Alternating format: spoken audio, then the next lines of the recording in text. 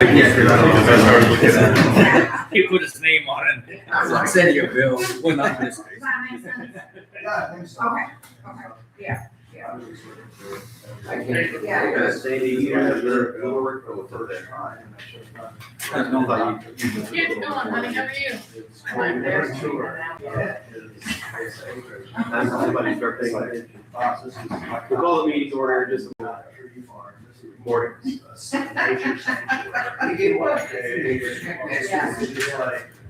just amazing. It takes everything alone. So you sell for a hen? Just for trees that are. Right. Stay like that. Mountains. Right.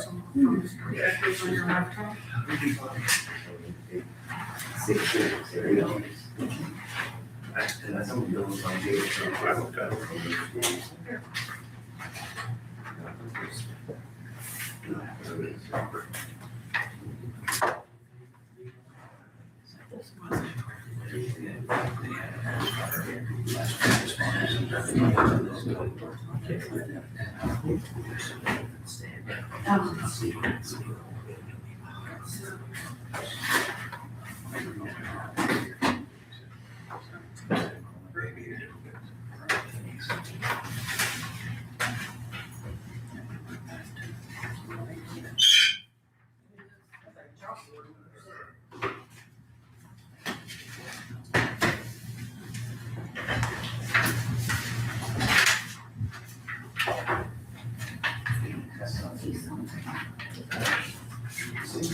I apologize for holding this up, I just want to get.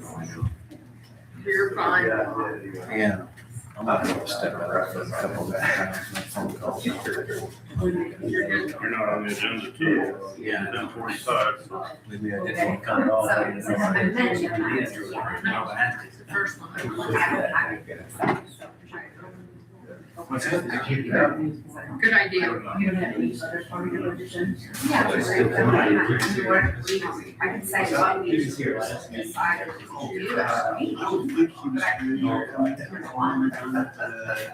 No, I was just gonna say that. Your voice, something. Yeah, you're absolutely successful.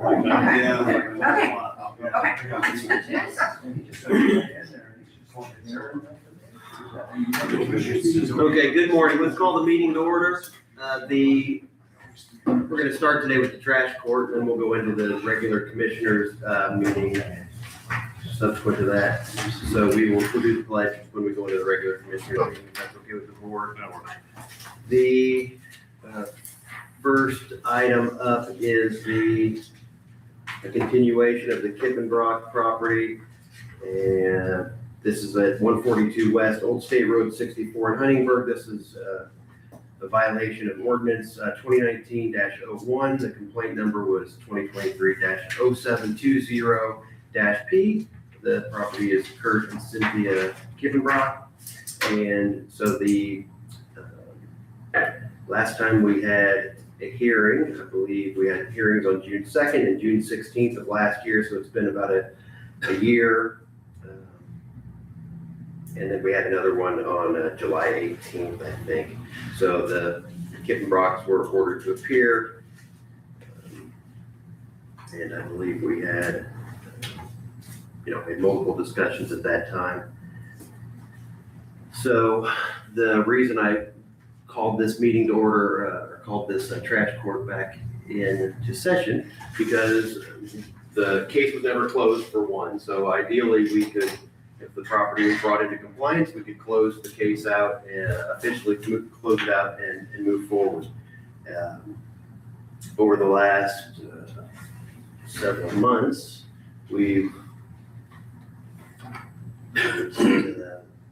I've personally witnessed, and we've had additional data and information sent to the county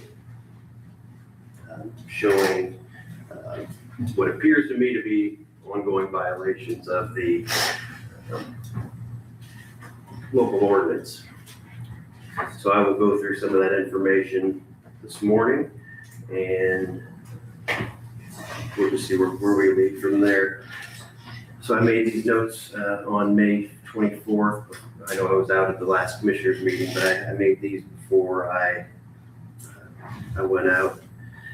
So I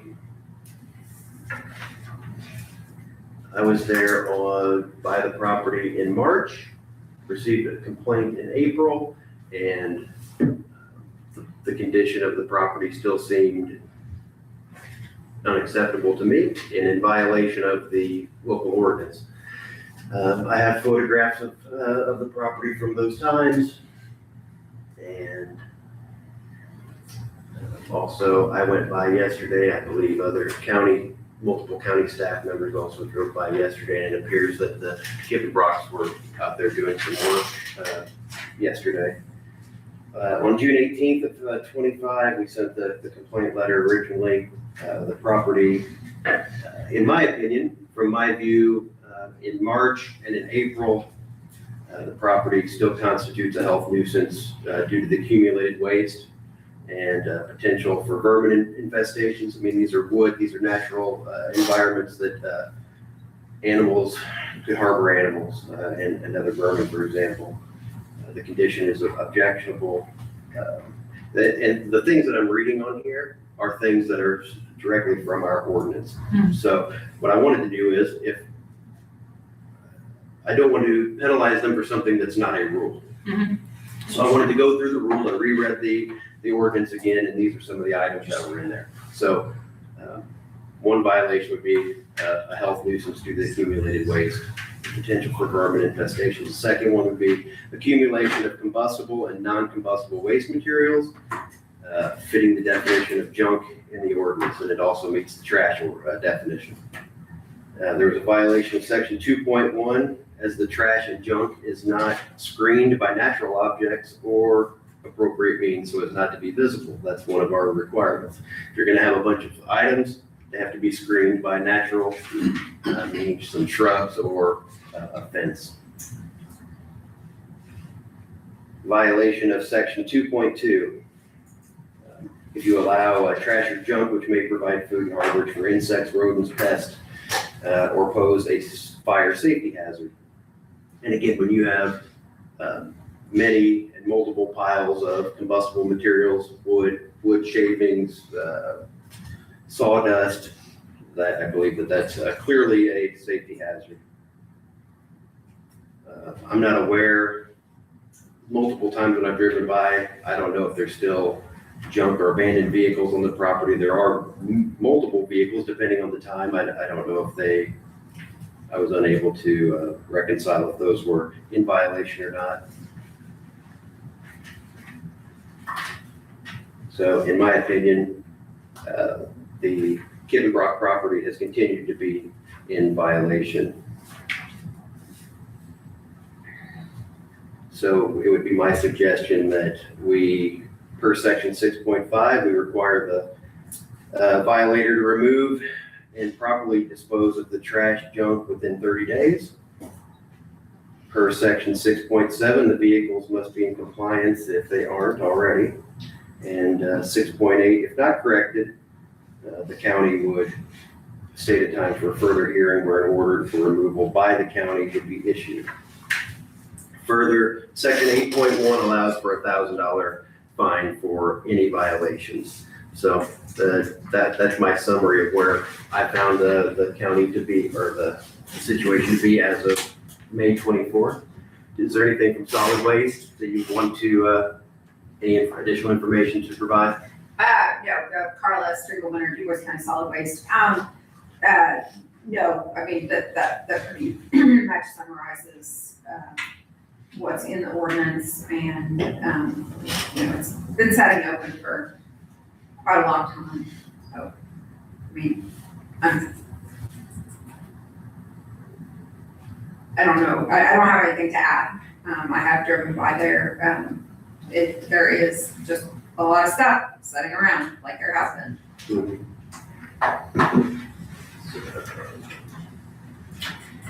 Have either of the other commissioners, have you been able to view the property over the last month or so?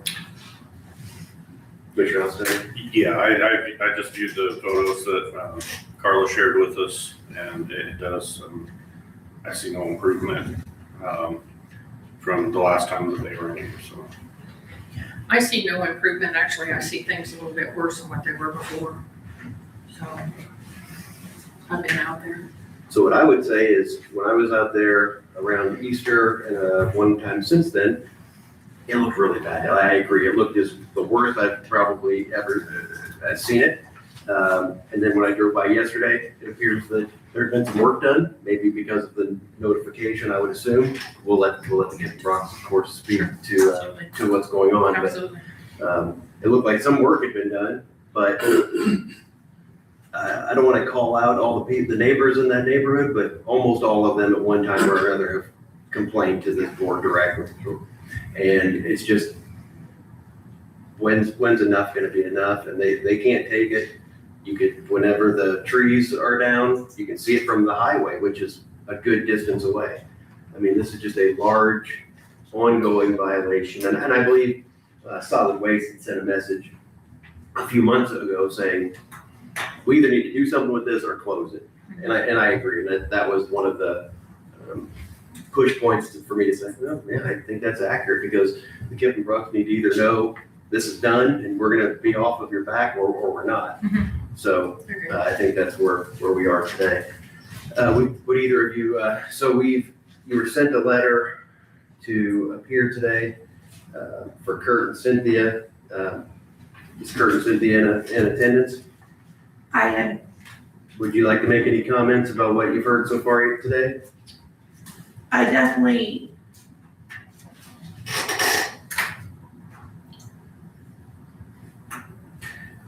know that there are improvements, and I know there's a lot more to be done.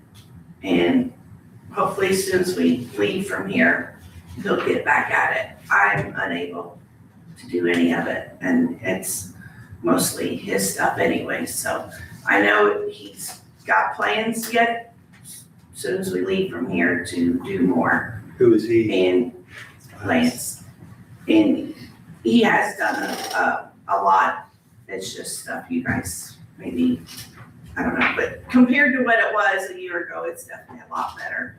But I agree, we need to continue, and he already told me that that's the plan. He just ran into some issues, and he's gonna change the way, like his organizing, and we're trying to come up with a better way. And probably, hopefully, just maybe eliminate it all. We've got things to be figured out. But I am medically unable to do any of it. I can't even bend over So to pick something up. So you do understand that the people in violation are Kurt and Cynthia, not Lance. I understand that. I wish my husband did, but no. Right. So whenever there's going to be somebody held responsible for the condition of the property, it will be the owners of the property, not Lance.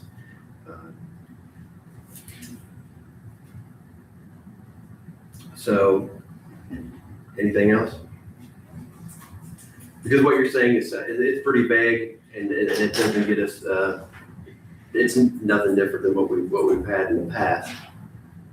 So I didn't know if there was something different about today than there was a year ago when we spoke.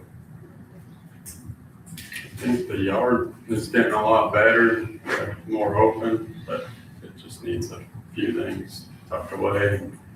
The driveways are, well, the one by the garage needs a lot of work, cleared out all the rocks and chunks of wood, just metal, equipment stuff. But I think if you give us the 30 days, that'd be pretty fair. And then, like you suggested, So in the course of 30 days, are you going to be able to remove all of the things that are a health nuisance or a fire nuisance, and have natural or artificial fencing up to hide the work? I mean, that's a big task. And I mean, I think a person could probably get it cleaned up if your goal was to eliminate everything that's on the property. I think that's possible to get done in that amount of time. But if you plan to continue the operation as it is, and get it fenced in to keep it out of violation, that'd be a pretty big task for 30 days. So. I would appreciate the additional 30 days, and I could definitely guarantee there's gonna be major changes, So for the board, one way or another. I guess what we need to decide is what's gonna be acceptable in our opinion to meet the terms of the ordinance. For me, it would be that, so here are some of the issues that I see. It used to be that things were kind of spread out, and I believe their idea was to get some of these metal containers, and they were gonna stack the wood inside of those and keep it a little more orderly. So what I've seen over the last 6 months is now we've got some of those things full of wood, but then we also have those containers all over the property. We also have very large piles of, like I said, of sawdust. We've got chunks of wood everywhere. We've got trash cans. There's like a blue barrel. There's, again, yesterday when I went by, it appears that they've done some work over the last couple of weeks, but prior to that, it's just been an ongoing issue of the sort that I mentioned here. And in my opinion, they seem like nice people. I'm not trying to be anything other than just meet the statute. I'm trying to look out for the people in the neighborhood and for following the rule of law. And these violations with the trash, the junk, the fire hazard, the vermin, I mean, these are all serious violations that need to be managed. So what we could do is we could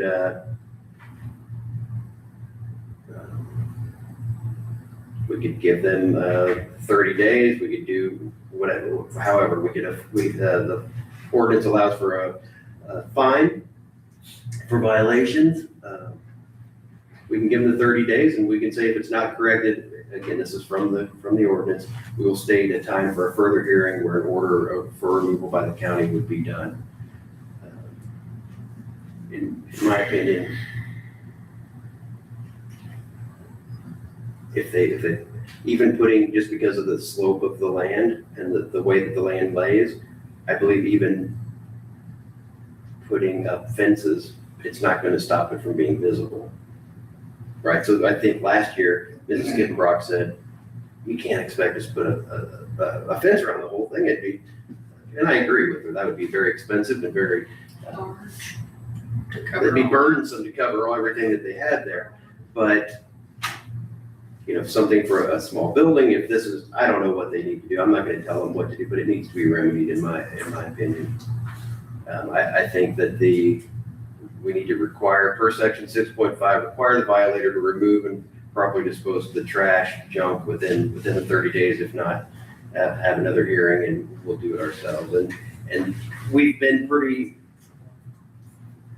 forgiving, I think, about how this is going. And I think that is, I'm past that now myself. So that's where I stand. What do you think, Commissioner? Well, I would agree. I think this has gone on for a very long time, and we've given ample opportunity to get it all cleaned up, and it doesn't appear to be making a lot of progress, at least not quickly. And the neighbors still have to deal with it. So at this point, I would agree with you. And what do you consider it being cleaned up? I mean, can they still have a wood business? Can they? Is it a wood business? No, I would say no. I mean, it's one thing to have a few stacks of firewood, but they're running a full-fledged firewood business the way it looks, and I don't think that's right in a neighborhood. And it would probably even be allowable if it was in a structure or if it was hidden from view and it was done in a safe manner. I mean, there are ways probably that it could be, but it's not that way now and it hasn't been. Would you agree with that, I would agree. Commissioner? I agree. This has went on for quite some time. I think it's time to make a change, definitely. A change. Any final comment from the Kippenbrock? I appreciate 30 days, please. And if we could, we'd build a building so we could put our equipment in there, our stuff in there, and we could actually put our firewood in there, we could work in there. But the way the land is set, there's not a spot to put a building. from what I was told, there only is one spot, but it would be smacked up against one of the neighbors. And we don't wanna put a big building right up by their house. That, I don't think they would like that. I wouldn't. So and then we can't really work like down, when it's dry, we can work down below. But then how do you get your wood when it rains? How do we get to it? How do you work? We'll get stuck, so it's just the way our property is. All our work is up on by the road where the concrete driveways are. It's just, and that's where the neighbors are. We're sorry for that, but we will definitely work on that and clean that up within the 30, please. Okay. Again, I'm not gonna tell you what you can or can't do necessarily on your property, but I'll say that I'm going to be pretty particular with the condition of it. What is there that if it violates trash, junk, or any of the other ordinances, it's gonna be taken pretty seriously. So please, whatever you're gonna do, be sure that you get into compliance. And so what we'll do is we will set a next meeting for, let's check the calendar.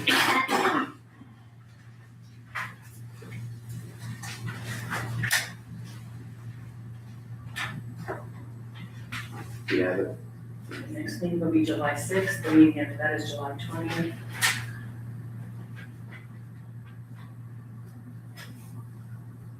would it be okay with the board that we do August 3? That's more than a month. That's 2 more meetings from now. That will give Mr. Schneier the opportunity to provide notice and give the Kippenbrocks a little extra time to do the work that they're going to do, and to clean up the accumulations that we've talked about here. So, is there anything else from solid waste? You did not mention weed violation, but I would say there is a weed violation right now as well. Just zooming in on some of those photos, you can see that it's been mowed around stuff, but there's weeds growing up through things. I would agree, but that probably. I mean, I just kind of wanted to mention that since you mentioned some of the other violations, that there is it's violating the section 6.6 too. Okay, thank you. And one more thing. While we're doing this in the next 30 to how many days, if we have a question like about something to make for sure, is this okay like this? Who do we contact to find that out before we come here again? You can probably contact myself or Ms. Carla Striegel when they're there. I don't know if I have a card here available, but I do. I can give you my information here and we can do that. And do you mind giving it? Yes, sir. Yeah, sorry y'all had to drive out there yesterday, but thanks for being so. And there's another one if you want, one for each of you. And, we'll do it, August 3rd at 8 a.m. And yes, maybe if that's what it takes, where you get some phone calls or somebody needs to stop out, we'll do what we need to do to do it. And have you printed or have you reviewed the property maintenance ordinance yourself? It's available online. I mean, if you wanted to print a copy of it, and you can kind of determine for yourself, along with me or with us, however that works, what that is. That's what my recommendation would be. If you could look through there and say, I'm not in violation of any of these items, then that would be a good start. So we'll go from there, and you'll probably get a notice in the mail, just to appear. We're giving you a notice in person today. Thank you. You're welcome. Anything else from the board on the trash court? I do have one more question. The vehicles, are they all in They compliance? are all registered, yes. Yeah, sure. And insured, yes, every one of them. Yeah, because I noticed a couple vehicles sitting around there too, so it looked like they hadn't been moved in a while. There's one right now that it's not working well. We're waiting on a mechanic. He's got medical problems too. So he's we're also ordered a part for it, and waiting on that, but the mechanic thinks it's this. But they are in compliance, they are insured, they are Yes, registered. every one of them is Okay. registered, Okay. insured, yes. Okay. If you need me to bring documentation on the next one, I'm fine with that, if you want it, but yes.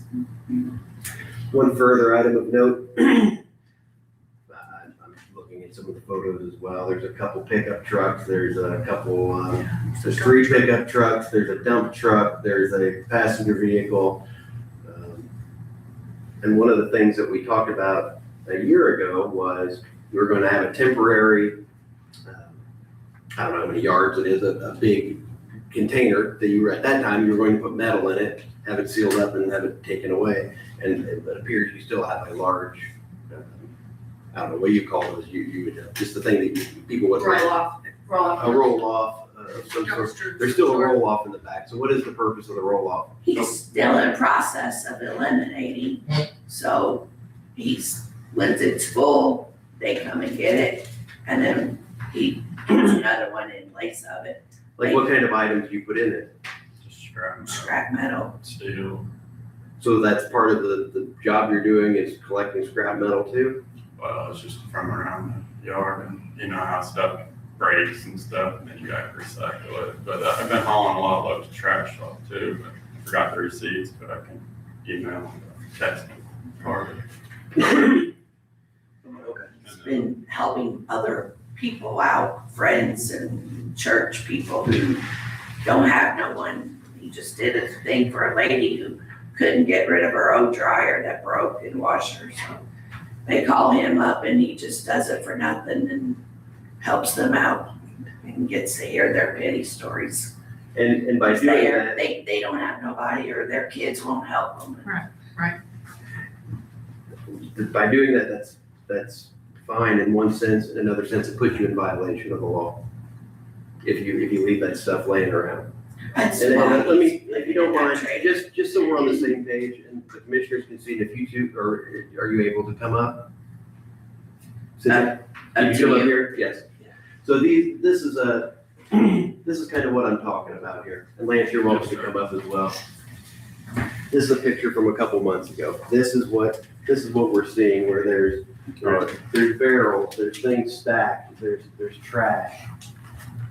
This isn't what it looked like yesterday, Yeah, but this is what it looked like a day, a couple months ago.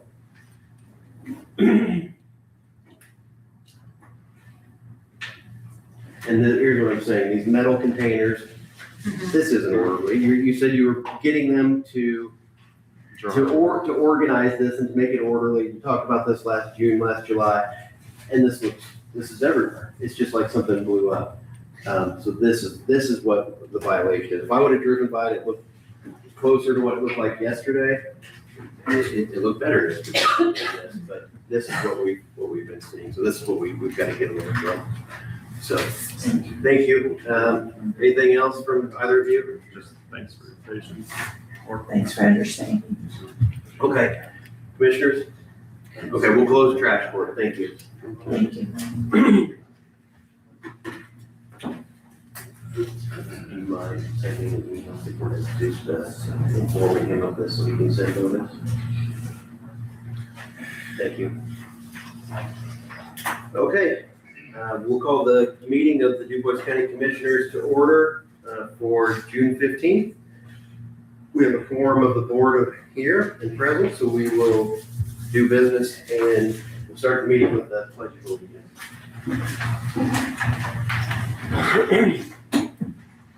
I pledge allegiance to the flag of the United States of America and to the republic for which it stands, one nation, under God, indivisible, with liberty and justice for all.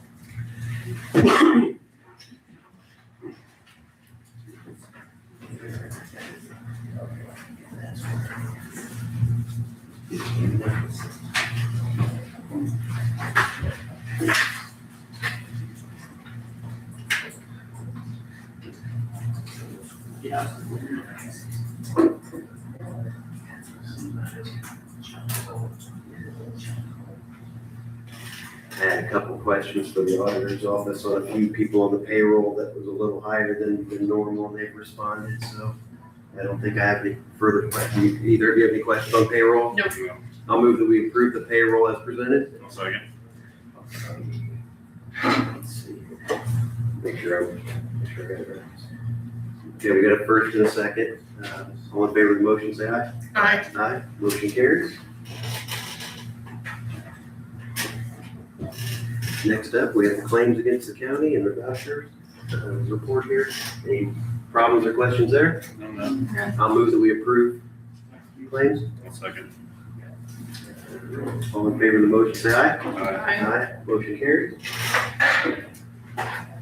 Okay, we'll go through some of the miscellaneous items. First, we'll go through the cutest one. This is Zayden from Eden Elementary School in Greenfield, Indiana.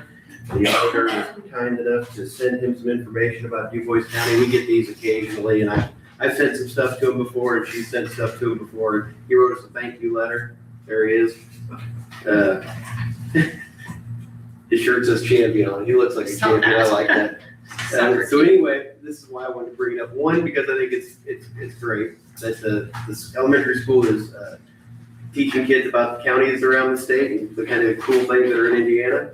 They had a county fair where each of the kids talked about one of the counties. And this is what he found most, maybe we're a boring county if this is what he found the most interesting. I thought it was funny. That he thought the most interesting thing about DuBois County. I learned so much about DuBois County. The most interesting thing I learned was the county commissioners' names.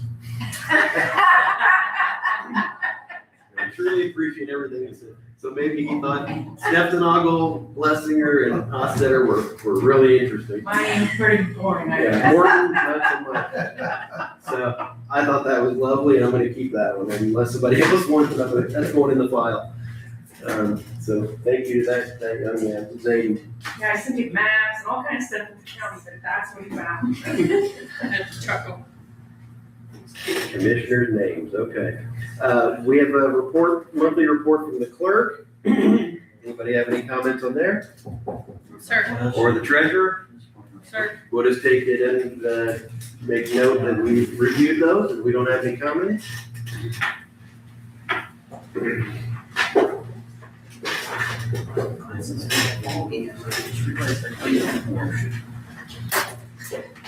We have the regular meeting minutes for the June 1st meeting. Anybody have any modifications or changes there? No changes. I'll move that we approve the minutes. I'll second. All in favor of the motion, say aye. Aye. Aye, motion carries.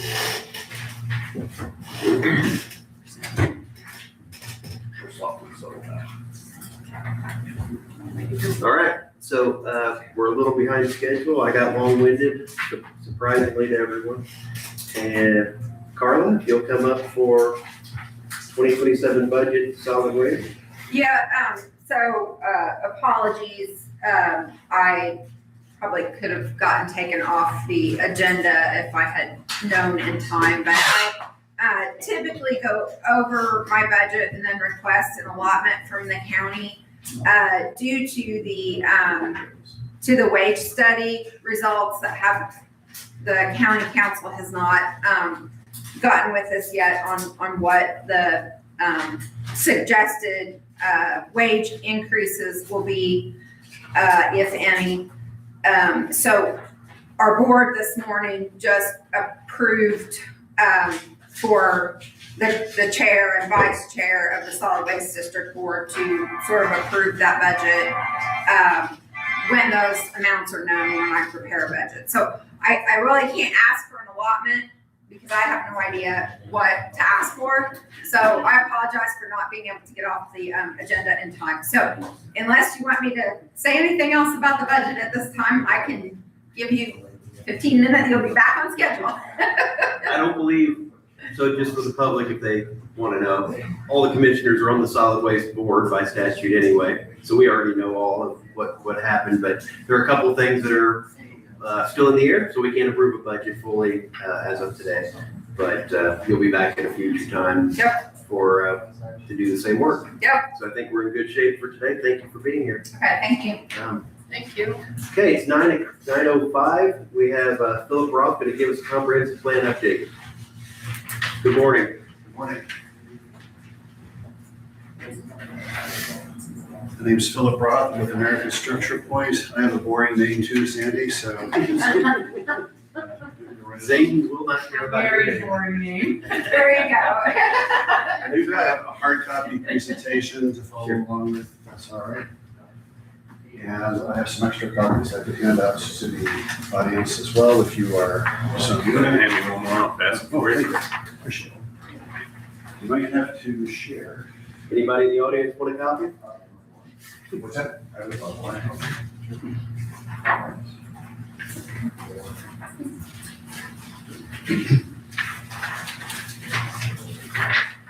You guys want to share?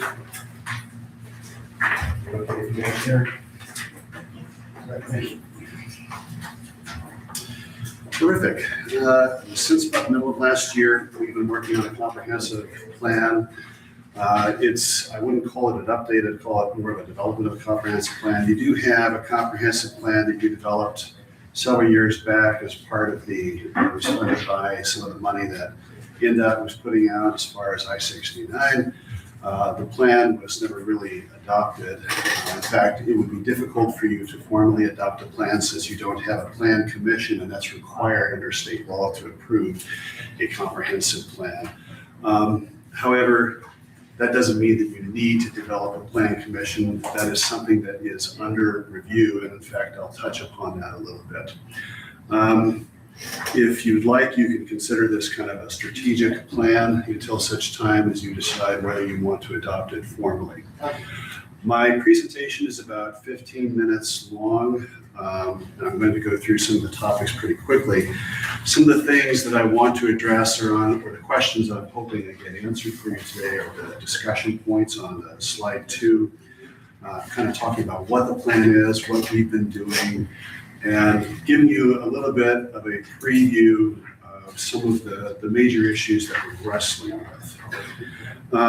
Now, a comprehensive plan, in state law, it only has a couple of formal requirements, but in practice, it actually has quite a bit of policy oversight. I do want to stress that it is a policy document. It is not a regulatory document. It does not become law.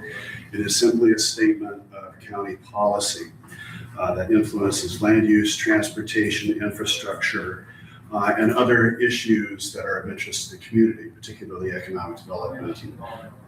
As is the case in many communities nowadays, housing affordability and housing supply is something that is of great interest to comprehensive plans. Comprehensive plans are used as a policy roadmap for how the county would get involved in land use and redevelopment decisions. It is not zoning.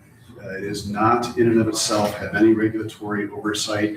If you decide that you want to do zoning, you would need to have a comprehensive plan serving as the policy basis for zoning, but that doesn't mean that you are required to do zoning in order to have a comprehensive plan, if that makes sense. In other words, you can have zoning, you can't have zoning without a plan, but you can't have a plan without zoning. As far as where we are in the process, I'm looking at slide 5 here. We are about to begin the third and final phase of the process. We have been working with the steering committee for the past year, looking at issues in the community. We've looked at we've gotten a number of data and reports and looked at things about what is happening in the community. We had some public outreach, a fair degree of public outreach late last summer, and we're about to begin another phase of public outreach now. This is one of the reasons that we wanted to give you. Yeah. Is he hard to hear? A little bit. Okay. Okay. So you could just, I thought I could see people leaning in a little bit. Just a little bit more. We're about to begin another phase of public outreach this summer. That is why we wanted to come to you now and give you a sense of what's going on, because if your constituents ask you, what is this, what's going on, it'd be nice for you to know what the answer is. We are already looking to get into the Huntingburg Fourth Friday. We're looking at a couple opportunities for doing public outreach in Jasper. And we're going to be having a survey. We had a survey last year already, but we're going to be having another one come out in July. On slide 6, you can see what the scope is of the plan in terms of geography. 3 of your communities already have plan commissions and have enacted zoning and subdivision regulations. And they have done so as permitted by law for an area that goes outside of their communities. This is called extraterritorial jurisdiction. The scope of the county's planning effort right now is looking at areas outside of that extraterritorial jurisdiction. Now, just because these communities have planning and zoning jurisdiction doesn't mean that they provide other services. The county still is responsible for the roadways, for example. Infrastructure varies depending upon where you are. However, the planning and zoning, we have been working our best to coordinate very carefully with what those communities are doing. It's noteworthy that Jasper itself has been undergoing its own comprehensive plan update, and that's going to come out with recommendations in the near future for its area that we need to make sure we're in sync with. Can you clarify one thing for me again? Sure. At our last hearing meeting, you had stated that if there are multiple levels of, and you may get to it later, so I may be jumping the gun, but if the commissioners could take no action on land use and keep doing it the way we're doing it, where there's very limited structure or guidance from the county government. And then there's a, what did you say, an advisory planning commission? And then That's there's correct. a full planning commission. Am I correct? Area planning commission, we have the third and final phase. Okay, so advisory in that area. Yes. And if the county, because I think I asked this previously and I thought I got a different answer the first time than the second time. So I just want to make sure that and I'm not saying you gave me a wrong answer. I just may not remember correctly. So we always hear about the 2-mile extraterritorial jurisdiction, right? So the city limit is here, you go 2 miles out, any direction from some set point, and that's where the extraterritorial jurisdiction could go as far as that. If the county was to take on the full zoning, the full area plan commission, did you tell me that extraterritorial jurisdiction that the county or that the cities had would go away, would be eliminated, or does it continue and the counties take from outside of there? The 2 types of plan commissions, advisory and area, they do exactly the same things, but the difference is in exactly this issue of the extraterritorial jurisdiction.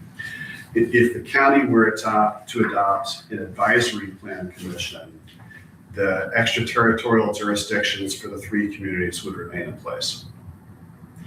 If you were to adopt an area plan commission, those extraterritorial jurisdictions would go away.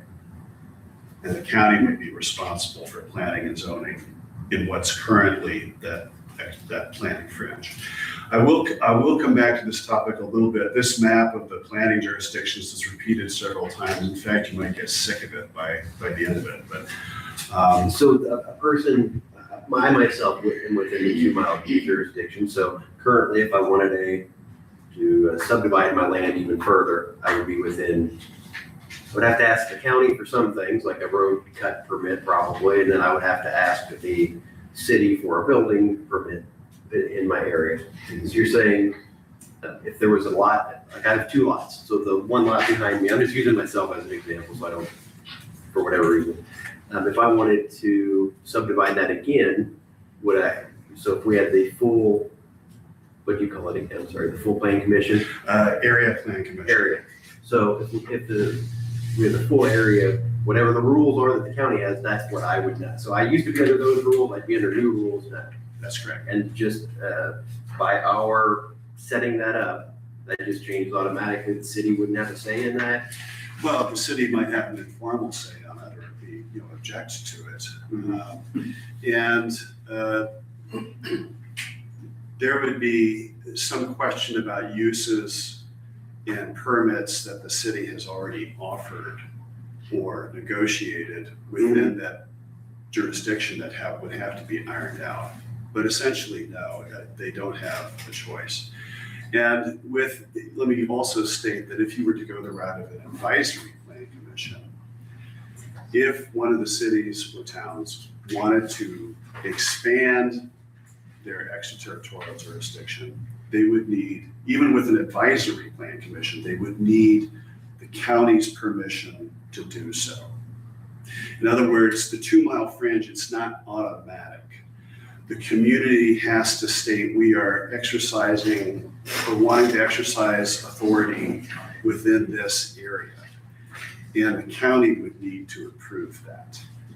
And currently it is automatic. They want to extend it, they do their city limits, it can happen without. Because you do not have a plan commission, there is no basis for the county to control or veto, if you were, any expanded jurisdiction that Huntingburg or Jasper, for example, might have. Sounds good, thank you. Did you have a? No, my wheel is turning, go ahead. Processing, okay.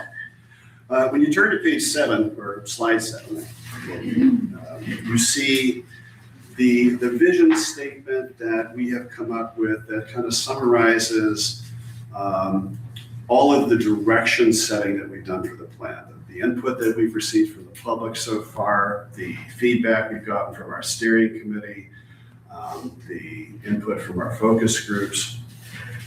And the point I want to make about the vision statement is that it's focusing on recognizing this is a rural community with a rural heritage.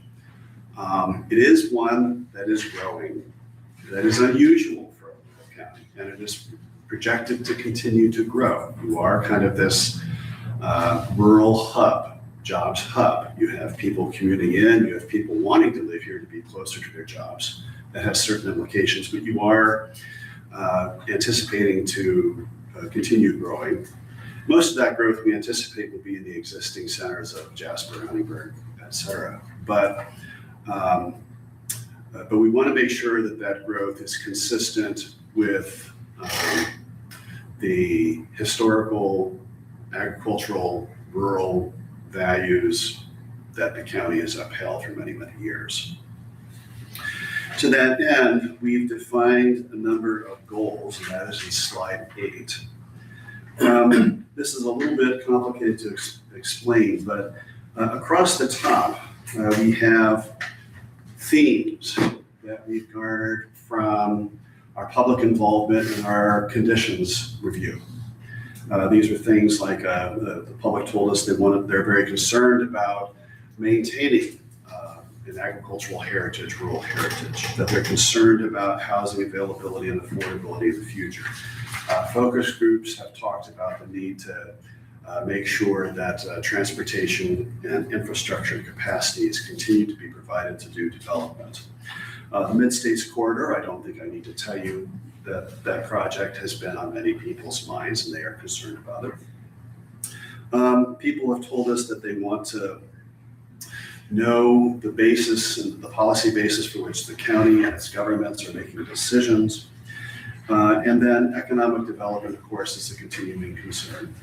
And we've translated these into several goals down the side. I'm not going to read them all, but I will say that these are the goals that we're going to be taking out to public outreach and asking the public, how well did we do in picking up what you were telling us last year? How well did we do in looking at the conditions of the community from your perspective and responding to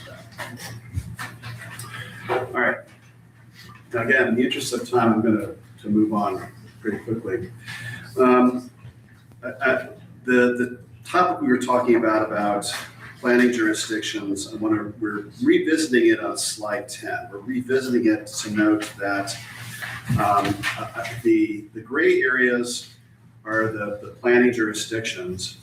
The red blobs if you want to call it that, in the slide on the right, that's the 2-mile, maximum 2-mile that these communities can expand their planning jurisdictions to. You'll note that Jasper has pretty well extended its jurisdiction to the maximum available. Huntingburg and Ferdinand can do a little bit more. However, if you turn to the next slide, you'll see that Huntingburg has a fair bit of floodplain. Floodplain has its own regulatory and practical restrictions on development. So the idea here is that that there is a large amount of the community which is A, going to be within the planning jurisdictions of the 3 communities, where B is not developed. Now, under the planning jurisdiction close-ups in particular, I do want to address the Mid-States corridor. That's the orange line that you've seen through all of these maps. And the thing I want to note here is that about 80% of the length of the Mid-States corridor falls within the jurisdiction of either Jasper or Huntingburg. So to the point that the land use impacts, and we're not, we're neither, what's the word I'm looking for? We're not saying either positive or negative things about the Mid-States corridor at this point. But to the extent that those land use impacts are going to occur closer to the cities, then right now, the main policy oversight of those impacts is within Jasper and Huntingburg. There are some areas at the north and south ends of the county, about 3 miles at the north end, or 2 miles at the north end, and about 5 miles at the south end of the county, that don't fall under the planning jurisdictions of either community. That is still something that you may want to consider, particularly on the south end as the corridor gets closer to I-64. And presumably the interchange there would be some kind of focus for activity. Again, if we ended up doing an area plan commission, that would change. If you ended up doing an area plan commission, you would have planning and zoning jurisdiction over that entire area. Under current rules, if the Mid-States corridor comes up, the majority of it is going to have, the cities would say, that will be zoned industrial, that will be zoned whatever. That's correct. Or they may already have that in their zoning currently. I don't know if they've anticipated or preemptively done zoning, but right now it's within their regulatory. Right. Yeah. So in slide 12, we're taking a look at what does it mean to plan for the county outside of these jurisdictions. Well, we want to, actually we can move to slide 13 as well. In terms of higher intensity uses like commercial uses along existing and unplanned corridors, most of that falls within the planning jurisdictions of Huntingburg and Jasper. There's an area a little bit to the north where we think there might be a node of commercial development that might pop up that would be within the county's jurisdiction per se. And the colors are really difficult, and I apologize for that. One of the things that we're trying to focus on here is looking at the communities that don't have planning and zoning jurisdiction on their own. So that includes communities like Du Bois, Holland, Hayesville, Birdseye, et cetera. Some of these are incorporated, some of these are not incorporated, but they have their own community feel. We want to be supportive of that local growth and development within those communities, looking at uses that promote infill, that promote the community life and vitality within those towns. Another thing to note about what we've talked about these land use districts has to do with another controversial topic, and that is alternative energy. We are proposing that alternative energy be primarily focused on 2 areas in the western part of the county. To be clear, it is not, number one, the plan itself can't prohibit anything. Again, the plan is policy. If you were to adopt a zoning ordinance, you would not be able to prohibit alternative energy from locating everywhere in the county. This is very clear in state law. You would need to make sure that there are some areas within the county that could be developed by alternative energy. In our assessment, we're thinking of looking at some of the areas on the western edge of the county because they're served by existing transportation infrastructure, because they're away from major population centers. But, again, this is a preliminary recommendation that can still undergo some modification. We have had some difficulty having outreach and meetings with both the alternative energy industry and with agriculture industry. We have initiatives underway to try to, we're reaching out to both of them, trying to get special meetings set up. Obviously, the locations of those areas would possibly change depending on how those conversations ensue. The last thing I want to note is land zoning and land use regulation. I address this on slide 17 particularly. I've already made some of the punchline,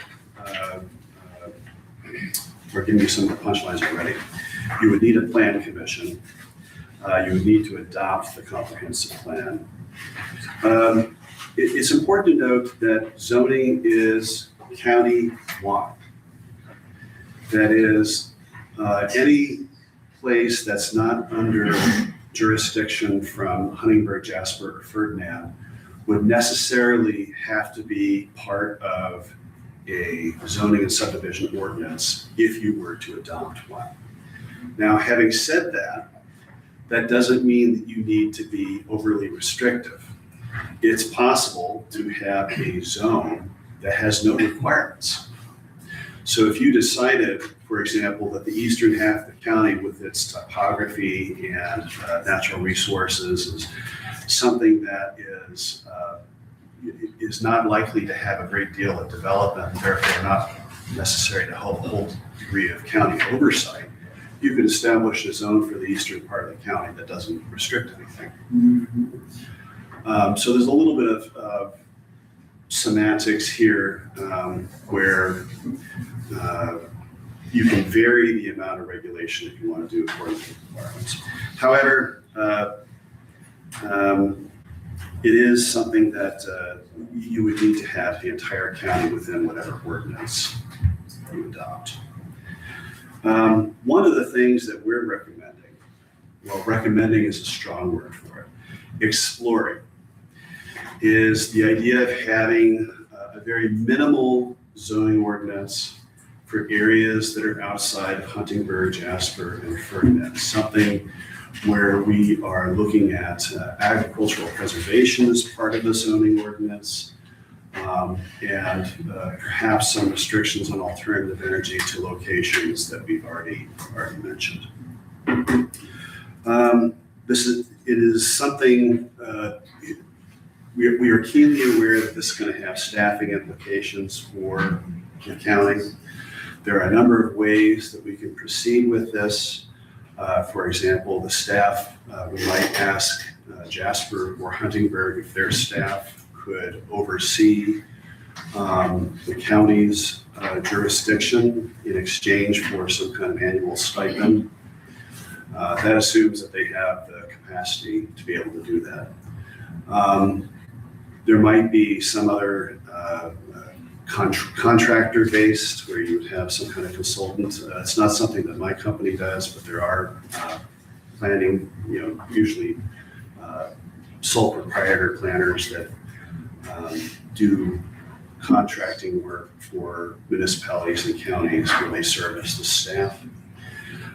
There might be some different ways to proceed there, but at any rate, this is something that's being explored. We're trying to be respectful of, there's a tension between regulating property uses themselves, which nobody likes, contrasted with making sure the impacts of property uses are not spilling over onto neighboring properties. So we're trying to balance that in terms of our recommendations. So again, just kind of giving you what's coming up. We're going to be reaching out to the public again in the months of late June, early July.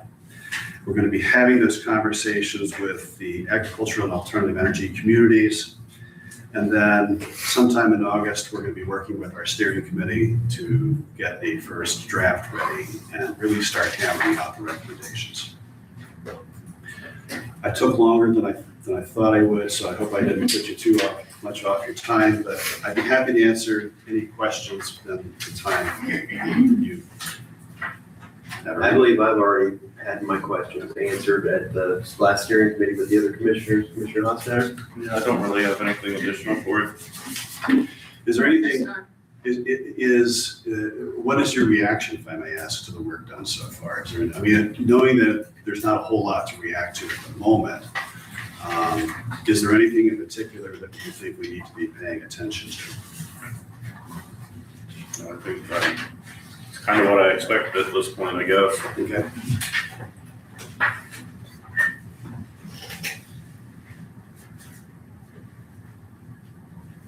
Well, again, if you have any questions or comments, my contact information is on the last slide. I've also been working with a colleague in my office, Patty. She's well known on the steering committee, so either one of us can get back to you with the answers to any questions you might have. No, I look forward to continuing the work. Thank you. Thank you. Thank you. Okay, let's do Melissa, I think that's all who's here for the 2027 SERS budget.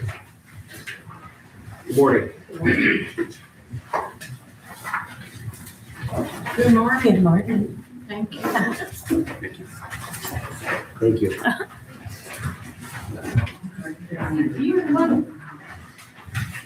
So I am Melissa Sharp. I am the CEO of SERS. And thank you for your past support and request your ongoing support of SERS in our community programs. Same amount as last year. That amount is $40,000 for the year. Just to give you an idea of where those funds will be used for, not in DuBois County, but we are creating a new day program in Spencer County. That is going to allow us to shift some individuals that are attending the DuBois County day program back into the county that they live in, opening that up for some new individuals in DuBois County to serve. The focus last year was revamping and remodeling and making the day program at the SERS office better. We bought some outdoor swings and furniture. They created some elevated flower beds, so they do a lot of gardening now. Bought a grill so that they could cook out. This year, our focus is more getting them outside of that location. So taking them on outings. SERS is part of the DuBois County Community Foundation nonprofit network. And so one of the networks, a group from the Jasper Arts came and spoke. They have classes. That wasn't something we were aware of, but some of our individuals would love to go do an art class. Costs a little bit of money, not a great amount, but those type of activities, we want to get individuals out that want to do that. Obviously, there are some that wouldn't. So that increased our staff costs, taking individuals to, but leaving staff behind for those that don't want to go. SERS continues to offer a very competitive DSP wage. Our average right now is $17.81. We just completed our budget session, board approved last week, and with an increase of 3% over the course of the next year. We would like to add another van to our fleet for DuBois County day program use to take to those activities. So looking for funds to purchase a 10 to 12 passenger van, so that they can all go together, so. Questions that you guys have for me about CSRS, about what we do? I'm pretty familiar with everything you do. Commissioner Hospital, I've been here a while, and we talk with you every year. We get the book, and then the Commissioner Stefanoff has been here for several years too. So I don't know that there's a lot of different things to talk about. I think we appreciate the work that gets done with folks with intellectual developmental disabilities, and I think that I'm satisfied with the presentation. It was minimal, but it can be. Right. No, we do appreciate what you guys do. We invite any of you, come to our office. I tell you, if I'm having a bad day, I just walk back through the day program. They can make you Makes your day, smile. doesn't it? Yes, it does.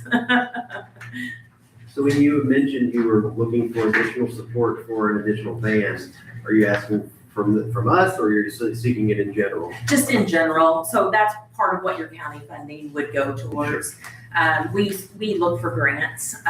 We currently are working with the Community Foundation for a grant to purchase a new AED for the day program, and then new mannequins. We actually do all of our own CPR training. They can last years and then they wear out.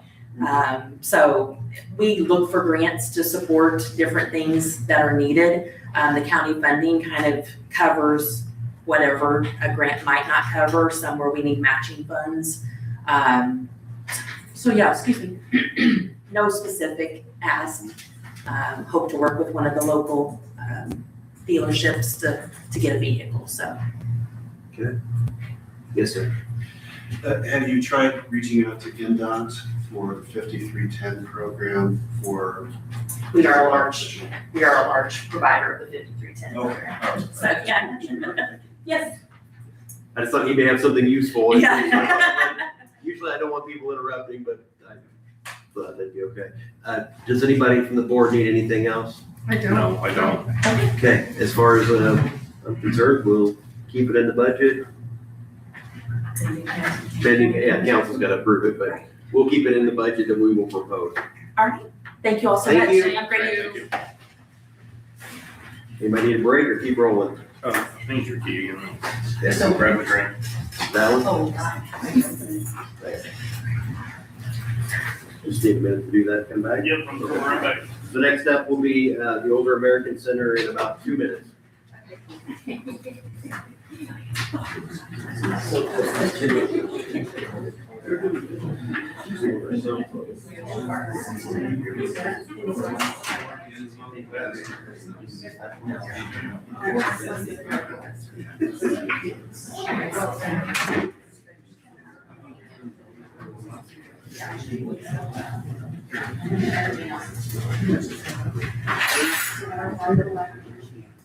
Right, about a minute and a half left.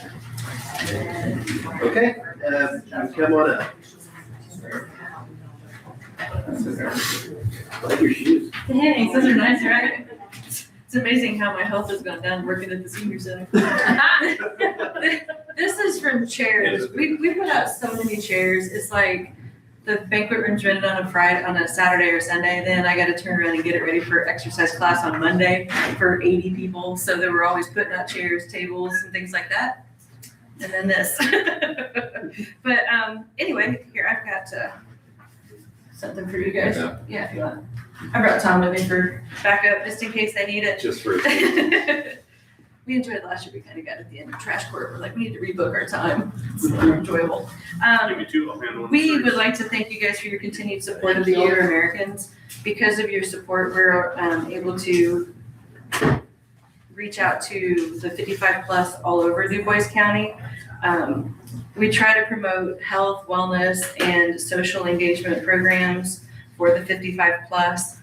One of our biggest programs is still our fitness, which is Casey and Viviana, and then we use Mitch Summersheim as a backup. Her classes average 65 to 70, And we've added 9 exercise classes throughout the week that they can come in and participate in. And then in the summer, we had water aerobics at the pool.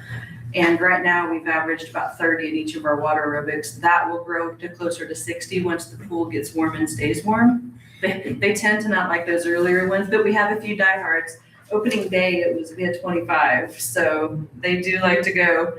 And then, 72-degree pool temperature's not ideal. yeah, they're not fond of that. They like the 80s. Wouldn't either. Yeah, Jill Wiggins still leases some space downstairs and she offers additional classes. Those are at a cost to the people, but they're after hours and it gives them a different option and a different age bracket.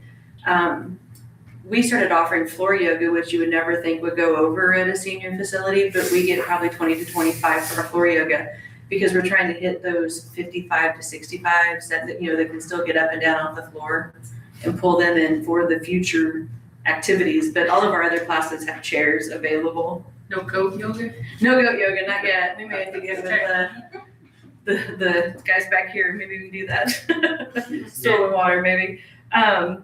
We did, our fitness room is still the same. Tom Sager donated another recumbent. So we now have 3 recumbents.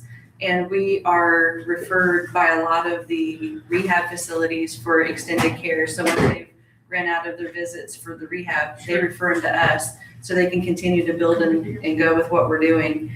They also tell them to start coming to us so that they can save their visits for rehab for after. So we do get a lot of referrals from the rehabilitation services.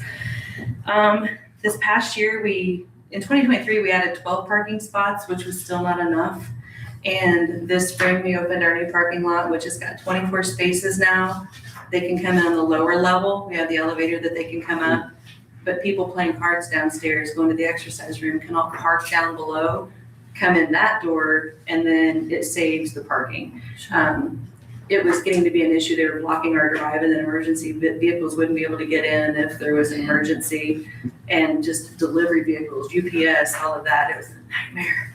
So we did open that new parking lot and that has saved a ton on frustration on my part. I have attached the year of 2025, which has got the city county breakdown at the bottom. I know you guys usually like to see how many we're getting from the county. It never matches the above number because a lot of people don't sign in. These are strictly just kind of so we can monitor. We count all of our activities, but a lot of times we have like 3 exercise classes one day.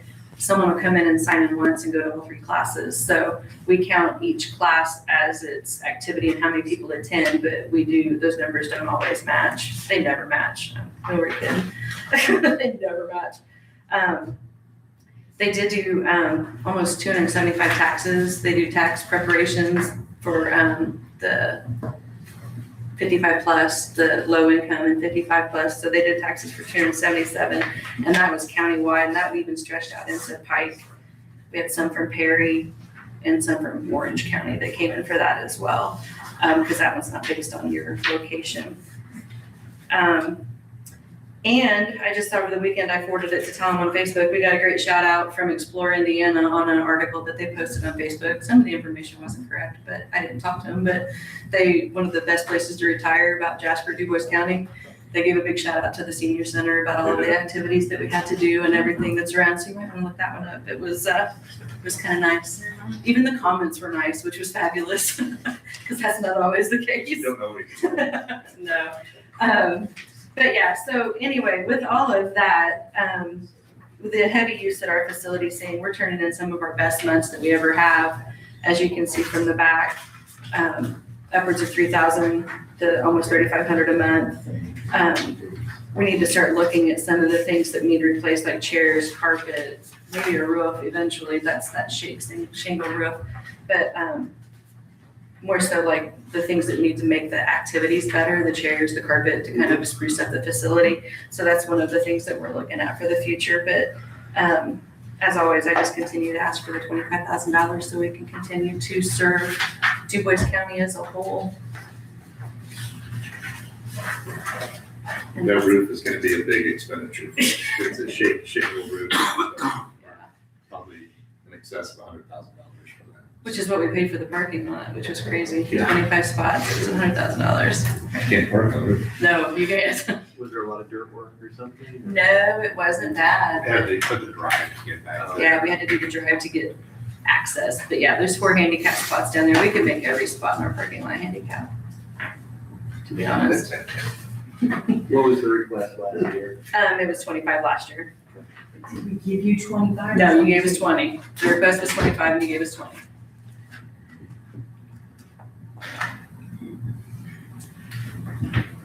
Anybody want to take this out of the budget completely? No. Okay, no, Thank you. so Thank we're you. gonna keep it in the budget. We Yeah, thank appreciate you. the presentation, Absolutely.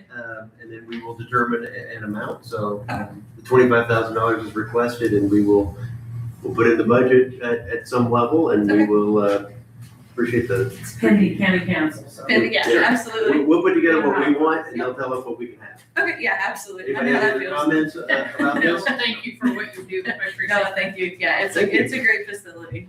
I've been there since 2010, so Gary does a great job. yeah, it's been great. It's hard to believe it's been that long. All right, Thank thanks you. guys. Thanks, guys. Appreciate it.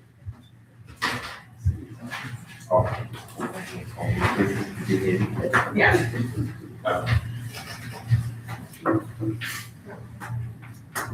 Soil and water?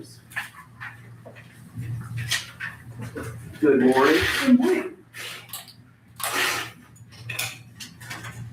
Okay, good morning. Good morning.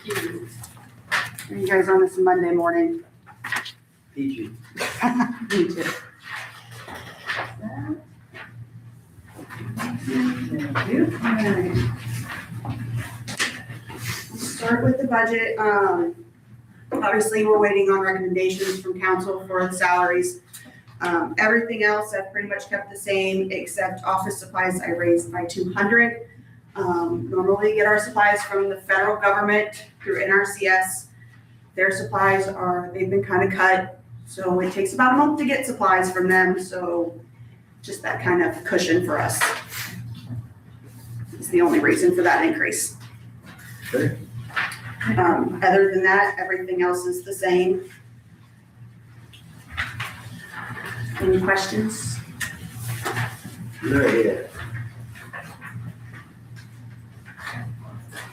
Looks like you gave us a lot of I did. other information I here. Do you figured want to kind of give us a give you an rundown update. of what you've been up to? So the second sheet is our leveraging sheet. So for every dollar you invest in Soil and Water Conservation District, you get a return of $9.16. So on the second page, you can see all the practices that were implemented through NRCS, Indiana State Department of Agriculture, and through the Soil and Water Conservation District. That we're putting conservation on the ground in our local county.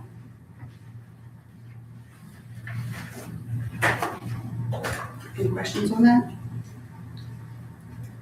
Not today. I'll probably look through It's it in something more to look detail. over, you know. And then in the rest of the items, we have our Let's Dig program offers a free soil sample to landowners for their gardens. We do, if you want extra, there's a small fee, and if you want your yard sampled, it's an extra fee as well. That has been very popular. We've done at least 50 samples so far this year. People really like that one. They want to know, how better to grow their garden and provide their own food. And then also we have. What are you finding in our local soils, in people's homes? I mean, is there like anything that's a general, They're usually- everybody's short of this nutrient? The pH is kind of normal, but then they're like low in like boron or sulfur, or they're really high in sulfur, or, stuff like that. People don't understand why some things don't grow next to other things, and there's a lot of factors that you have to think about. So there's not one uniform thing that, the soil here is No, everywhere is deficient. in we did have one soil sample where this lady's garden was basically potting soil. So her organic matter was like 15%, which is very, very high, and you don't actually want that, so don't put potting soil in your garden. It sounds like a good idea. You would think, but it's not. It's not soil.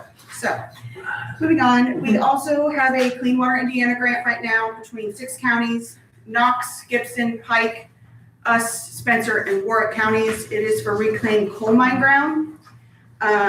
You can see in the flyer that It involves cover crops, native tree and shrub plantings, brush management, wildlife habitat planting, pasture and hay plantings, and grade stabilization structures with critical area plantings, all to help build the soil, reduce soil erosion, keep our water clean, and all that. Has anybody taken you up on that so far? We have almost $30,000 allocated out of 50. Okay. Just for our county. And then the other counties are working on it as well.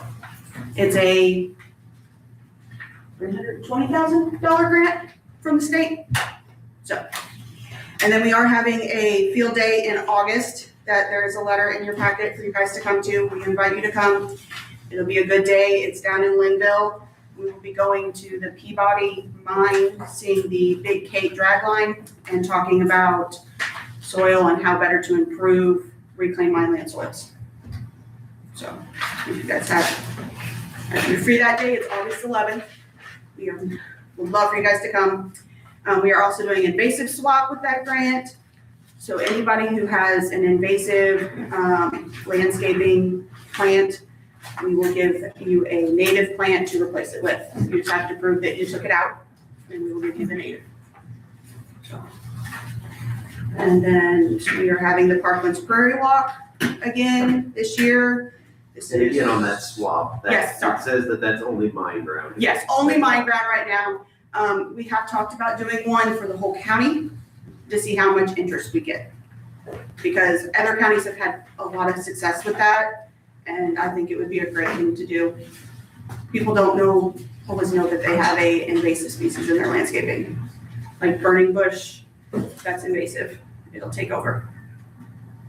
Okay. Yeah. And then the Parklands Prairie Walk is June 30th. This is everyone's sixth year we've done it. It gets bigger every year. We had 50 attendees last year, so yeah. And that's at the Parklands in the evening. And that's currently all we got going on right now. Any questions? What was the total for your budget? She can't say because she's Correct. Yeah, Approximately $200,000, yeah. more or less. And the item, the yellow highlighted items on your, Those are the salaries. is that this year's salaries or? Yeah, your- 2026. I didn't know if you were estimating what. No. That's the current.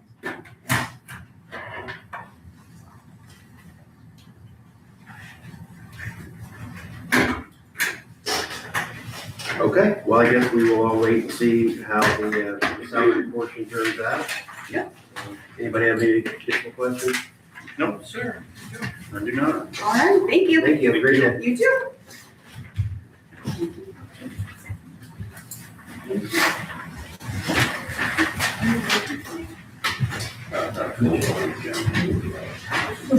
Y'all good with doing one more and then we'll take a couple minutes? Sure. Life break? Yeah. Looks like we have a couple representatives here. Yes, I know, I'm usually solo. I have Brett coming with me today. I have our report for you, and I am, for those who don't know me, I'm Becky Michael. I'm the clinical outpatient manager for our office here in Jasper. And I have Brett with me, which I'll let him introduce himself. Brett Herm, psychologist, clinical manager, Hope Center.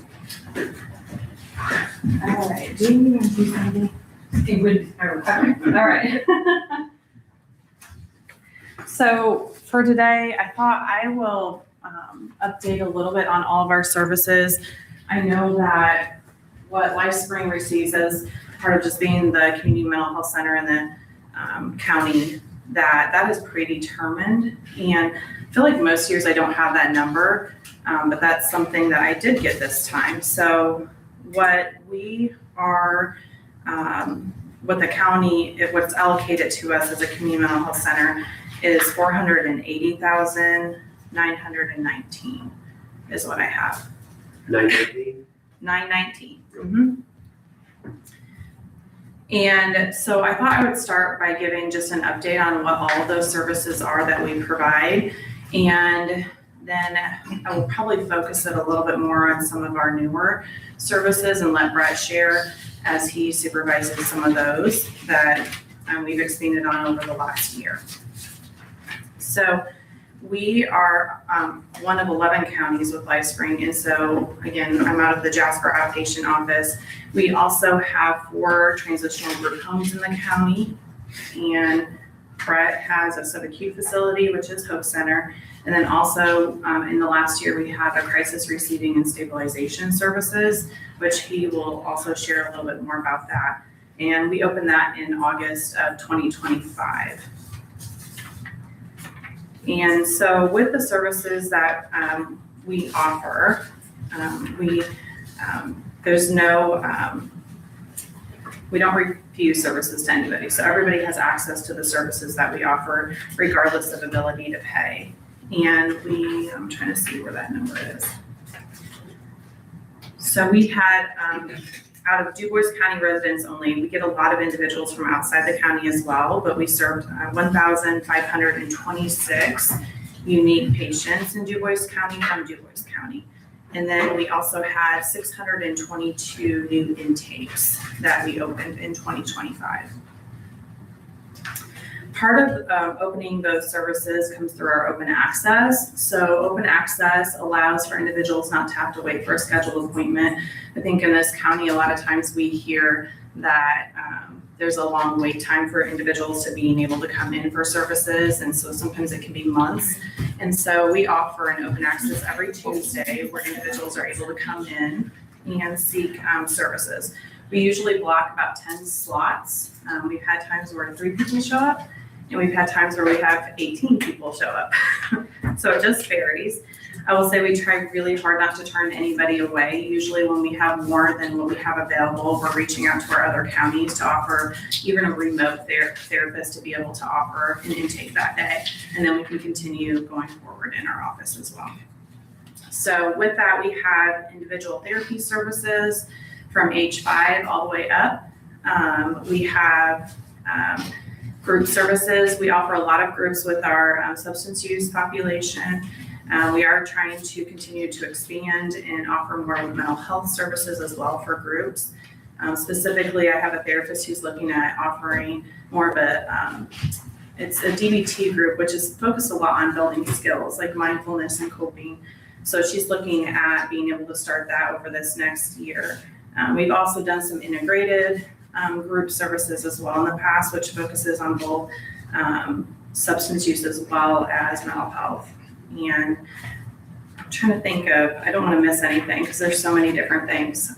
Case management services we do offer in the office as well as the community as well as in the client's homes. And that focuses a lot on building those independent living skills. We have peer recovery services. We started this probably about 3 years ago, and this is I think we started with 1 individual, and now we have, let's see, you have 1, 2, 3, 4, 5, 6, we have 7, I think, total peer recovery specialists. So these are individuals that have lived experience with mental health or substance use and work with the clients, and they can work on a very different level than the rest of the therapists and care managers. And so it is part of that integrated services that we offer. And we do have one of our peers, we have 3 with our mobile crisis team. We have 1 at Hope Center, 2 in our outpatient office, and then we also have 1 over that is stationed at Community Corrections. And 3 at the crisis team too. yes, 3 at the crisis team. So we have 1 at Community Corrections, thank you, about missed that. Community Corrections, we do have 1 housed there, and so his purpose is to really help bridge that gap. So he works with individuals that haven't even entered services yet. So he works a lot with individuals that maybe are just coming out of jail and helping to bridge that to bring them into treatment services. Are all 7 full-time? Yes. Yep. As far as psychiatric services, something that was new last year that I have referenced, and we have been able to continue this, which is wonderful. With our behavioral health psychiatric services, for the years that I've worked with LifeSpring, we really haven't had too much in person. Last year, we were able to hire a nurse practitioner who is full-time in person in our office. So she is able to see people for that medication piece. And then partway through last year, we were able to hire on another nurse practitioner who focuses primarily with pediatric care. And so she's able to work on the medication piece with our youth, which is really great. She works with not just DuBois County, but she does work in some of our other counties as well. But she is in office one day and she does some remote work another day as well. As far as veteran services, that is another piece that I know we get asked about. And we do offer veteran services. We are a STAR behavioral health provider. So we have that certification through the veteran services, and that just allows for all of our staff to be trained in military culture and have evidence-based practices that are specific to that military culture. And so all of our therapists will be, if they aren't, they're new, it takes them, there's 3 different tiers that they get trained in, but everybody is trained in all 3 of those tiers that are providing therapy services. And I think I might pause. I have one other program I was going to share that was referenced last year that was supposed to start over in 2025. So Compass is a newer program that we are doing, and that is for first episode psychosis. So individuals that are, I think, age 13 to 14 all the way up to 35, if they're having their first episode of psychosis in the last 5 years, then we are able to, we have a specialized team that kind of wraps around services with those individuals. We find that that early intervention really helps with their quality of life and ability to function in society in a really positive way. So we have care managers, peers, therapists, a medication provider, all trained specifically in that program. And that is evidence-based as well that we started. And we do have individuals that are enrolled in all of our 11 counties. I think Western Division, which includes DuBois County, we have probably the highest amount of individuals that are enrolled in that program right now. And then we also have primary care as well. Can you comment? Yeah. Just because I'm curious. Yeah. What defines psychosis for a child? So that would be looking at schizophrenia, bipolar, something along those lines would be the diagnosis that we're looking for specifically. So, Sorry. I know, I'm just trying to think. A lot of children have a lot of. They do. And a lot of Most things look children like are other kind of, things, all over the place. I didn't know, so they would have to see a Mr. Herm or someone Yes. else, and they would get diagnosed if they. Correct. Those are heavier, certainly heavier diagnoses Yeah. too. They don't just come in and see our therapist and get that immediately. We would refer to one of our nurse practitioners, psychiatrists to be able to evaluate that individual. We also look at hospital records because sometimes we're getting individuals out of the state hospital that have been diagnosed just within the last 5 years. Or even if they've had an acute stay, we do look at those records too to see what, being in those more inpatient settings, what kind of diagnosis that they had determined, or what if they, some of those places also do testing as well. So it might be. It's not for everybody. I mean, this is a pretty Very specific. Correct. person or case. Yes. But really, if we look through everything you serve, any kind of problems are going to be covered. Yes. For one program or another, there's not a lot of gaps in the level of care that is provided from LifeSpring. Correct. We've worked really hard to bridging all of those gaps. Throughout the last, I would say, over 5 years, we've enhanced services quite a bit to make sure that there's not those gaps. Yeah. I will say, I might hand it over to Brett then to share a little bit about the residential treatment with Hope Center, and then also the crisis receiving and stabilization services. And when we talk about, like, we don't refuse anybody regardless of ability to pay. We have individuals that come in, we have written off a lot of services, but we also provide services like with our crisis team and intervention, where a lot of times those aren't clients of ours. Those are individuals. We've had law enforcement officers bringing individuals in, people in the community bringing individuals in, and we're not focused on enrolling them and getting all their insurance information. Sometimes they don't have that. They don't even have an ID. So a lot of that stuff is services that we provide completely free of charge to those individuals. So I'll let you share a little bit on that. That's a good segue there. So yeah, the introduction of the crisis receiving and stabilization services kind of, fits that gap that we were lacking for a lot of these individuals, just in need of mental health care. Let me just get to this here. So we get a lot of referrals from criminal justice programs, law enforcement. So the crisis receiving and stabilization unit is simply a unit people can come and receive care for 24 hours. We'll help connect them to resources, get them the services they need, get them the resources they need. They work directly with a peer from our mobile crisis team. We'll get them benefits. We'll help them any way they need help to get them back out and get them connected with whatever they may need. And the involvement there, they would have to in the past go to Harrison County or somewhere, right? I mean, Or be diverted to our jails or the ER. So Yeah. that's really the big push here, is to divert them away from those facilities and into our care where we can help them So establish. in August of last year, the first time that if someone was in crisis, they had a place to go in DuBois County, where previously it was either a worse local option or out of county. Correct. Yep. And I was just gonna add with that too, from what you're saying, we don't have a lot of homeless outreach services in this area. And so it's not intended to be a shelter by any means, but people are in crisis when they don't have housing. And so we do have individuals come in and during that 24-hour period, they are sitting down and helping to work with them about what those options are. If there's other supports, if there is, if the only option is a shelter, if they just needed something for 24 hours, because then they have something set up that they can go to afterwards. And our team has assisted getting them to a shelter in Evansville or another place if they do, if that is the option that they have and choose to. Voluntary admission, 24-hour stay. Great resource for our community.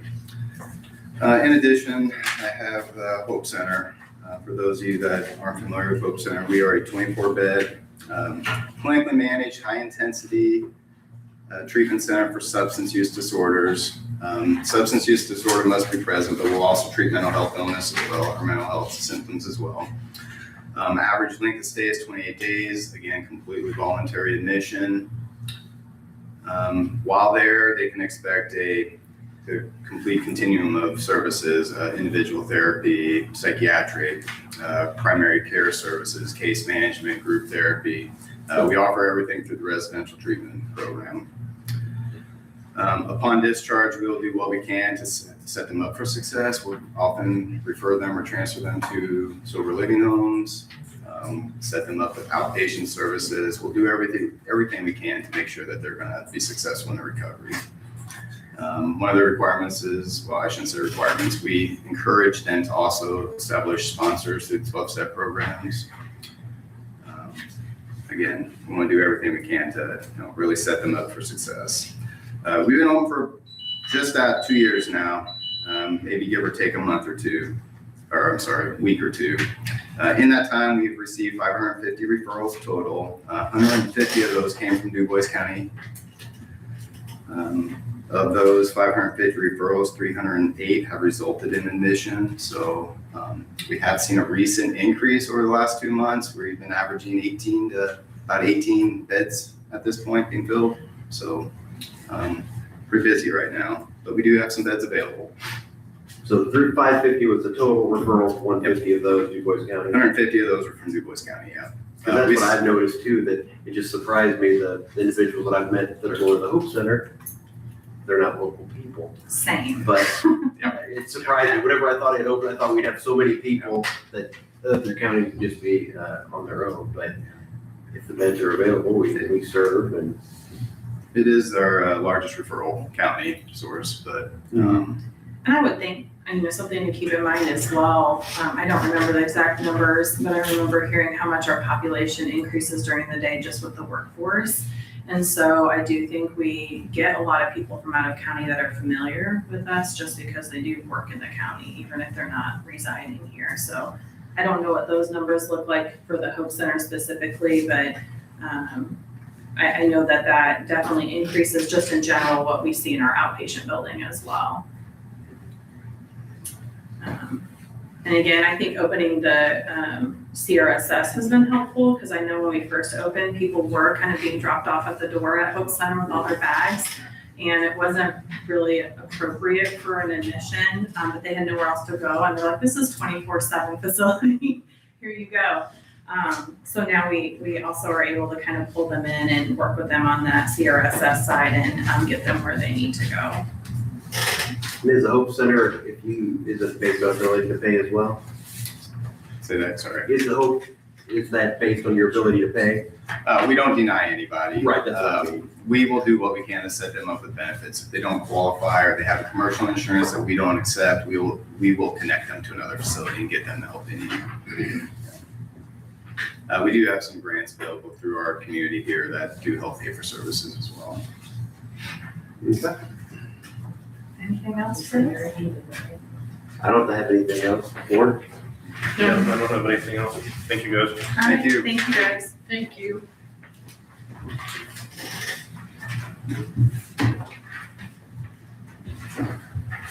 We're back on schedule. Let's, if it's okay with the board, take a couple minutes. Thank you.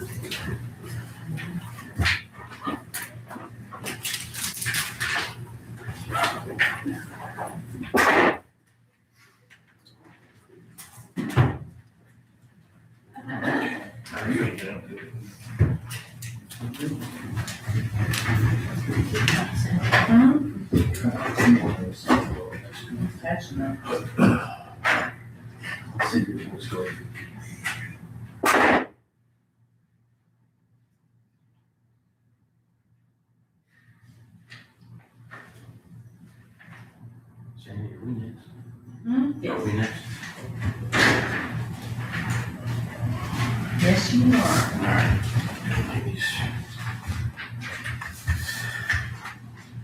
Thank you.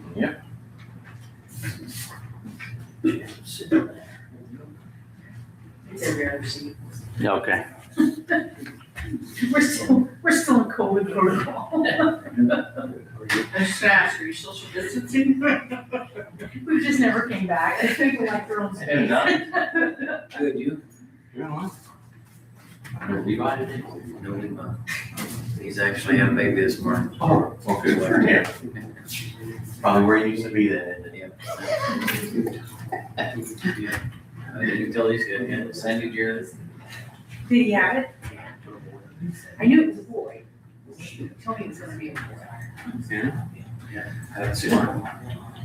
We had a baby yesterday, but it was a horse. Oh, yeah. My wife's coddling just the same.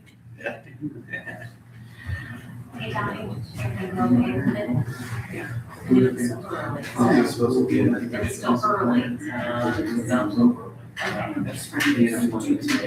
Yeah. Hello, Jay. That was the plan. We didn't either. We didn't either. We heard on the last week. It's miserable, yeah, I Yeah. remember. We had our first one, we had our son. He sent an email yesterday saying. Pregnant. No, I don't. That whole thing, he said, she said, you knew, then I have to. You just sit over there. Yeah. And it's farmers can for this farmers always. It has some.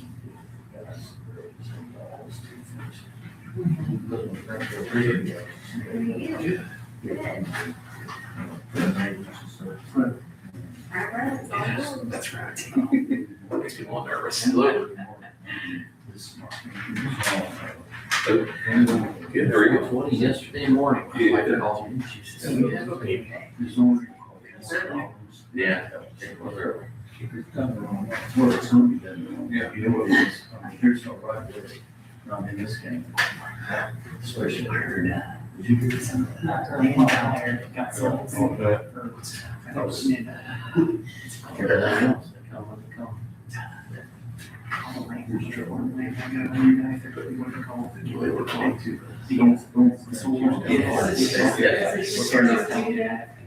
far as I know, yeah. Unless it's farm related. It's like. So it's right now, it's right now. Really? Okay. Nice, yeah.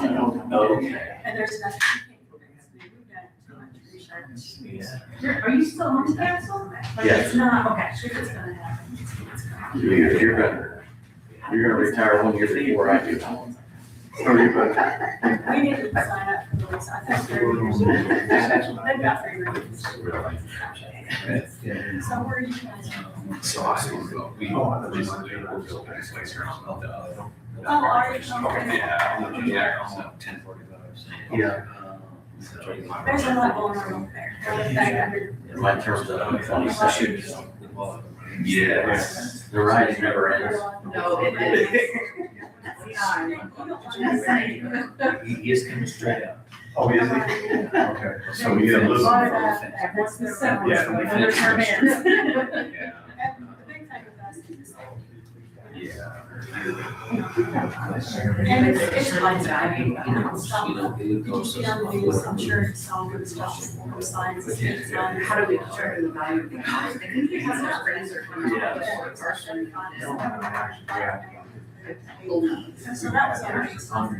Actually starts at 85. Oh, wow. And I think. And so then it's not pretty. So. It's over. Yeah. Really? Because my husband, he runs with my dog in the morning, he didn't notice it was on that thing. Like, but that makes sense. Yeah. But to me. Yeah, it's not just arbitrary number. Yeah. It's just aggravating that. It's how we get on that.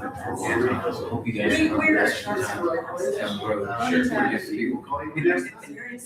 Oh, man. Yeah. Yeah. Okay. Pretty good, how you doing? How are you? You're here? Going okay so far, we'll see how the rest of it goes. So, I just wanna know, like- We've got the beach here.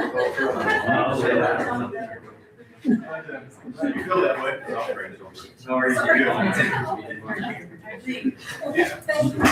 Yeah. Hello, Chad. How are you?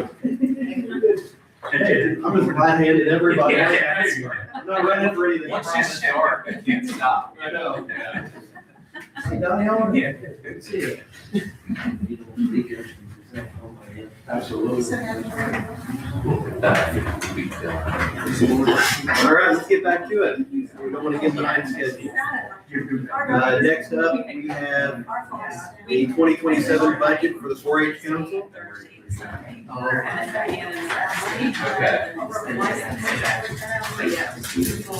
Good morning, Commissioners. Good morning. Scott Schnell with the 4-H Council and Brian Alexander. She's the treasurer for us.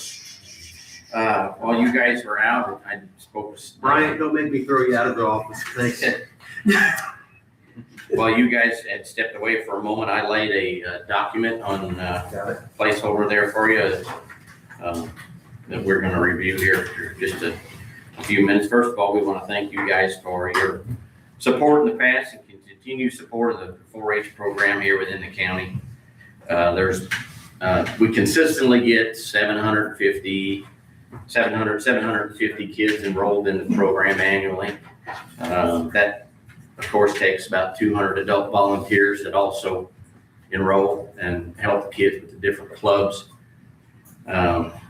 4-H over the years has expanded. 40 years ago, it was your basic crochet and needlepoint, and photography, and of course the livestock. Now there's there's Legos and farm scenes, and there's some, I don't think it's not initiated in this county yet, but Purdue Extension has recognized drones. So drone at some point in time will, there's probably 50 different 4-H programs. Each county doesn't recognize all of them. We don't recognize all 50 simply because it takes a lot of material support, manpower to operate 50 programs. So And that's kind of where we're at there. So,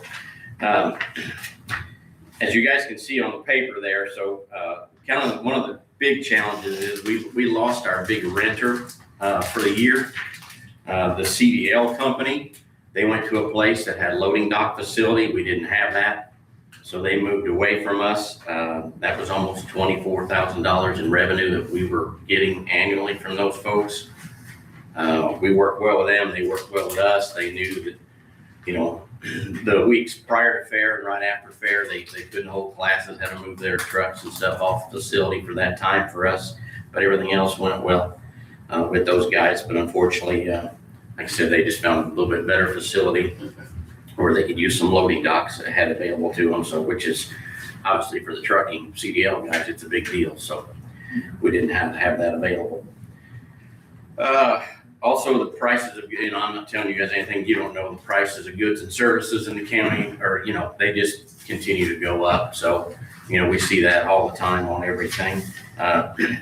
So we continue to work to try and compensate for that loss of the big renter.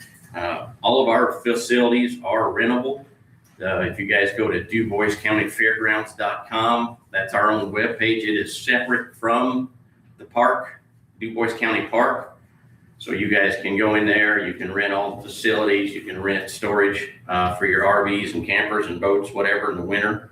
So, you know, that stuff is available. Is the pricing on there as well?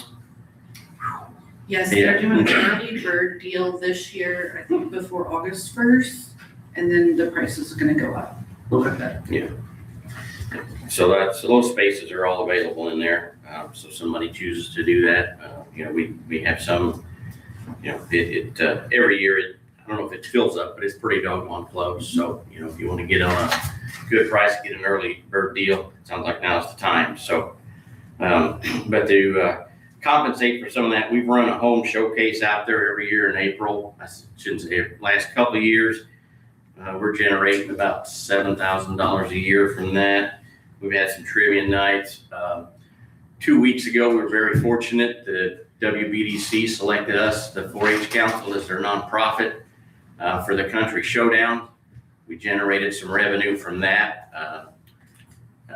Kind of the tough part of that is traditionally when they select a nonprofit to partner with, they do a raffle or something like that. Well, as 4-H, as a youth group, we can't do games of chance, which would be a raffle or something like that. They've even offered alcohol sales. We can't accept those. You know, I mean, their heart's in the right place, but, you know, and I get it. It's all good. You know, it's 4-H, it's youth development. So obviously that's part of it. So, but we did get some of the ticket sales and stuff like that. So we got some revenue off of that. Yeah, it was $2 every ticket. Yeah, $2 for every ticket sold. So, and then you can see going down through there. So our county stipend that you guys give us is that $145,000. And then you can kind of see, I made a line there for the insurance breakdown and the county settlement. So between those two, it comes up to, you know, 93.4, you know, 93 and a half. You're looking at. So the large portion of the stipend that we receive is going to pay insurance and the settlement with the county. So and here again, it's one of those things. We have recently changed insurance companies. We did some shopping. We were able to save some money on that as well. We got a different carrier out there now. So basically the same coverage for, you know, several $1,000s less. So we're saving it there. Maintenance and upkeep, fuel expenses.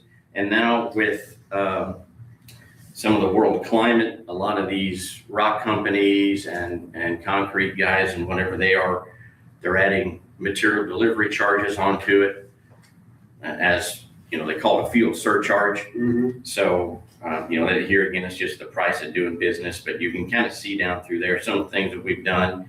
We replaced the wood on the cattle barn. We made the repairs to the horse and pony announcer booth. That structure, we don't really know when it was built, but the wooden steps that go up to the upstairs of that was in dire need of some repairs. It was getting to the point that it wasn't safe anymore. So we repaired that. We also replaced the sound system in the show corral, which is the cattle barn and the sheep barns, the smaller barns closer to the house. Those, that thing had been patched and cobbled together for I don't know how long. And it finally got to the point that it just had to be replaced. It was never really, there's actually speakers in there now so you can hear and understand. Before it was just those, I'm gonna date myself here, but it was like the MASH, the horns that they had on the poles on the TV show MASH. They were never really intended to be speakers, they were just horns. So those have been gotten rid of. We've actually put speakers in there. Like I said, you can actually hear and understand people now. So that's kind of what some of the things are being used for. Or what we're trying to, make up for that loss. We continue to get grants or offer or work on getting grants. But, here again, you can't, the odds of getting a grant from somebody every time they have a grant application, they don't come around every time. You don't get awarded every time, but we continue to work on that. So I guess at the end of the day, we're still asking for that $145,000, for the 2027 budget. We greatly appreciate it. If you guys have got any extra laying around at the end of the budget cycle, we can take that too. So after insurance and the county settlements, what are the next couple biggest expenses out of that 93,000 that's left? It's just a lot of the maintenance and upkeep. Fuel is a big thing. The lumber that we needed for the cattle barn, lumber we needed for the horse and pony announcers, the steps. Yeah, we did some drainage work. It never quits out there. Obviously, when you've got 20 buildings spread over 40 acres, it's. So the settlement covers the staff that helps to maintain the property. Correct. What else does it cover?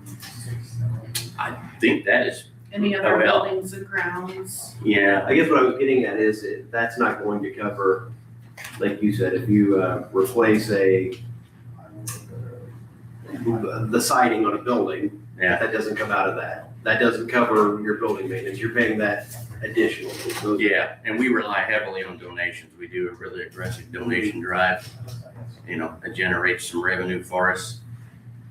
Because I was going to hit the fair schedule. This year's fair. We've got the. I'll just touch on that while we're here then. So, and the reason I'm bringing this up now is because obviously. These are expenses that we incur, but we're having a teen zone, which I don't want to get too far into the weeds. I'm not on that committee and I really don't know. I just know it's going to be in the commercial building. Do you have any? I know the fair's not over a week, but over a weekend this year. Yeah. We're trying to get more people to come in on the weekends. So it'll be a Friday, Saturday, Sunday, Monday. Yeah, but we're having that teen zone is going to be the commercial building, which when you pull in the main drive, it's the first one. And it's going to be geared, it might be laser tag, a golf driving simulator, I'm not real sure. So that's where the radio stations used to be? Yeah, those guys are getting moved into one of the exhibit buildings. Yeah, so that's that. The Jumpin' Jacks Entertainment guys will be down there again, where the implement field used to be. And then we've also got the wood carvers coming 3 days. They got shows every 2 hours, I think. And then Friday, Saturday, and Sunday night, we're having live music on the Midway. Friday night is Kazoo, Saturday night is Connor Lovelace, and then Studebaker's coming Sunday evening. So that's, plus there's, all the traditional livestock shows and everything that goes on in there. It's just been moved around and shuffled this year. And is there a full 4-H budget? Do you have it for all of your income that shows the ins and outs?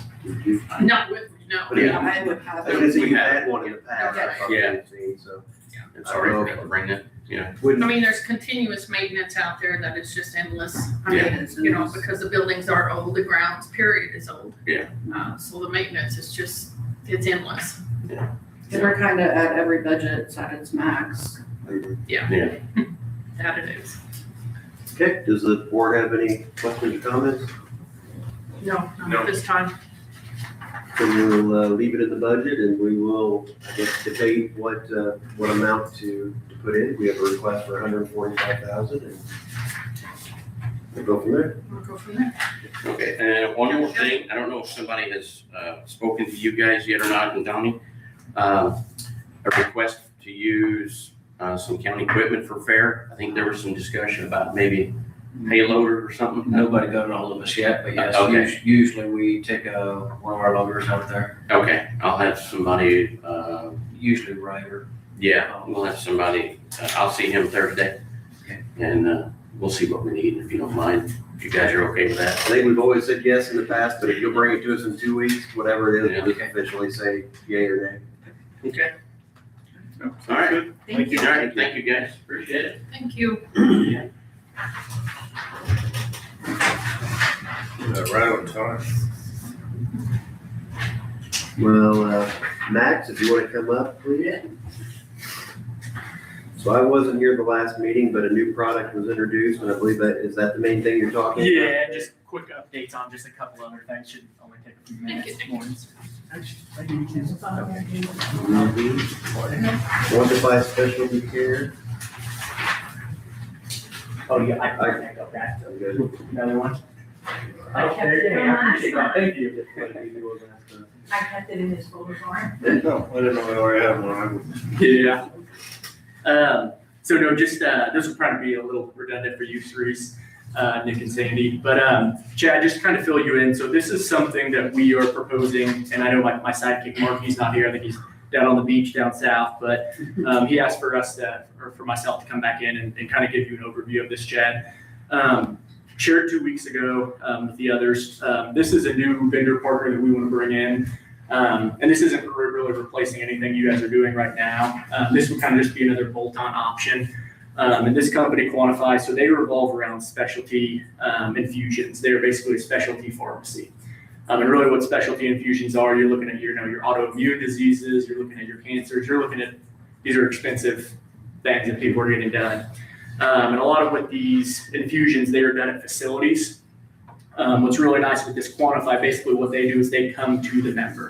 They will come directly to the member's home. They don't have to travel to go get this done. And you'll see there's a couple other pages and we'll kind of talk on this, and because we did run an analysis and it will actually benefit one of your members on that's getting an infusion. Actually, they're getting 2 infusions done right now currently, and they're actually not getting it local. They are driving somewhere for that. And Max, if you want me to save your breath, I didn't watch the meeting. You yet. did, okay, I didn't. So unless you have anything new since a couple weeks ago, No. you don't have to reread it. Okay, perfect, yeah. Any questions on that? Yes, Okay. of course. Yeah. Of course you would, every day. All right, let me just go through what I've got here. Let's see. So, if I have an ailment of whatever type and I need an infusion, let's say I've got a cancer and I have an oncologist, it's Dr. X, the Dr. X says I need to be on this, one of these infusions. So is the plan for me to continue to go to Dr. X? Dr. X will say, you need whatever this drug is. Yeah, there's 2. Opdualag, I don't know how you pronounce that. Yeah. Let's just call it drug O. Yeah. And I need drug O. And so currently, that oncologist would say, okay, Nurse Smith out here down the hall, she'll give you the injection, come in on Tuesday. So that would be the current plan. The next plan would be, my understanding is the doctor would say, you need drug O. We'll have Quantify come by your house and give it to you at a time that's convenient for you. Correct. They will go directly to the member's home. And if we clarified with any of the oncologists here locally to say that they would allow that. So first off, how it really works is once it's, approved from you all, if you guys give that, then it's kind of talk to the member.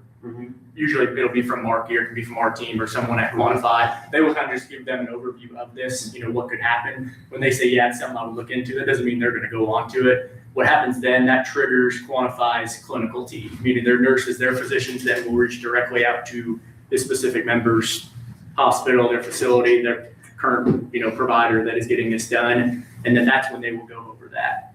I know, and this, we kind of talked about this in the past, there's really two ways to go about this.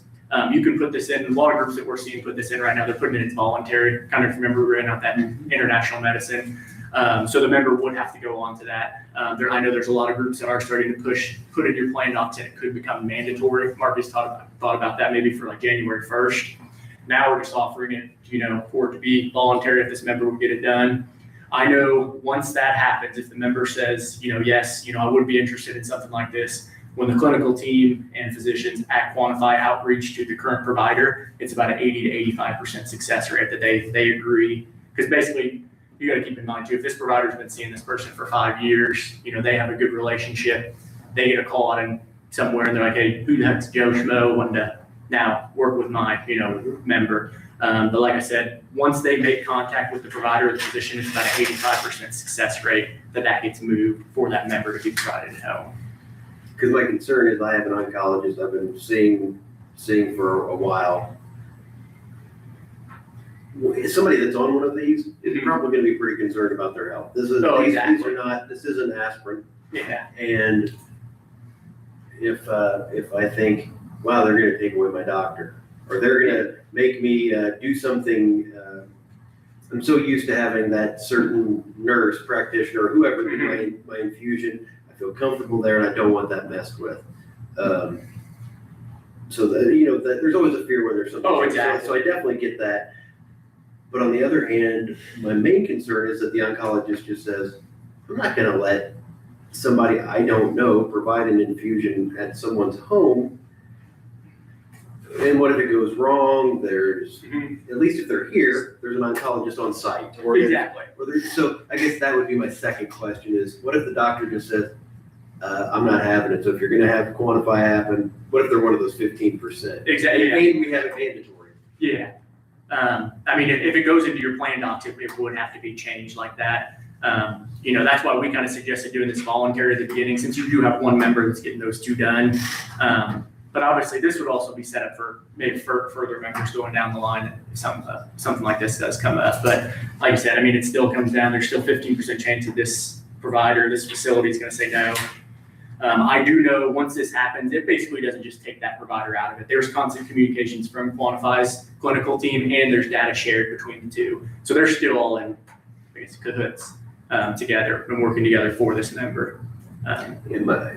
To the board, do you understand the fear? I'm just thinking especially for the existing member, if we say we grandfather, we would still really appreciate the existing member to consider it, look at it, and see if it's going to work for them. Sure. But if it doesn't, I don't want to say, well, tough, you're going to have to get a new oncologist, a new person doing your infusions, and I want the plan to save money, and I really appreciate you guys bringing these things. Don't get me wrong there, because if we don't stop the bleed, it's going to cost all of everybody. So I absolutely appreciate it, but I don't want to put somebody that's already going through a traumatic life experience and say, we are now forcing you away from that. Yeah. If it is one of those 15%. Yeah. Of course, I want to encourage it, but. Yeah. Like I said. Am I making sense? But I think right now he's offering it as a volunteer. Yeah, it would be a voluntary So, to the member. if they don't want to do it, they're not gonna do it, and it's simple as that. But it might be a benefit to them as well that I don't know where they're traveling to do this. They might be traveling to St. Louis or whatever, and it's nice to have them come to their home instead of having to, hop in a car and drive somewhere. Yeah. Would we be okay with it, the plan language saying, this is encouraged, this is voluntary for existing members? I don't know how we would say it exactly, but we want to, however we can strongly encourage it, if you can make it work, thank you. And then for people going forward, because he said the idea would be maybe to make it a mandatory thing. It's up to you. Yeah. I think it's no That would different still than be the ones we have now that are voluntary. Like the Samaritan, that's voluntary. Yeah, exactly. It still come down to the member. And we don't have to make it mandatory if we don't want to. That's still up to us. We can add the program and just have it available. And if you guys, one thing too, we talked about last time, if we do it voluntary, we won't need to update any plan doc language. It'll just be an add-on. I know we do have a single case agreement that Marky has that I think he was reviewing. We made some changes to it, but we wouldn't have to update plan docs if you just roll this out voluntary. You can do it at any point throughout the year.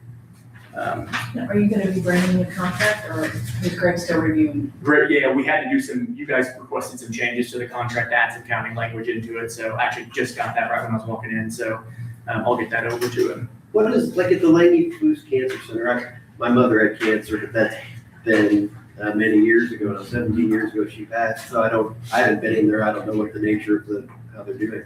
Are there a lot of people, do we have a lot of oncologists locally, I guess, what are you getting at? Through there, I mean, I know this specific member is traveling to Louisville for there. Right, but are you aware of what kind of, if someone has cancer, can they get into an oncologist locally currently? Yeah, correct, they can, it's just, I mean, I don't know how long this current member's been seeing this provider, how that's worked out.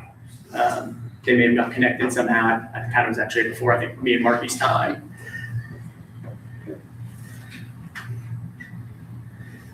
And then also, I don't know if you saw that too, but there also, that member did get approved for that food as medicine as well. Have you heard that on the last call?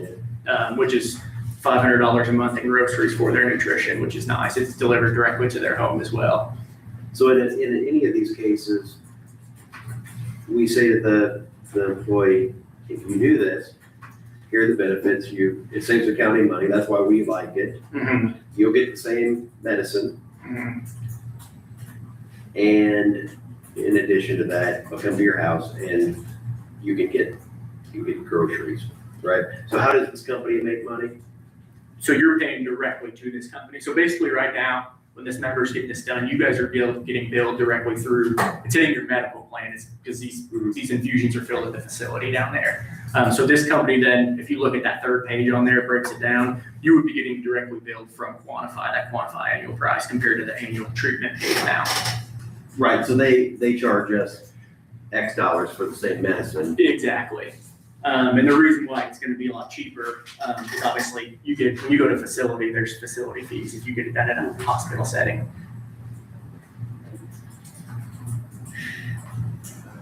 I think the convenience says it all. You know, Yeah, they've got and I to mean- travel. Yeah, and I mean, you're looking, one of those, it appears that they're getting it done monthly.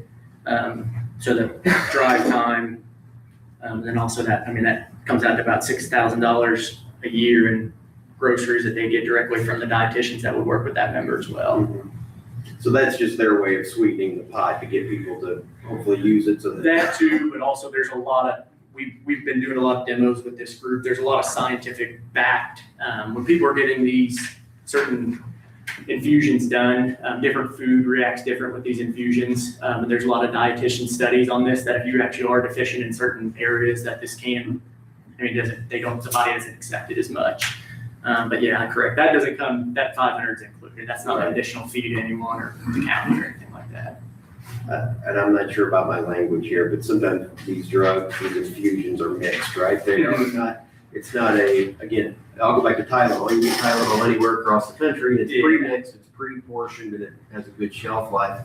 Some of these are things that have to be mixed, and they have to be used within a certain amount of time, or they spoil, we'll say, for lack of a better word. And that is all. So this company does all of that? Yeah, they are a specialty pharmacy. They will mix this in Evansville and it will be maintained in such a way that it gets here to a DuBois County person and. Correct, yeah, there's a lot of barriers in licensing you have to go through to even become what they are. And sometimes people have to do lab work previous to each one of these infusions. I mean, does that just go the same way that it always has gone for these patients? Correct, yeah, and that's when they would work directly and get more information from this member on exactly how that would look like. My final question is, I guess if it's on a voluntary basis, I don't care as long as that's how it's going to stay, at least initially. But I'd like to know if Deaconess has even said, yeah, we'll do that, or our people we will accept a program like this. I guess it makes me feel better if you or whoever reached out to Deaconess and said, yeah, we have 5 oncologists here, and 4 of them said that they're willing to do it. Yeah, no, I can, yeah, if you want us to. That's what I'd like to find out too, if it's even gonna be a possibility, or if they all say, I'm sure these people are fine, I trust my people. Because I would assume it's going to be a profit loss for them if we're doing it cheaper instead of it being done down the hall Mhm. So their loss would be our gain. Correct, and I mean, like I said, it's still, I always say it should be treatment for the members, not treatment for a facility or a Sure. provider. Oh, I They should wish be it was like that. Yeah, I did, yeah, it goes without saying, but yeah.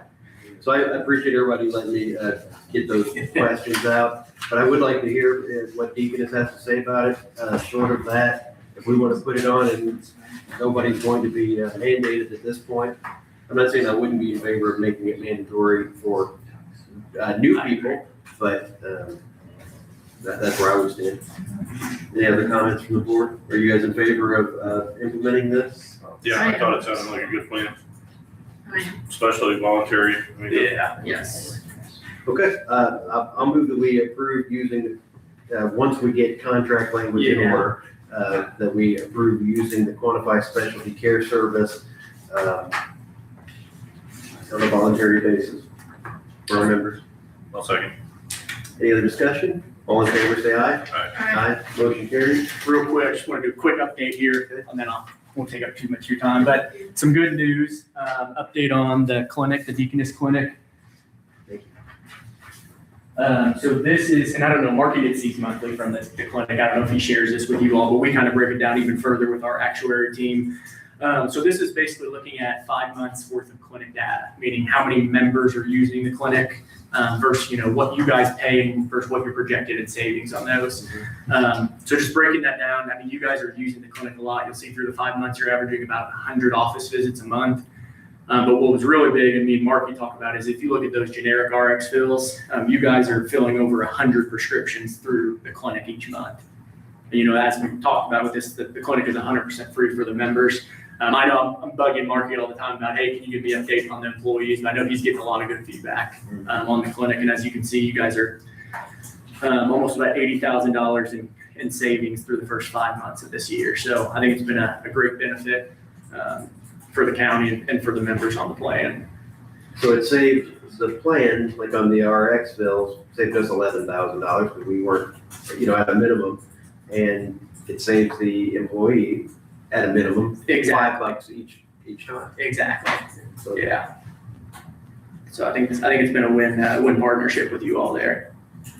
And I don't know if I mentioned it to the group, but I did go out and have had a yearly thing with them, and it went fine. Yeah. The thing that we used to do here, that once a year wellness check. Yeah. And it went just fine. Yeah. Good to hear. Did they get signage put up yet? I know they were working. No, after Working my, on it, I Are heard. they still? Yeah. Okay. after my meeting, I looked up who was in charge, and I complained, and The first time I went there, we missed our appointment because I got there. I didn't see any vehicles in the parking lot. There's no sign, and I'm like, well, this is the wrong place. Yeah. So, I complained. She said she was gonna get on it, so I don't know. Yeah. That sounds good, though. Okay. And 2 other quick things real quick. I'm just gonna walk through it. This will be on your radar here soon. We've gotten all of the analysts back on the PBM RFP from all the carriers. Those have been presented to Marky. I don't know if he shared that with you guys yet. So I'm sure we'll be in here a lot over the next couple of months, kind of talking that, analyzing that. And then last thing, so with your guys' claims data, we have a clinical team of nurses and pharmacists on our staff that, look at your claims, what's driving it. And over the past months and even years, you guys have had a lot of PT, physical therapy that's getting done. So I know we just did a demo for Marky. There's a company, Forefront out of Evansville, that is going to be coming in and kind of doing a demo, and they're analyzing your guys' claims on your PT. So I think there's another big opportunity for savings. It'd be kind of like a direct contract like you guys are doing with your clinic. But they would actually come up here with a PT staff and be on. They can come on site or they can come around the area. But I know you guys are getting a couple $100,000 in PT claims a year. So just want to put it on your radar. But we'll be back to talk about that when Marky gets back. Okay. Any other questions? No, I think I'm good. Thank you. Perfect. Okay. Thanks all. thank you. Thank you, Max.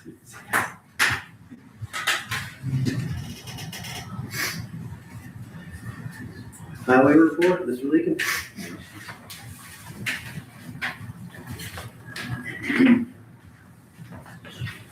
Good morning, Donnie Leakin from DuBois County Highway Department. I will be doing the engineers also this morning. He is not with us. Okay, chip seal paving, we're finally got started chip sealing. last week. Weather was a little rough on us, but it seemed to be working very well with the new chipper and new distributor. So hopefully it's gonna be very beneficial for us. So, coal mine reclamation, we had a meeting with DNR last Tuesday, and then I met with them and the reclamation superintendent on Wednesday morning to discuss culvert placement and widths of the road. They will present this to Costello, and he will review it and take to the lawyer to go over. They're hoping to complete this project and moving the equipment out by the end of July. So we'll see how far that goes. And like I said, we don't have near the equipment or manpower to do right at 2 miles worth of the road. So we're hoping they're gonna go ahead and take care of that. Hollow recycling site, we are hoping to get the paperwork taken care of and checked to Mr. Collette by the end of the month. Greg is getting a purchase agreement through, you guys seen that. So hopefully he'll get that, and I'll get it to Mr. Collette to sign, and so hopefully we'll get everything going by the end of the month. Everything should be, as far as the council, everything should be up and going. Were you there with, I think you told me you were with the surveyor, you're comfortable with the, Yes. how they squared it up? That's all we're gonna get, but yeah. He did come about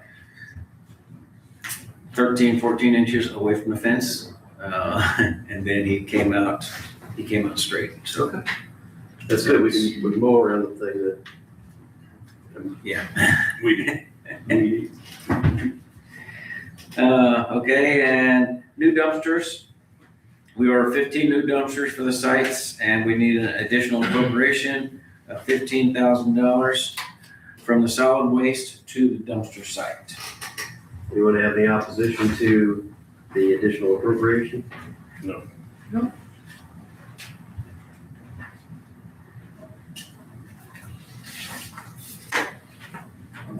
So you also have those $26,000 over from the lit. I'm not sure which, do we have to approve both of these? We did the one before, that was for the Holland site to buy it. Holland site, they are being. Yeah, we already did that, and just put it on with that one. Okay. Yeah, as far as the dumpster sites, we need the dumpsters, and we need them. I'd say I'll move to approve transferring the funds for the dumpster sites of $15,000. You're asking for more. Oh, additional appropriation, I'm sorry, I thought we were shifting it, so, okay, I'll say that, I'll move that we approve the $15,000 of proposed additional appropriation. Second. Pending council agreement. Any other discussion? All in favor, say aye. Aye. Aye, motion carries. Would you like to? All right. Mr. Engineer? Yeah. So paving St. Anthony Road North, paving plan is completed by the midweek. They were supposed to get done last week, but once again, weather didn't cooperate with us, so hopefully they will finish it up midweek. And then as far as Bridge 107, St. Anthony Road North, Bridge 240, St. Anthony Road West, and Bridge 78, which is Lady Bridge 600 West, have all been completed and open to traffic. So, Bridge 36, Celestine Road North, the bridge is in full closure, and the bridge crew is continuing to work on placement of the bridge beams and deck. Work is expected to be completed around the second week of July, depending on weather or unforeseen circumstances. So, bridge safety improvement project. Levi sent you all an email. Sent us all an email.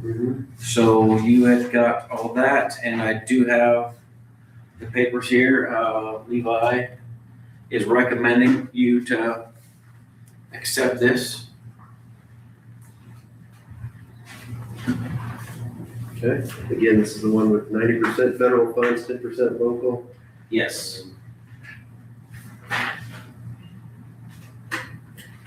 Anybody have any comments on this before we move forward and discuss it a couple times? No, Okay, I'll move that we approve the LPA consulting contract as presented. I'll second. Any other discussion? All in favor, say aye. Aye. Aye, motion carries.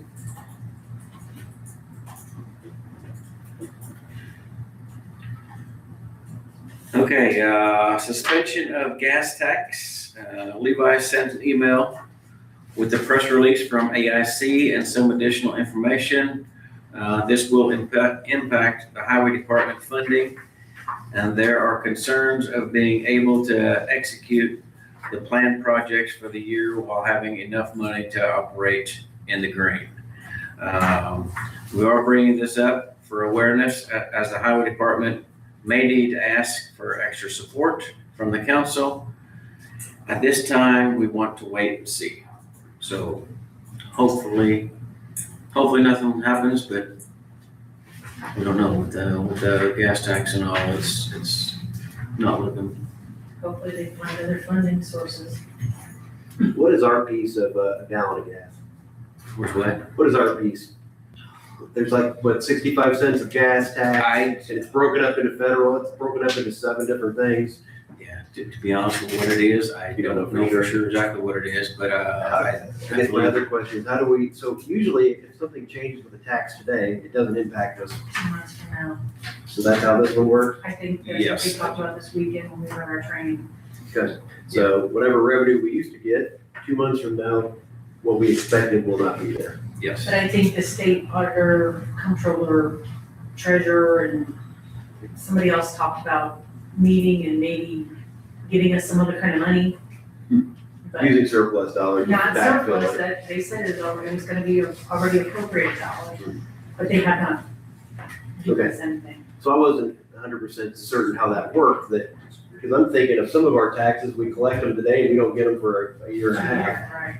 So But I was like, MPH, how can we be impacted so quickly? I think it's the companies collect today, report next month, and then it gets released after that.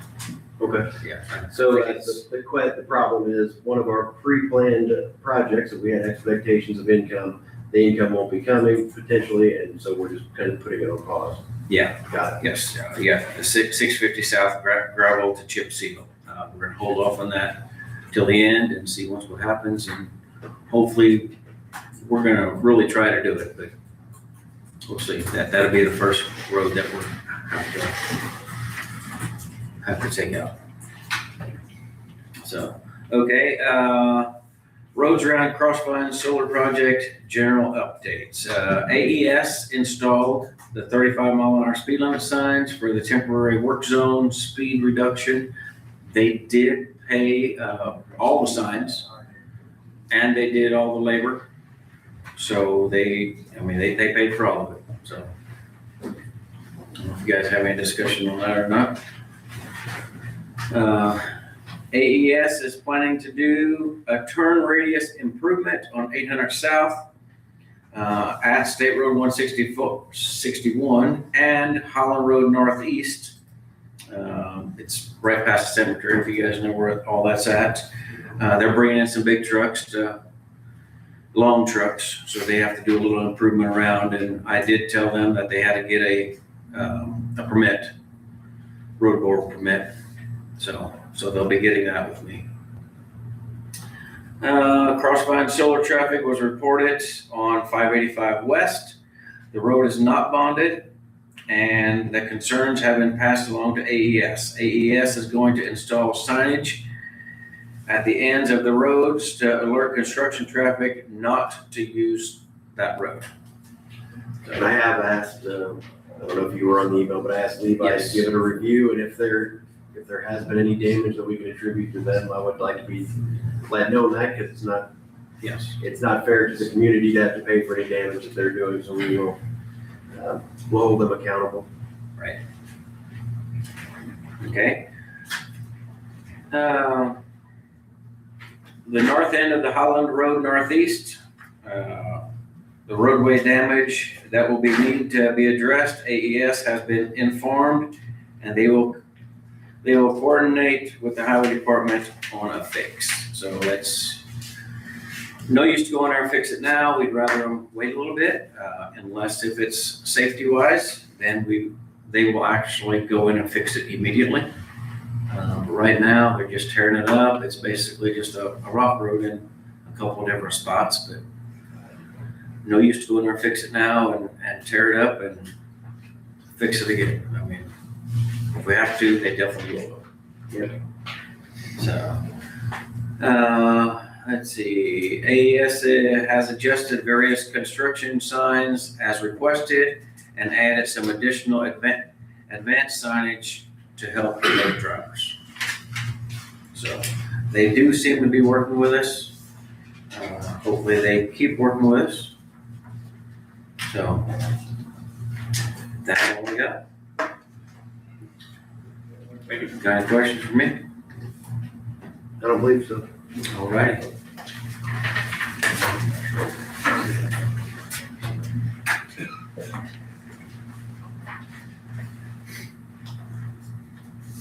So we have 15 minutes until Mr. Beeler is supposed to be here.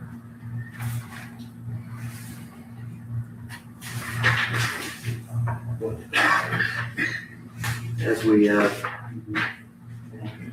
know, I wasn't here at the last meeting. I did watch the previous meeting on YouTube.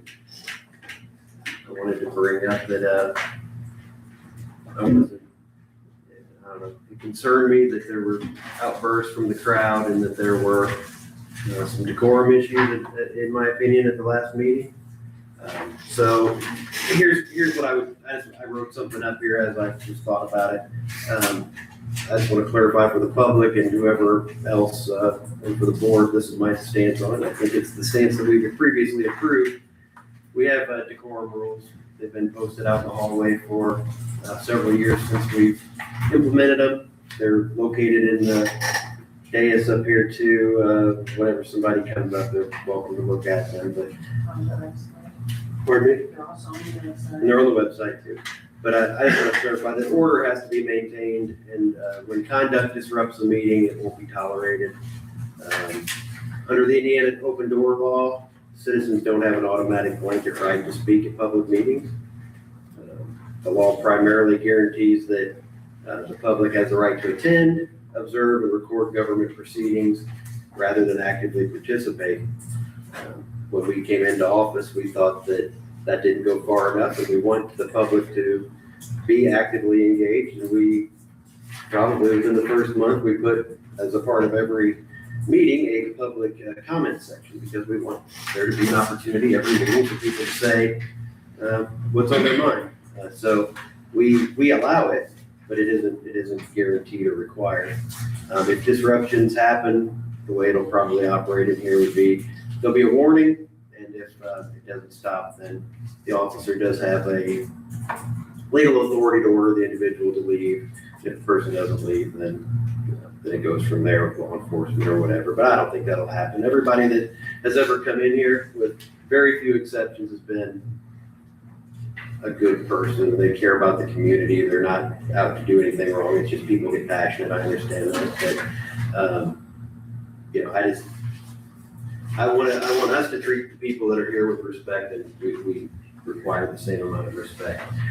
The rule has always been too, if you have something you want to say that takes longer than 3 minutes, and unless you're a person that comes every single meeting, and because we've had people that I want to be on every meeting forever, and they want to be 15 minutes each time, that's probably not going to happen. But if you want to come up and say something, I mean, I think most people that have asked have gotten, I think I've told one person in 8 years that they've probably spoken often enough. So you will have to, we'll probably work with you on that. So please, let's just keep it orderly. And that's just my take on it. Did either of you have any comments on that? No, sir. You think I've spoken out of turn in any way? No, I kind of appreciate the support. Okay.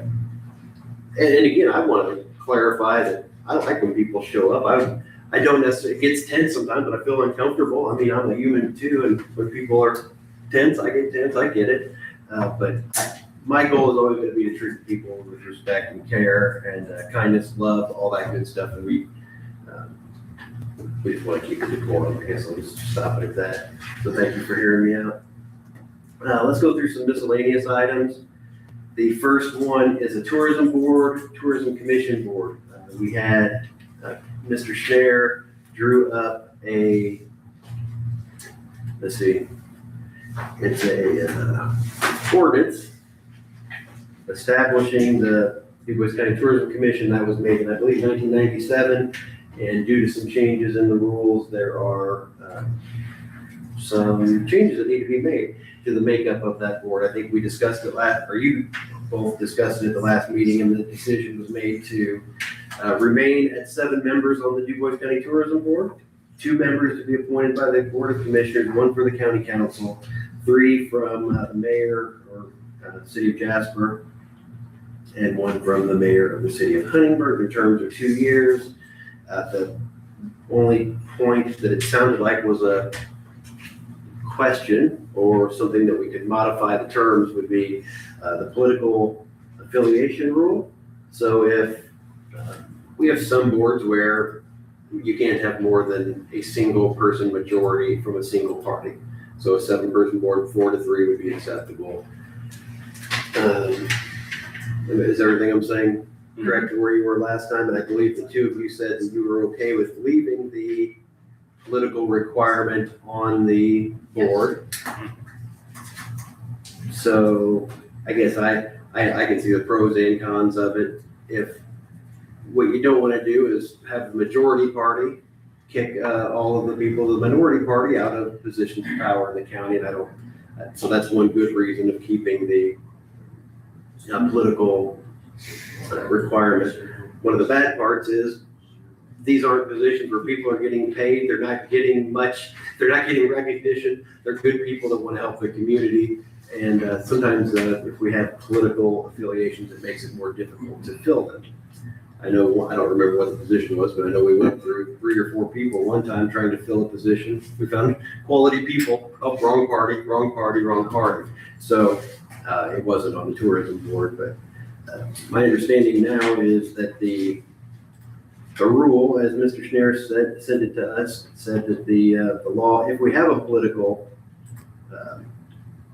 makeup, the self-declaration, it doesn't cut it. So if I say I'm independent or I'm a Democrat or I'm a Republican, me saying that doesn't mean anything. It's how I voted in the previous 2, most recent 2 primary elections at which that person voted.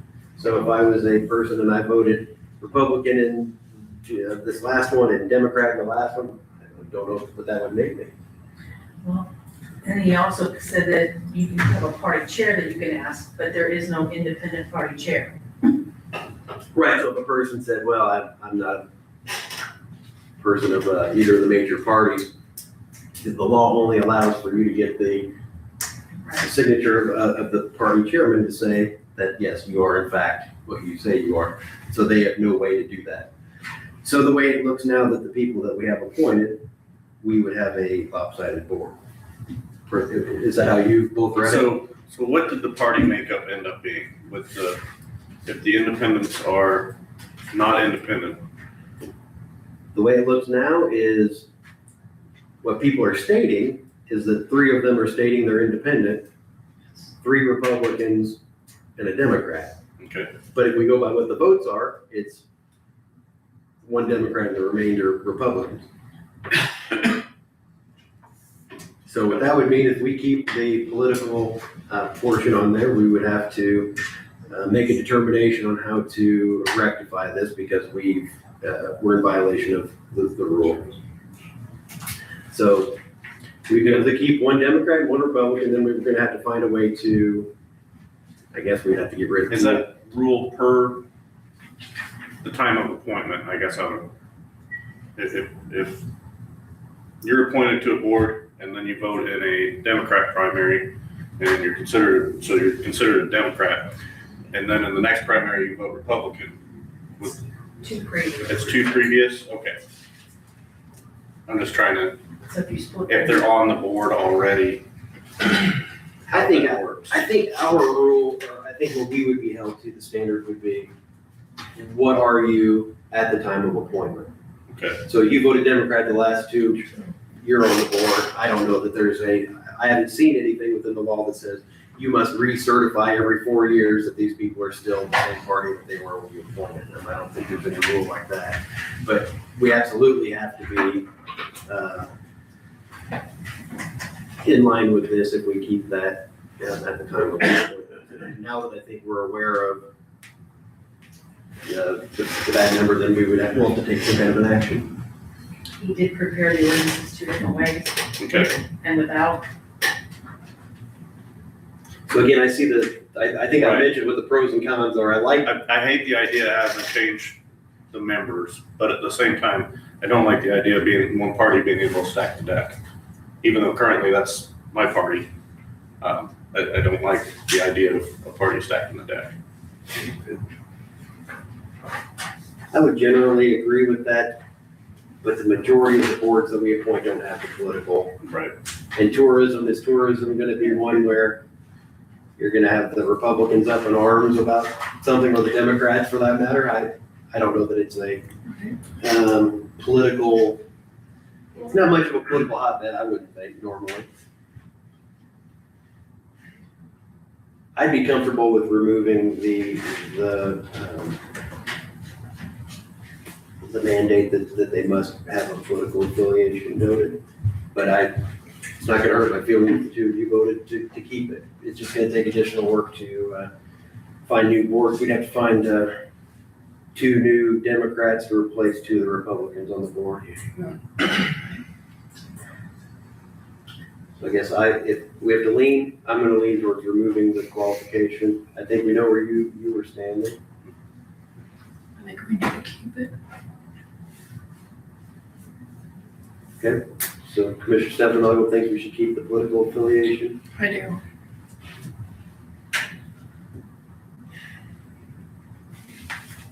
Leave one person.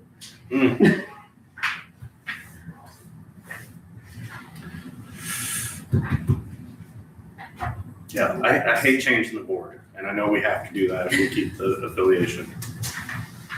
But I think it's important to keep a few people from each side in these positions, so I would vote to keep it.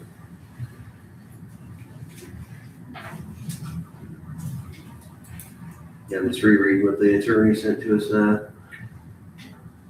He looked up the political party question. Yes, statute no longer requires non-majority party in its board makeup. County can still require it as it is done and is still provided. That's the other question would be then how do you determine who gets replaced? Guess that's on us. Well, I guess that is a good point because we don't have all the appointments. We have certain appointments. So we're gonna say, We keep ours, you guys have to change yours. right, Yeah. that, I don't know. Tim, you wanna make a motion to the effect of that we will pass ordinance, or I guess, which ordinance is it, the one that keeps the political affiliation? Well, they both have the same numbers, whichever one you choose to pick. With party affiliation, we have a ordinance number 2026-09, an ordinance amending Commissioner's Ordinance 9112 and Commissioner's Ordinance 97-7, an ordinance establishing the DuBois County Tourism Commission. So that's the one. So I'll move, I'll just move that we approve the ordinance. This is the one you guys wanted, so one of you. You want me to make the motion? No, I just made the motion. Okay, I'm sorry. Second. Okay, we got first and a second. Any other discussion? No. Okay, all in favor of the motion, say aye. Aye. Anyone opposed? Aye. Motion carries. Sorry, I thought you were still discussing and I was writing a note down. I just missed you. That's okay. I was just trying to bring it up for a vote. So there you go.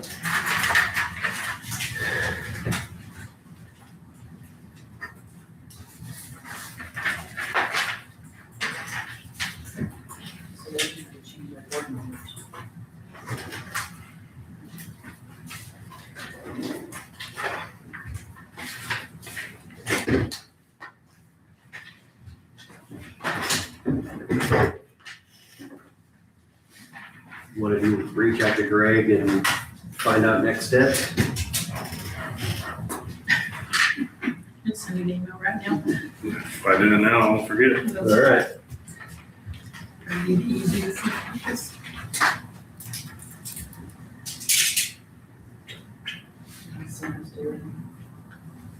Okay, Buffalo Wallow Second Edition, Mr. Beeler? Good morning. Morning. Phil Beeler with Grossman Land Surveying and Engineering, here on behalf of Brent Waning, owning approximately 14.25 acre north side of County Road 600 North, just to the east of Portersville Road. So they call Buffalo Wallow now, and there's been a change, or Buffalo Wallow is new? There is a Buffalo Wallow, and so this is the second edition. He did a single lot plat last year, the year before, that's called Buffalo Wallow. So you will find Buffalo Wallow if you search it on the GIS, but that is not the property. The property that we're talking about is currently unplatted. So he has approximately 14.25 acres. The reason we were here in front of the commissioners as opposed to the subdivision review committee is that there is a building, an existing building down in the southeast corner of this property that is situated into the right of way, completely across the proposed 20-foot public utility and drainage easement that's the standard on these plats, which means also then that building is not meeting the standards of the 35-foot building setback that we put on. So in coordinating with Levi and Greg, there is some additional verbiage in the dedication and deed restrictions about this building if either the county needs to come through on their right of way that we would be dedicating via this plat, the 30-foot right of way, that building, if it needed to be removed, would be at the expense of the owner. And there's also verbiage in there that if any, as it relates to them, there's the 20-foot public utility and drainage easement just back behind the right of way. If any public utility needed to come through there and remove the building, that would also be allowed and at the cost of the owner. So I've coordinated that verbiage that's in there. Greg and Levi are both fine with that. Can you show me where that is different than what you originally sent us? I mean, I've seen the building, I've been up there, but you said there was something different on here than there was? Well, than your standard plat. There's in here, there's verbiage as it relates to both the public utility and drainage easement and the right of way in the dedication and deed restrictions.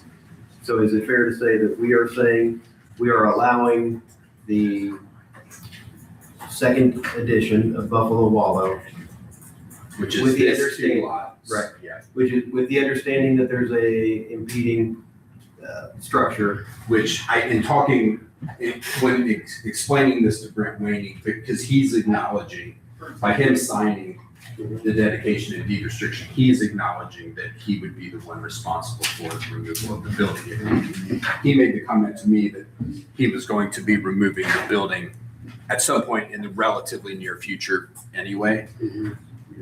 But as it exists today, that building is there. So coordinated with Levi and Greg, they were okay with the verbiage talking about how it's not going to be the county's responsibility to remove the building or the utility company's responsibility if so needed.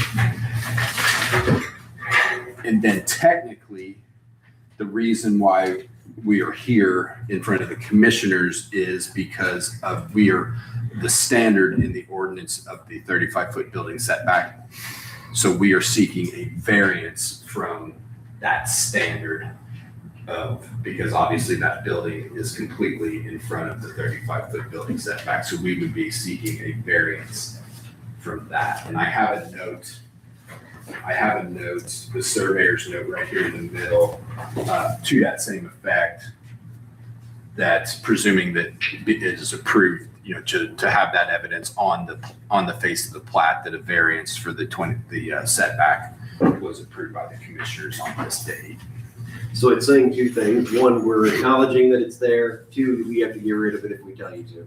If we were gonna move, if we were gonna expand the road, or we were gonna do any. At your expense. At his expense. At his expense, yeah. Am I right though, it's saying both of those things?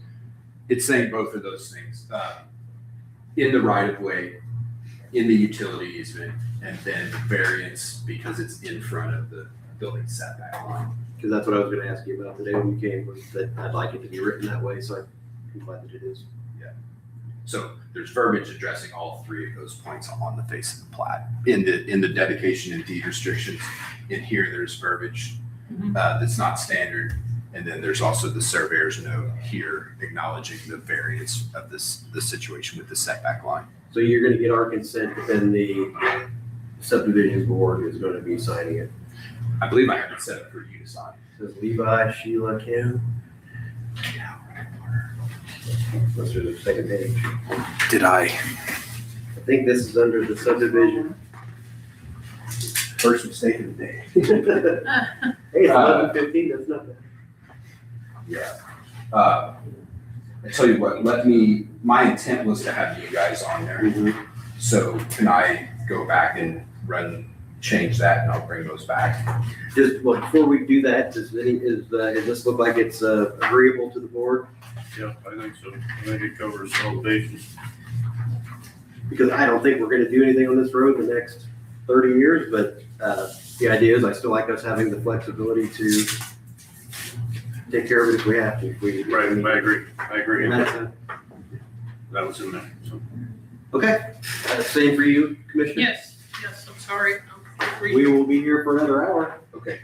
And then while I have you, a few weeks ago, we came in and we had that Sultan's Run plat. Yes. Where you guys signed off on that. The plat that you signed off on had the representative for the city reflected is no longer with the city. So I needed to change that signature line for the city. I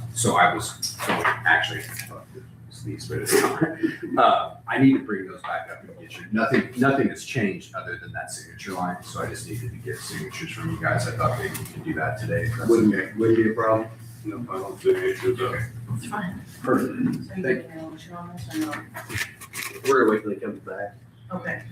Okay, sounds good. Thank you. Thank you. Thank you. Is that the building? This is the building. So, yeah, there's, I'm gonna estimate 7 feet. I don't know, it doesn't seem like a whole lot of space between the end of the rock and there. The building looks like it's this exterior side, pretty good siding. The back side looks like it's missing some of the exterior wall. That looks like it's a usable building. I do have other photos here somewhere. So I'll just kind of flip through. So there's a couple RVs on there, a couple vehicles. It looks like there was, so it's hard to kind of gauge. But That's close. yeah, it's pretty close. And it's next to some turkey farms there. And it does look like there maybe was another structure there one time because there's a concrete pad. When I drove that, I thought that barn was part of the turkey farm. This one? Yeah. Mhm. Yeah, so it kind of cuts off right here.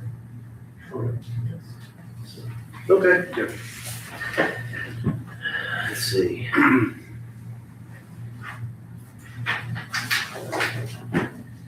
Ordinance number 2026-10, restricted address amendment. Resolution. It's a resolution, right? I had ordinance, but it's really a resolution. Okay.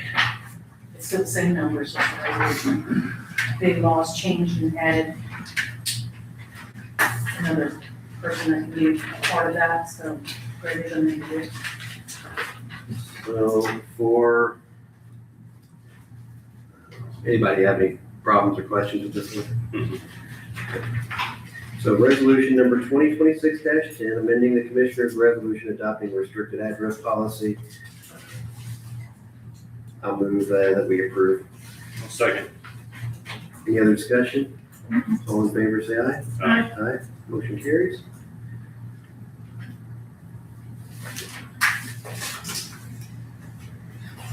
And for the public, this is gonna be people that are like, if somebody is a victim of a crime, their name can be on there. If you're a judge, if you're a law enforcement officer. So I think maybe the point of it is that if somebody could potentially want retribution against you, you can have your name removed from the GIS and some of From the the. property tax rolls, Yeah, that, from the property tax rolls. so it kind of makes it a little more difficult for somebody to track down somebody that they. Some people take advantage of that.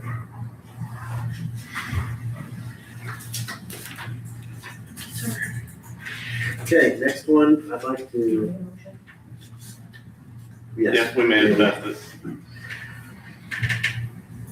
So with this one, do you have the documents or just, we'll have it after we approve somebody? Probably. I don't have anything right now. Okay. So the next one is we have a pending resignation from the Huntingburg Planning Commission. Our appointment has been Primo Nino, and he's out of the country currently, but so what I've requested is that he get a written, we usually ask people to give us a written resignation. I don't want to take somebody's word for it that they are wanting to step down from one of our boards, but I think what I would like to do is to select a replacement pending our receipt of that. If that pleases the board. So the person I would recommend is Larry Fusler. He's a Huntingburg resident. He's in the appropriate part of the area so that he could be the county's appointment for the Huntingburg Planning Commission. He had a career at Toyota. I had about a 53-minute conversation with him on, I think that's what it was, 50-some minutes. I thought it'd be pretty brief, but we had a lot to talk about. And he was a previous member of the Du Bois County Community Foundation on their board, and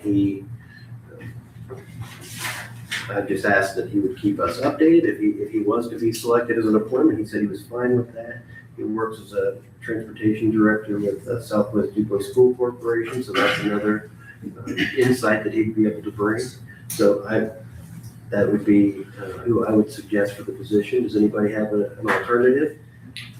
No, I don't. I'd be happy to.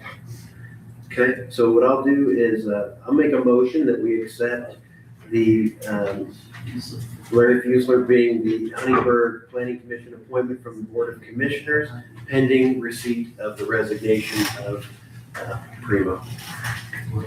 Second. Okay. Any other discussion? No. All in favor, say aye. Aye. Aye. Motion carries. A couple weeks. And they take a vacation, we take a vacation.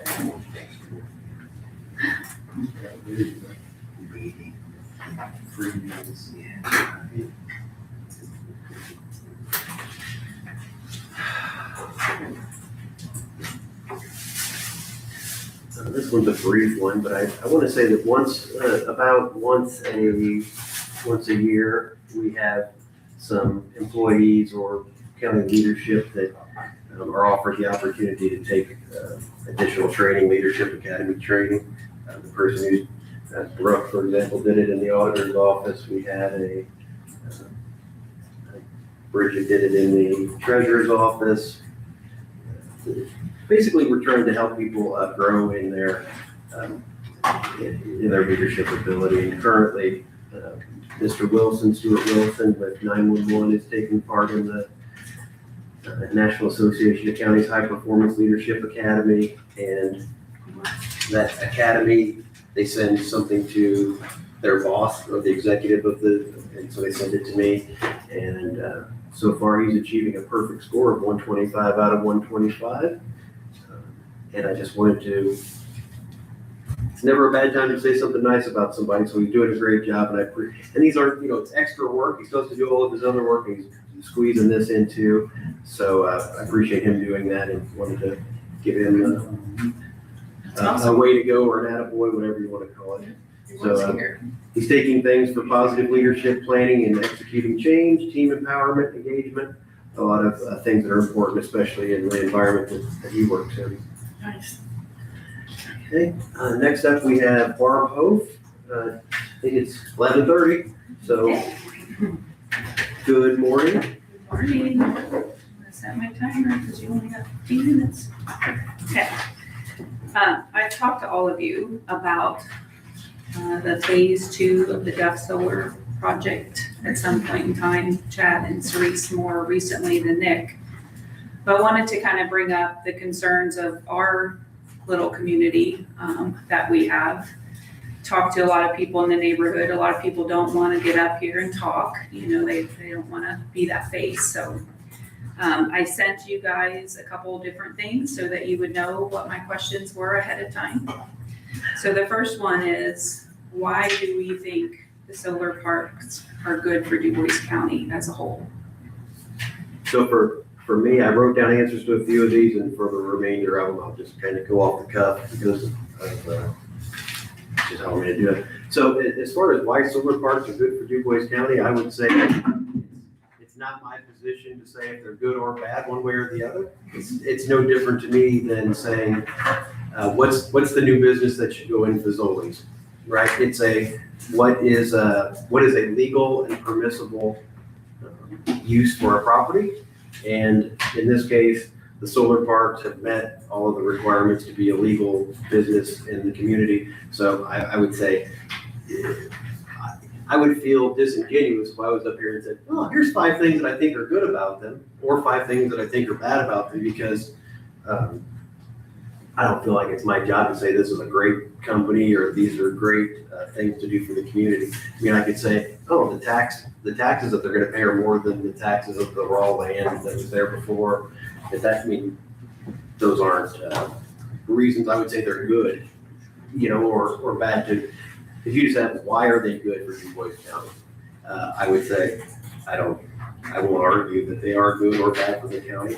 That's not really my position to determine what's good or bad. So that would be my first comment on that. But if you want to tell me if you want me to tell you what the tax difference is, I can tell you. I think one of your questions later may be talking about assessments, so I'll hold that for that. Okay, I agree to the sentiment that it's people's private property and they sign these leases to do this, and who am I to say you can't? And also our state will not allow us to have an ordinance that straight up does away with solar. So we can't just say no solar in our county. That's not really an option. As far as benefits, there are some benefits. I'm not pro solar. When we had the original ordinance to pass, I was not necessarily for it, but I felt like it's not my job to determine what people get to do with their own property. So. Bottom line comes down to what we can't, tell them what they can do and what they can't do. So, And again, I was gonna say, one more comment on this. I do think in the future, were you here earlier when Mr. Roth was here?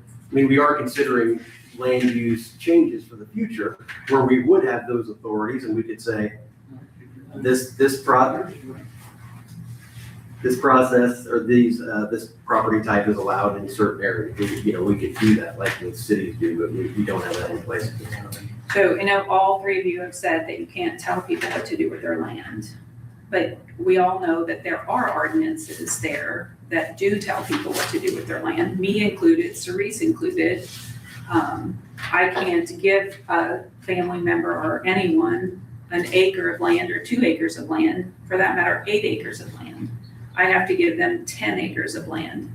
Otherwise, I have to make that a subdivision. So you have told me that I can't do something that I want to do with my land. So there are ordinances there that we could do to make it more restrictive for solar parks. Because if you look anywhere on the internet, any state, any county that have solar parks or batteries, there is so much opposition to that. And why is there opposition? It's because of the health benefits that these solar parks and batteries are having. They're more of the batteries. I mean, that's not right now in depth to my knowledge.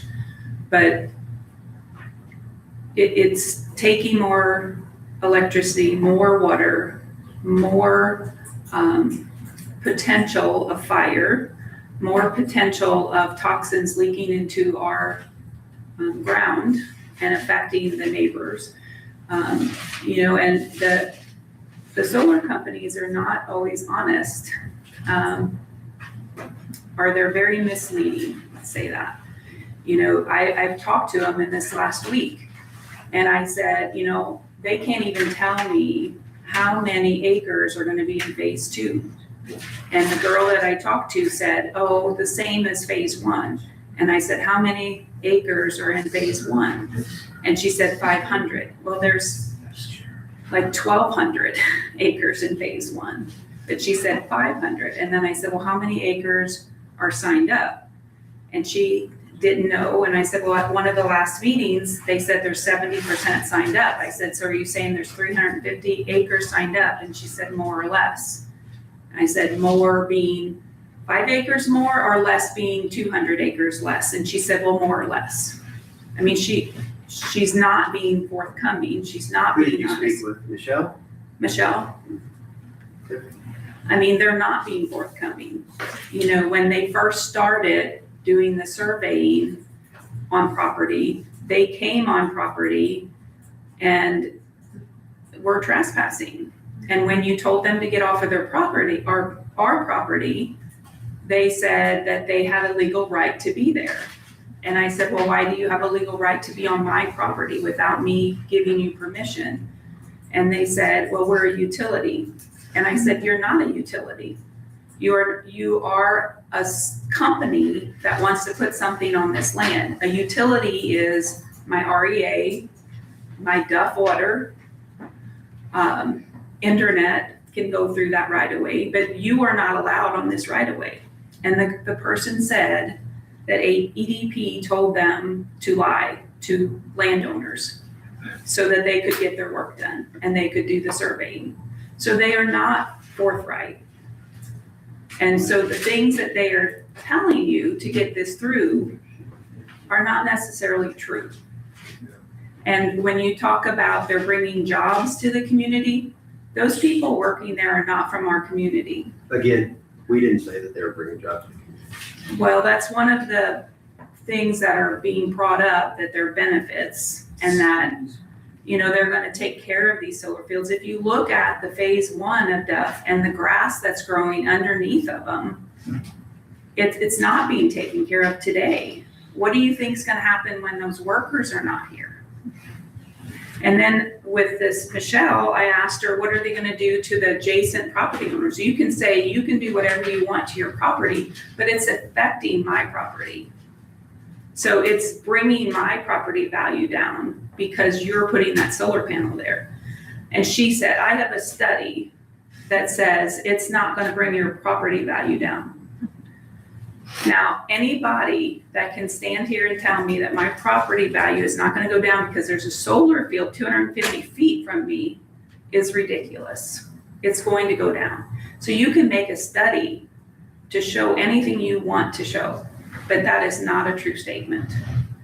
And when they say the fire is going to be contained within the boundaries, how can they say that? If any firefighter was here or anybody that's had a fire, which includes myself, you cannot contain a fire and you cannot say where that fire is going to go and where it's not going to go. So it is going to go outside those areas. So again, I'm not seeing any benefit of this to Du Bois County. That's why I'm asking, what benefit is there for us to say we want this to come into our community? And the again, tourism, when did we ever say we want this to come into our community? when we let it come That's- through. Something being legally permissible versus us I think being we have supportive to- of it are two different things. And I think then we have to look at what kind of ordinance do we have? Can we make the ordinance a little more restrictive to protect the landowners that are beside it? And I think you're absolutely right. So I did send you Davies County ordinance, and theirs is very restrictive. It's 2,500 feet from the property owner. Ours is 250 feet today. So I think we could be more restrictive, and I don't have a problem with being more restrictive. The 2,500 feet at this year's commissioner conference was discussed a lot because Davies County is likely going to be sued and not be able to keep that. You would need over a mile, or essentially a mile, to put it in. They made it so restrictive, as hence to say, we won't have solar in our community. We're not legally allowed to do that. So I understand that 2,500 is a lot, but 250 is not a lot. And what we did was we adopted the state standard. And at the time, you know, it seemed like the right thing to do. Well, you know, of course, things change. We see how it affects people. We can't necessarily change anything with current, Right. but we can fix that going forward. So, you know, the input's appreciated. I don't know, I certainly know we can't do 2,500 feet.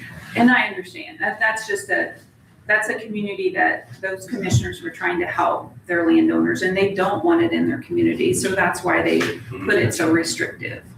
You know, there's also some have the barriers or the trees planted so that it is a little separate. And that is not, to my knowledge, in the current ordinance, that we have any barriers whatsoever.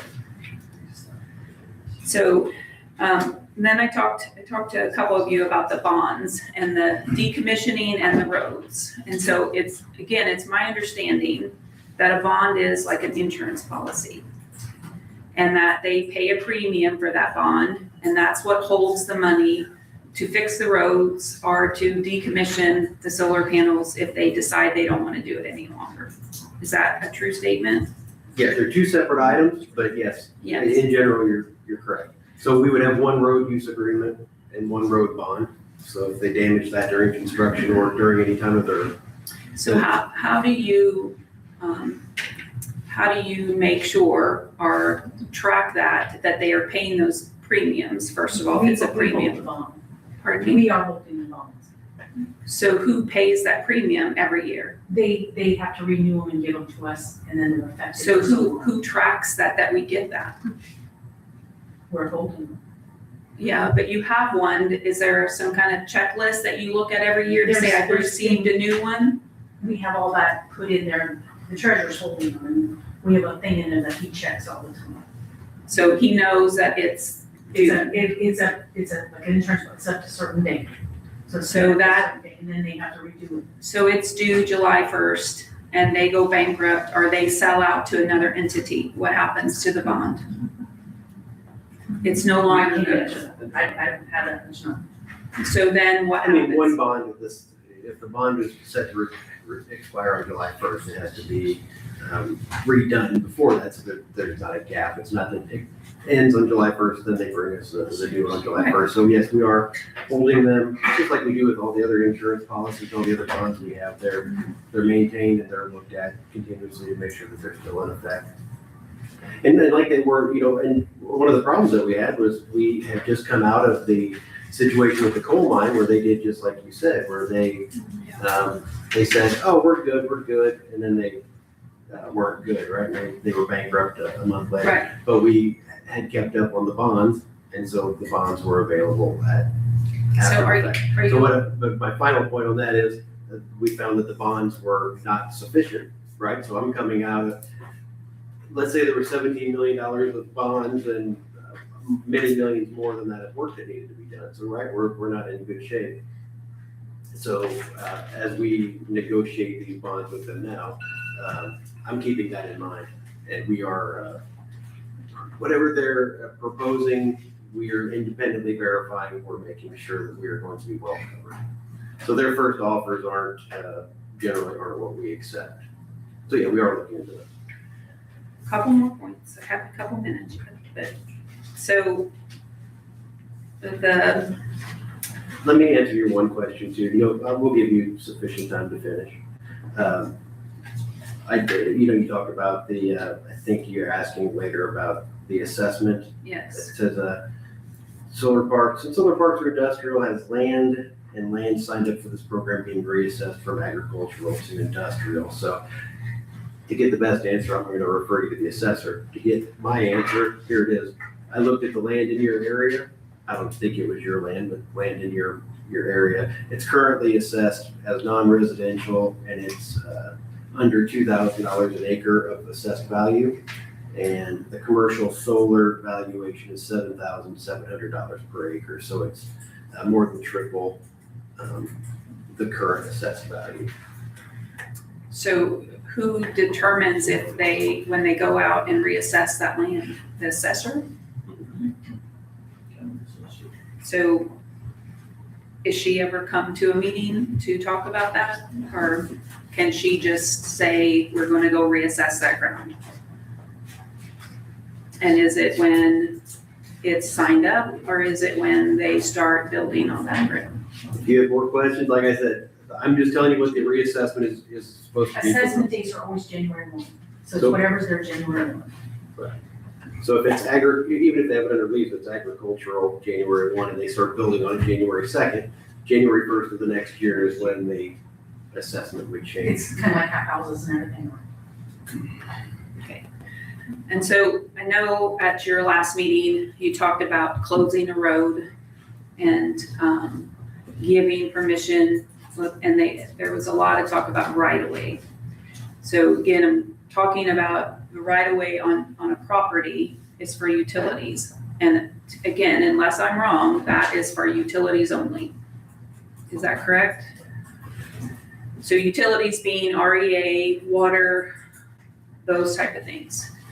Well, to that point, I would say that I wish our attorney could give you the exact legal answer of what that is, because I would say, even with your own, whoever your internet provider was, you said that was in that list of things that were acceptable, but in many cases, they're a private company just like this would be. Well- So if that's a utility or if that's something that's allowed to use it, I wouldn't see why.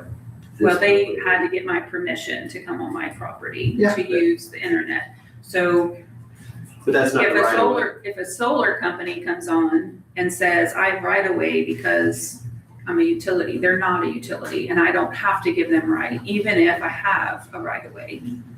They are not allowed to go in there unless I give them permission. They're not allowed on your private property without your consent unless state law allows for it for some reason, like we've seen with the Mid-States corridor.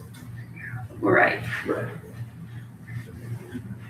And again, I don't understand why we allowed that then. Because if a solar company is coming next to my property and we allowed them to go onto a non-participating solar land, I'm worried about my land and that solar coming over to my property if we are allowing that to happen.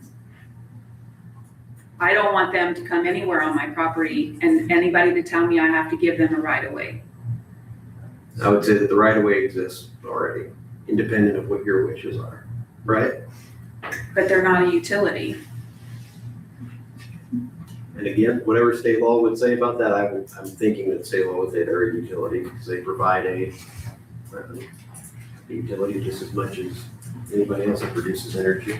Again, I'm not supporting these people. I'm just thinking from a legal standpoint, they're as much of a utility as a telephone company or anybody else who just typically use these. The electricity isn't even coming to DuBois County.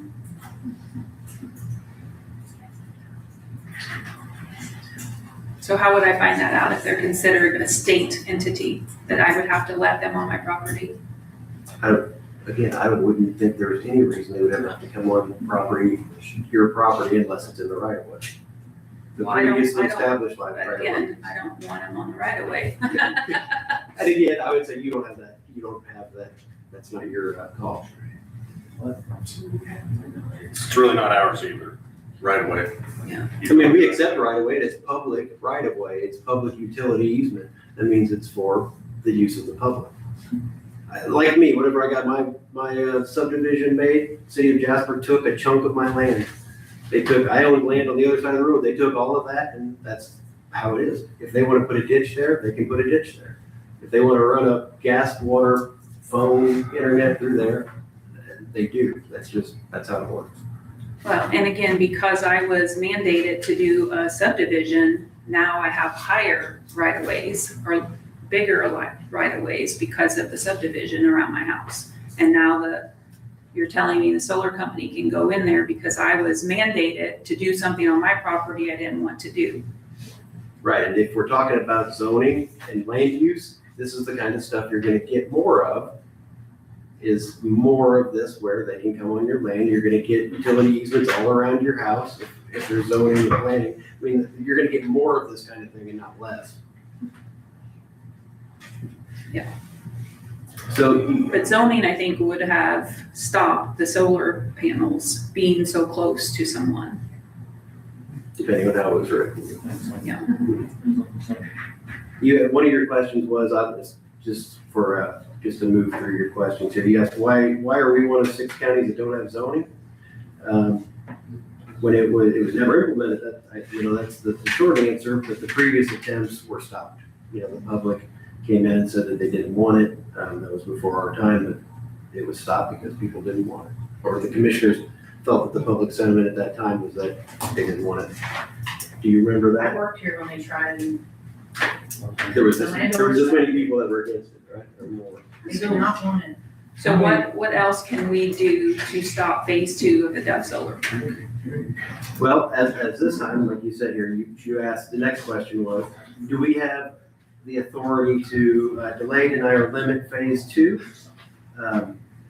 Yeah, I mean, we can definitely say, we can examine the, whatever the application is that they give, and we can make a determination to accept it or not accept it. And you ask, is it possible to extend the moratorium? I would say it's probably possible to do that. I don't know that we'd be able to do it another, it's not an indefinite thing, moratoriums, but I think we'd be able to do it until we make final determinations on future land use. So I guess that's my closing. I mean, there's lots of other things we can talk about, but Right, that's a great question. I mean, as far as what we can do with that, extend it or whatever. so what we're asking is to look at the ordinance to be more restrictive so that it protects the landowners that don't want to do this. And I think there are several landowners that I would guess that want to change their decision, but they can't. You mean people in your neighborhood for the phase 2 people? I have heard that, not directly. But I asked the Michelle that if they can get out since they have not started phase 2, and the only thing she would say is it's a contract. She wouldn't say yes or no. I would guess that would mean they'd have to mutually agree to get out of it. And I would say that one of the 2 parties will not mutually agree to get out. And Barb too, I'll say this to the people in the group. I think you and I would agree on a heck of a lot more than we would disagree on. And I do think I think I've said this at a public meeting before, when we first were looking at this and the solar companies were coming in, I didn't think there would be an issue with this, right? I didn't know that it was going to be turned into the monster that it did. If people want to be mad at me for that I take full responsibility for that. And Same here. we've never done it before, right? So it was a legally allowable use of the property, and some of the same thoughts of if Mr. Smith has 100 acres and he wants to make money leasing it to somebody, we didn't have any legal authority to get in the way of that, even if we wanted to. But I think the way you're saying and what we've been hearing here for months, I think we agree. I'll speak for myself. I agree with a lot more than I disagree with. And am I a big proponent of EDP, AES? In my opinion, I wish they would never have come around, right? It's been more of a pain in the butt than it's worth. But I do think we're going to be on a lot closer on the same page even going forward. And here's have you seen this map? Is that phase 2? Yeah, this is the phase 2 outline that they've given us. I printed that No, for you. because they won't give that to us. Well, if we have it, and I know there's people in the crowd that have made public records requests, if there's something that you want, you can email me directly. And if I have it, I'll give it to you. If I don't have it, I'll tell you I don't have it. But that is the general outline that they've provided. And of course, they say the same thing to me that they said to you, that, well, this might be the maximum of it, or this might be what we're hoping to have, or nothing's in concrete yet. But I do know, for the public's information, EDP is still very interested in having that second phase. That was in their plan from day one. They're trying to bring it from the railroad track down to public access to Division Road. So I mean, it's another big monster of a project. So I don't have a big appetite for it. Right, and I think it becomes more of a public decision and a public, I don't know what word I want to use, but when it becomes a health issue, and I think it is a health issue there's things that emit off from solars, whether they want to state that or not. There's things in the solar panels that are going to go into our water and our ground. And they can sit here and say it's this kind of chemical and it's not harmful. Any chemical is harmful. It doesn't matter what chemical it is. Some are more harmful than others. So we have to look at that as part of the decision, even though they can do what they want on their land. We gotta look out for everyone, not just those few landowners that have decided that they want to sign up for this and gain income. It's a health issue for the community. So again, So clothing. what would you say to your neighbor? Let's say that they're one of them that signed up for the lease and they used to make $1 a year on this piece of property. Now they're gonna make $3. They don't have to do anything. And they're like, why are you busting us on this? Why can't you just let us make this money? I mean, what is the argument against for that person? What if they were here saying, please don't stop this. This is really gonna be great for me and my family. What do we say? Money isn't everything. You know, how do you treat your neighbors? How do you treat your family? That's what I would say. And money isn't everything. You have to look out for what's coming down. And if I was going to put that there and my kids were building right next to it, which 2 of mine are, I would want some, to look at what is it going to do to their health? What's it going to do to the future, the legacy that I built for them? You know, my father-in-law sold us ground, and the legacy he wanted was that his children, his grandchildren, and his great-grandchildren were on the land, which is what we are trying to do. But now, me and 2 of my daughters are in an L shape around a patch that is signed up, that we will look out our back door or our front door and see the solar panels. And if hail comes, which it has, 2 or 3 times this year already, and break those panels, that's going to go into the ground. So that's what I would say to them, is I want to do better for my community.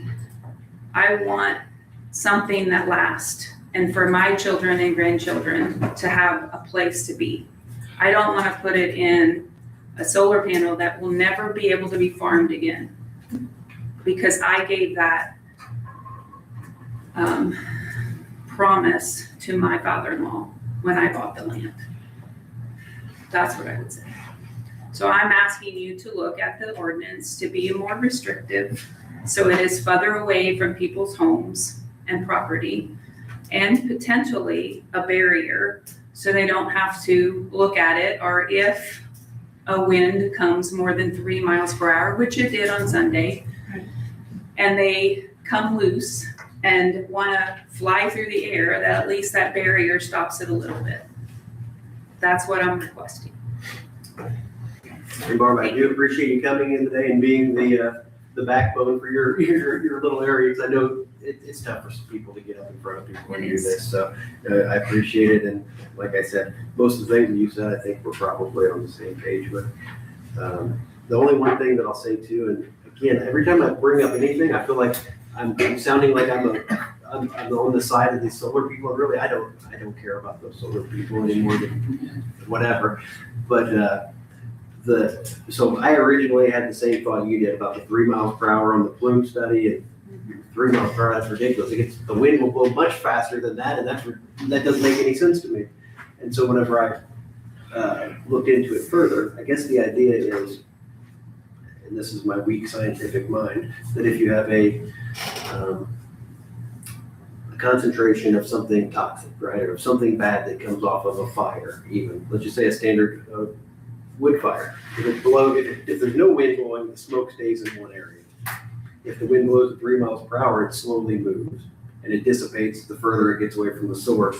And so I think that's, my understanding of that is the reason they use 3 miles per hour is because that is the, that would be the, people ask, is this the worst case scenario? And if it was blowing 50 miles per hour, it would disperse quicker.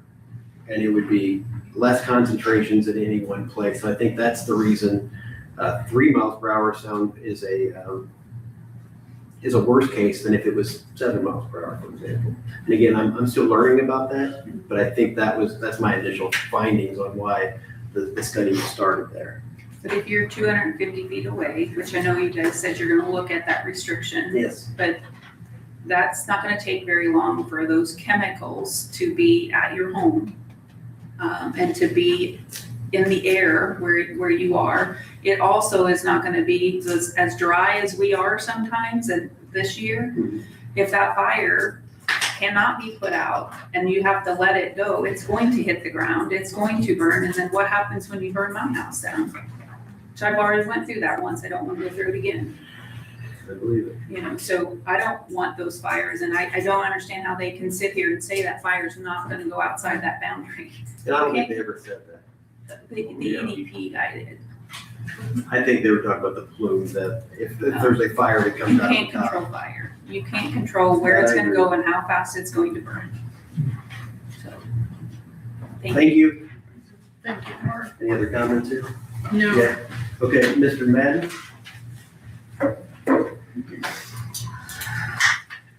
Good morning.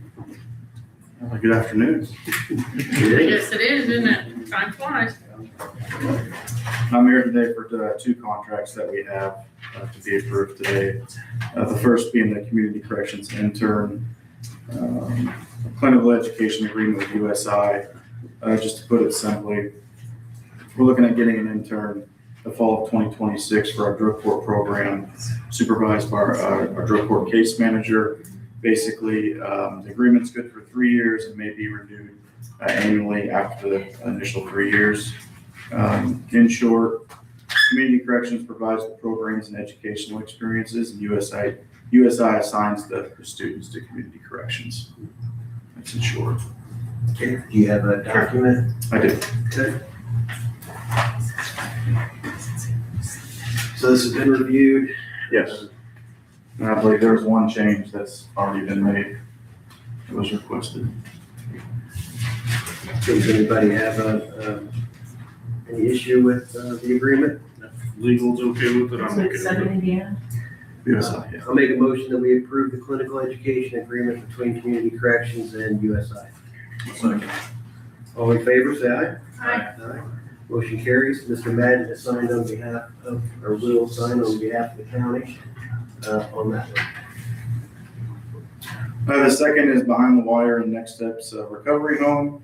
To better utilize the Next Step Recovery Home here in Jasper, board members of Next Step Recovery Home, Scott and Danielle Heiberger from Behind the Wire Ministries, and staff from Community Corrections collaborated to develop a plan that provides criminal justice involved men with the opportunity to complete phase 1 of Behind the Wire program while residing in the work release program at Community Corrections. They'll transition to Next Step Recovery Home in Jasper after completing the 45-day program. Behind the Wire staff will oversee the participant. They'll do case management and programming up to 6 hours a week.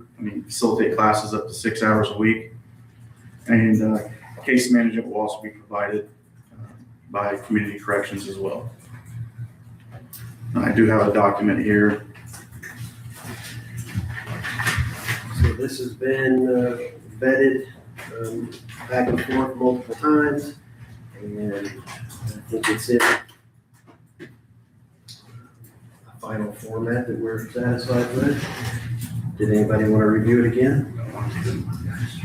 Commissioner Stefano? No, I'm You good, good? thank you. So we have their liability insurance, we have, so are we gonna There's get a programming page on there. What's What's gonna that? be a new signature page for this final document. Yeah, there wasn't dates on the original signature page. I can get with the board members to re-sign the new document.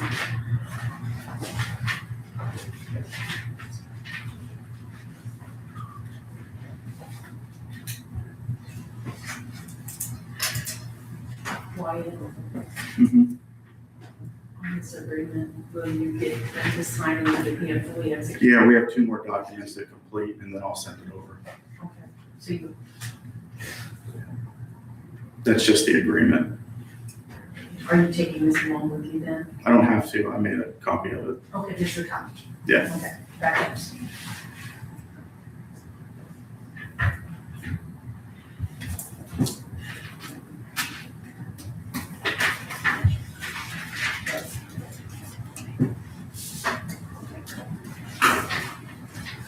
So I just added that to be approved in the final form as of this date by the DuBois County Commissioners, the agreement with Behind the Wire and Community Corrections in the county. So I'll make a motion that we approve the agreement. I'm sorry. Any other discussion? All in favor, say aye. Aye. Motion carries. You guys, if you want to sign underneath my name there, I think we'll be in good shape. Mr. Madden can scan that and give us, once the other people have their dates on there, maybe send us the full document to Sandy and myself. Anything else from Community Corrections today? That's it.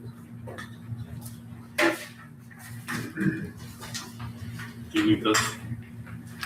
Do you want me to take that? Yeah, you take it, and once you get Say that you have what you need over there, or? Can you Or- send I can me make it. something today so that I can? Yep. Put it in the minutes. Thank you. Sounds good, thank you. All right, that gets us down to some of the final discussion items here. Commissioner Hostetter, since I was out, there was a sewer district meeting like on June 4th or something, and give the updates on the sewer. Nothing really new occurred. We just got together, discussed, a couple of our board members went and spoke with some of the Ireland Conservancy District members, just to see how things work in their district. Mainly it was just a general short meeting, not much was discussed. I think it's, long story short, it's still a money situation for the project that's needed. We're trying to find a way to make it financially work. Is that correct? Yes. Yeah, we do not have any money. We are a board not, of $0, well, essentially $0. Mhm.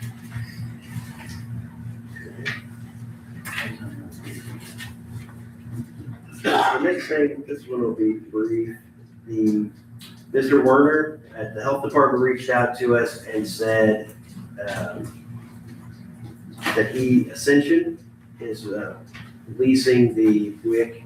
It has a WIC lease agreement for part of the building out there. They would like to renew it. It renews automatically on a yearly basis. So unless someone on this board has an issue with it, I just want to bring it to the board for us to say yes or no. If the health department still has the space and they still want to lease it, yes. And Mr. Werner has said that they've been a great longstanding partner with us, and it helps us with some of our facility needs. You know, their rent help pays for Maintenance. So let's just go ahead and I'll move that we allow the continued lease with Ascension.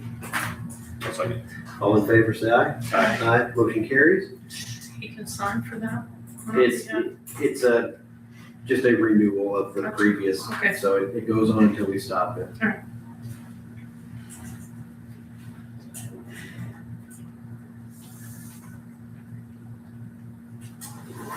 That's our document.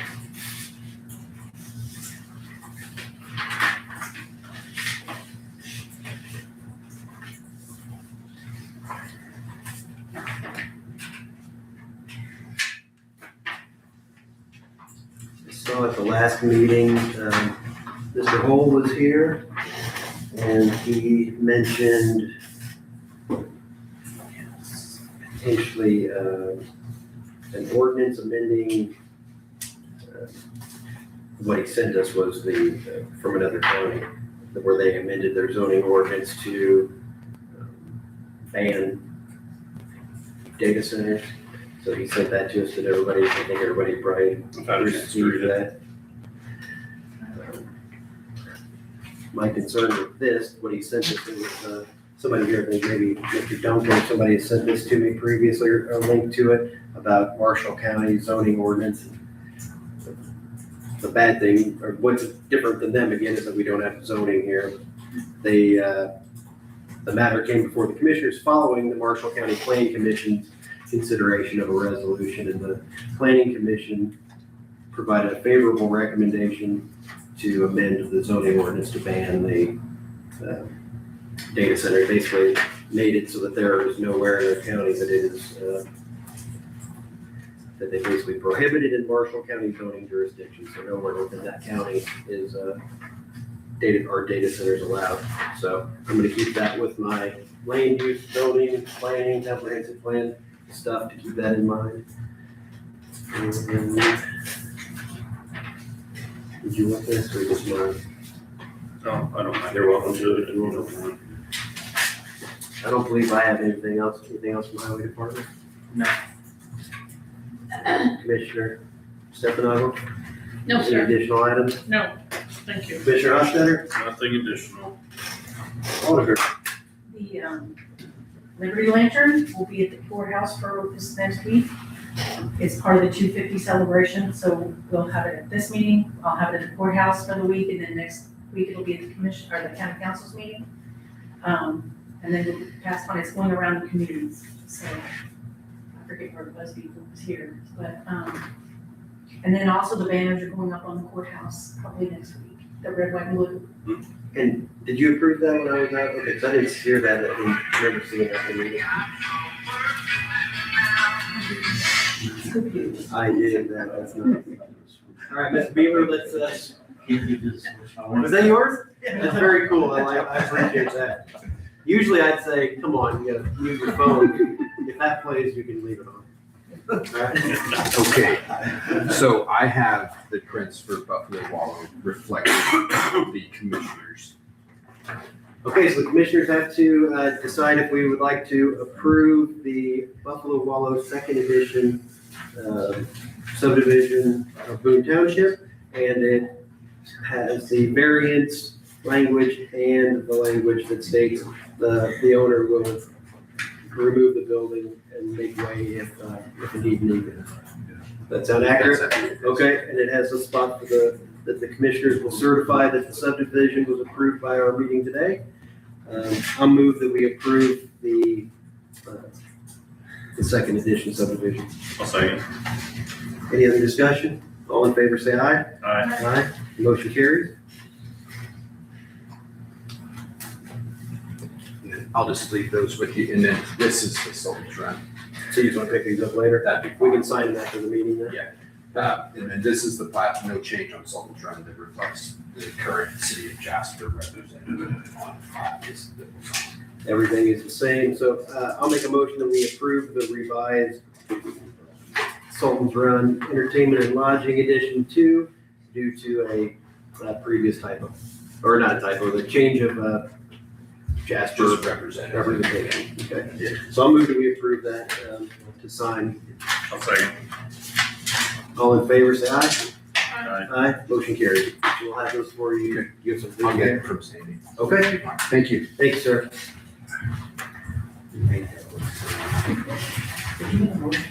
We did. Okay, we have public comment, and we will allow that to go on for as long as it needs to, unless it's day three. Oh, Jay. Well, morning. Morning. Or afternoon, sorry. Back to the solar panel thing. Spencer County, there's a local farmer had 2,800 acres in Richland, and the Spencer County commissioners passed a thing they can't build within 2,500 feet of the wellhead, which is irrigation or a dry dam that kind of destroyed that down there. That's not the reason I came. 500. Last week, talking about closing 500.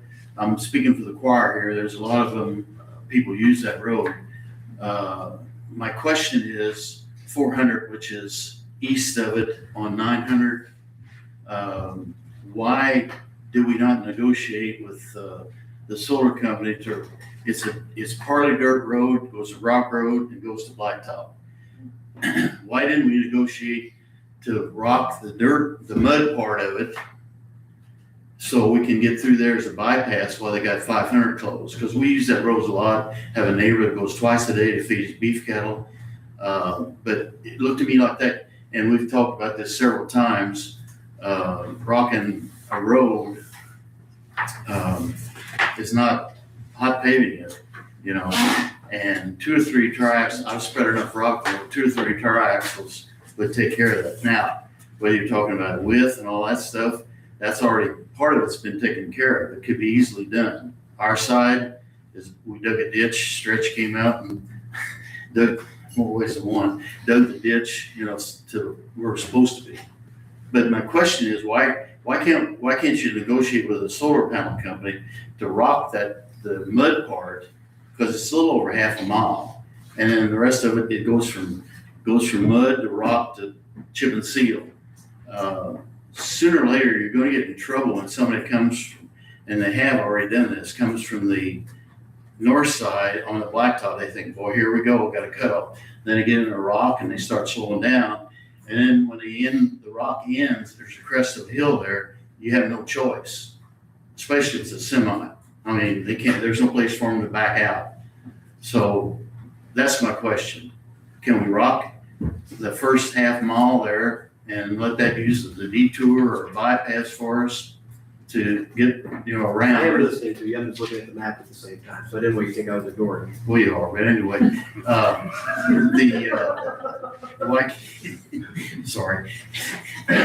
why can't we do that? Because, you know, to take our farm equipment out on 231 or go all the way to Holland, it's kind of ridiculous when we have an access road. Now, granted, if it doesn't rain, we can use it, but when it rains, and you ought to see, I had this conversation before, it's not kids on that road.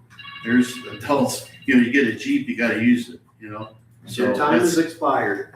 I know yours is better than last time. Oh, Yeah. I heard that. Yeah, I very- tried again. yeah, I very could not annoying figure that one. thing out. Anyway, So- that's my comment. Thank you. But anyway, also one other thing, I appreciate you changing the speed limit from 35 to 85. Thank you. Okay? Yeah. My truck already keeps up. I was gonna do this with Donnie in the room, but I'll bring it up next time. You remember, Commissioner, we brought up this thing before with putting rock on dirt roads, and I think I brought it up to Brent before, and Brent said, I think his argument was, there's more to making a dirt road a rock road than just putting rock on it, and it has to be, don't work, we're making our comment now. Okay, end of 500 down by the county line, Dave, they rocked the single lane road. The county did. That's before That's your your warning. time. Thank you. Yeah. I'm out of here. Brent's saying, or thought in the past was that just putting rock on the road is a bad idea. I don't recall all the reasons exactly for that, but I think it had something to do with ditching and basically the condition of those roads. Those roads would need, Otherwise, it's just gonna suck them would right need in. it would need filled in. I'm not opposed to it in theory, you know, that's why I brought it up myself years ago, but I think there's probably more to it than that. Half of the road on the east is already there. The ditch is Dave, there. please leave. Hey, I'm being serious. I probably got a parking ticket. Okay. Yes, sir, please come up. On behalf of what he's talking about, 400 West, I live on 400 West. Okay. And any time when they was working on the bridge and the traffic was backing up out on 231, I had a heyday, because if it rained, it was a flip of the coin, which vehicle made it down through 400 or who turned around. And like he said, there was a semi came from the north, a feed truck. I tried to go down my, We say your name for the record. Dwayne Keck. Thank you. And I tried to get down the end of the road to stop him before he made it. He wasn't paying any attention. He got across the bridge. Guess what? He had to back all the way back out, probably over maybe what, 3/4 of a mile. And I spoke to them about putting a sign up saying like no through road, no trucks, no, you know, to warn people before they get there. There's not been anything done about it. So I feel like Is there a sign on one side of it, it's not on the other side? there is no sign saying that it turns into a dirt road or anything. Okay. I mean, Because I thought somebody said at the previous meeting that there was a sign and people just ignored it. I thought that No. was one of the. No, there's never been a sign out there. And like you said, it's blacktop to just past my house. Then it turns to gravel. And as you cross over Short Creek, then it's dirt from there on. And my understanding is the reason they didn't pave any farther is because it's not considered wide enough for 2-lane or vehicles to pass. So I just was gonna add to what. Is that the road that you were talking about, maybe saying don't follow your GPS because? Yes, But I don't know that. I mean, yeah, with GPS, when they get off of 231, that's gonna be the first road that takes them back south. And like I said, it's fun to watch. How far is the One's in stretch Jeep- of dirt? Huh? How far is the dirt stretch? It goes from Short Creek Like down quarter to. mile? 3/4 of a mile, Probably about 3/4. 3/4. Tony, what's it take to rock a dirt road? We did the one over, I don't know the road name, but past Dave's Gun Shop in Holland before you get to the interstate. No, it's Okay, we did that road. I remember doing that. And it's just a single lane rock road. What would it take to do this one?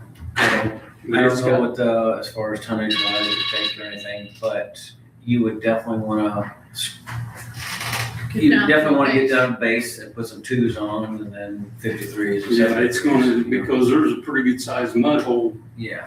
out there. So you don't wanna just go down there and spread Just 3 throw loads, rock 3 on top, tracks it's of not loads gonna of stay. 7s and you're gonna be back to the same situation again. you know? Can we look into that? I mean, if that's helpful, let's look into it. Like I said, I was thinking you can just put a sign up.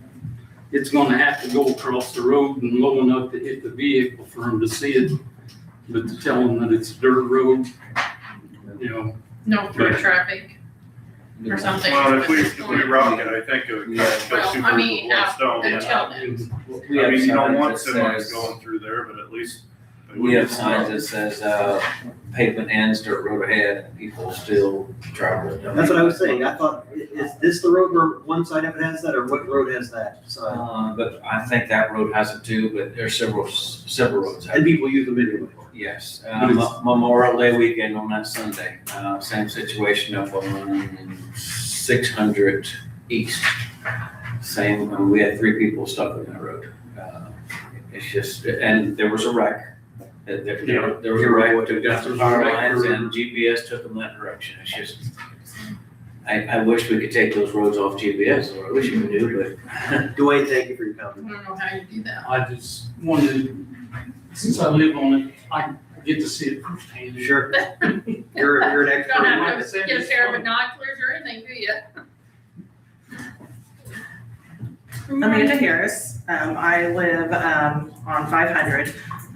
Regarding what they're talking about, the approved closure of County Road 500 West, can you confirm that the road closure will only last 2 weeks? That's what was approved, I believe, correct? Yes. What was approved? Okay, and then can you assure that the road will not sustain damage during the project?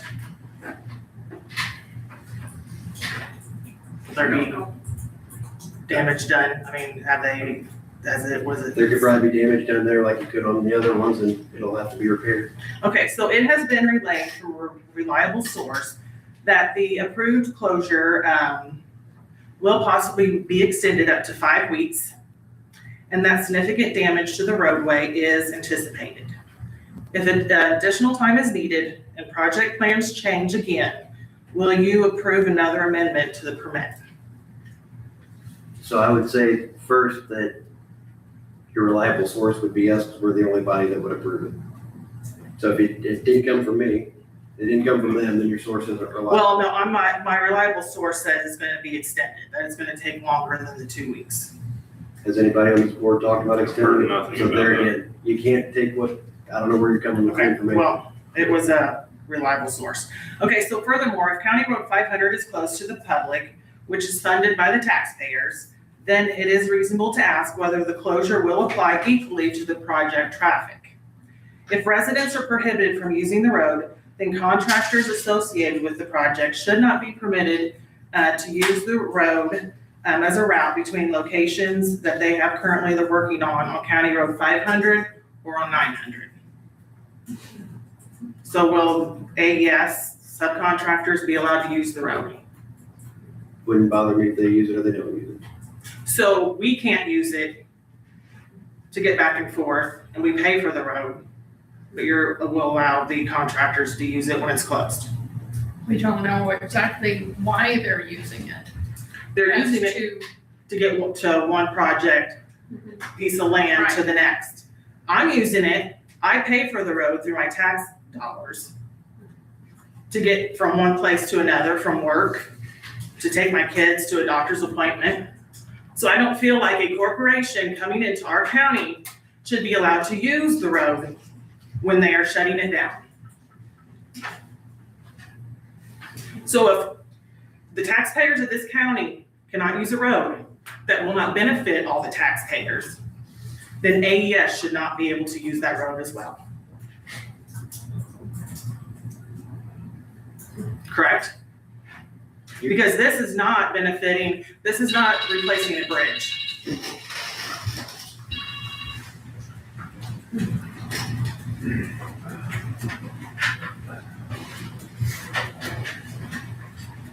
Good afternoon, everybody. Hello. John, I'm getting all choked up here. Colton Barter from the town of Holland, also Du Bois County resident. Donnie, thank you for your continuous efforts to keep that recycle center for the people of Du Bois County and Holland. Deeply appreciate it. We did have our opening for our community center, and I don't think I seen, I know where you were at. Don't think I seen, because I was gonna take you on a tour of the solar fields. That was my evil intent. I went with my wife to a conference. Okay, all right, well, we put you on the ban list, so sorry. Sorry. Little picture of them up Yeah, you still have it in, so, okay, but anyway. When I was coming over here, I was listening to the person talking to you guys about, and I'm not 100% sure because I was driving my Jeep, and of course, you know, the wind and my hearing aids and things like that. But they were talking about the solar vest that the state says that a county cannot stop it from coming into our. Did I hear that right? And if that's it, what Indiana code states that? Because I sat out in the parking lot for a few minutes and just kind of went through to see if I could find anything, and I couldn't find anything that states that Indiana requires a county to allow an alternate energy source or building or AI or anything to come in. I couldn't find it. So you guys know what the individual was talking about, what Indiana code that is? The only thing I could possibly find is 8-1-8.2-10, and it's very vague about that. Very vague. So I think it was during our comprehensive plan. yes, yeah, that was during it, yeah. And I wrote it down. No, I can't find where I wrote it. Okay, my 3 minutes are gonna be up real quick, so we can. You want an answer or you want to say something else? Can you follow my time? No. Go ahead. Go to your next thing. Okay, so my next thing is, Sunday, I was getting ready to leave church, and one of our members grabbed me and said, "Hey, I have something here I want to talk to you about." And I was like, "Oh, here we go." And he said, "Hey, I really enjoyed being woke up to this."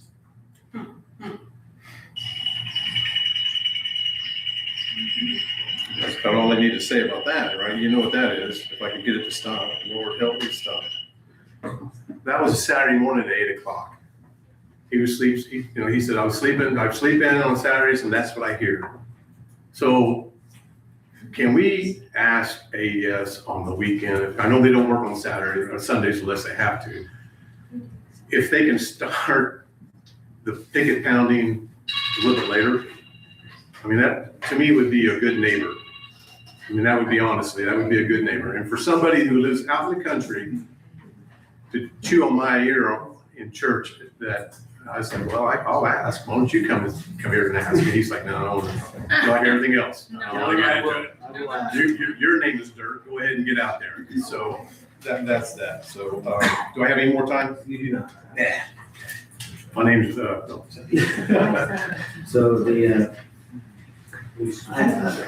just as again, as a public comment or in somewhat of a response to that, I think what Mr. Roth was talking about earlier, and he's more of an expert on this than I am, is that to outright ban things from the community can set you up for trouble. And we've seen that. You'll remember, you've been around a little while like I have, where the sex shop was going to be coming into town. I'm still in the military when that was there. Okay. Other people might remember. And then what people in our community in the county and in like the town of Vernon, they had to be, you could make things restrictive. You could say it can't be this close to a school, it can't be here, but you can't outright say a legally permissible business can't be anywhere. So what you can do is give it restrictions, but you can't outright ban it. I think that's kind of what I'm not gonna have a discussion. I'll get a lead. Okay, but I think that's what he was saying. Hey, Duncan, there is no law preventing you guys from putting ordinance or zoning.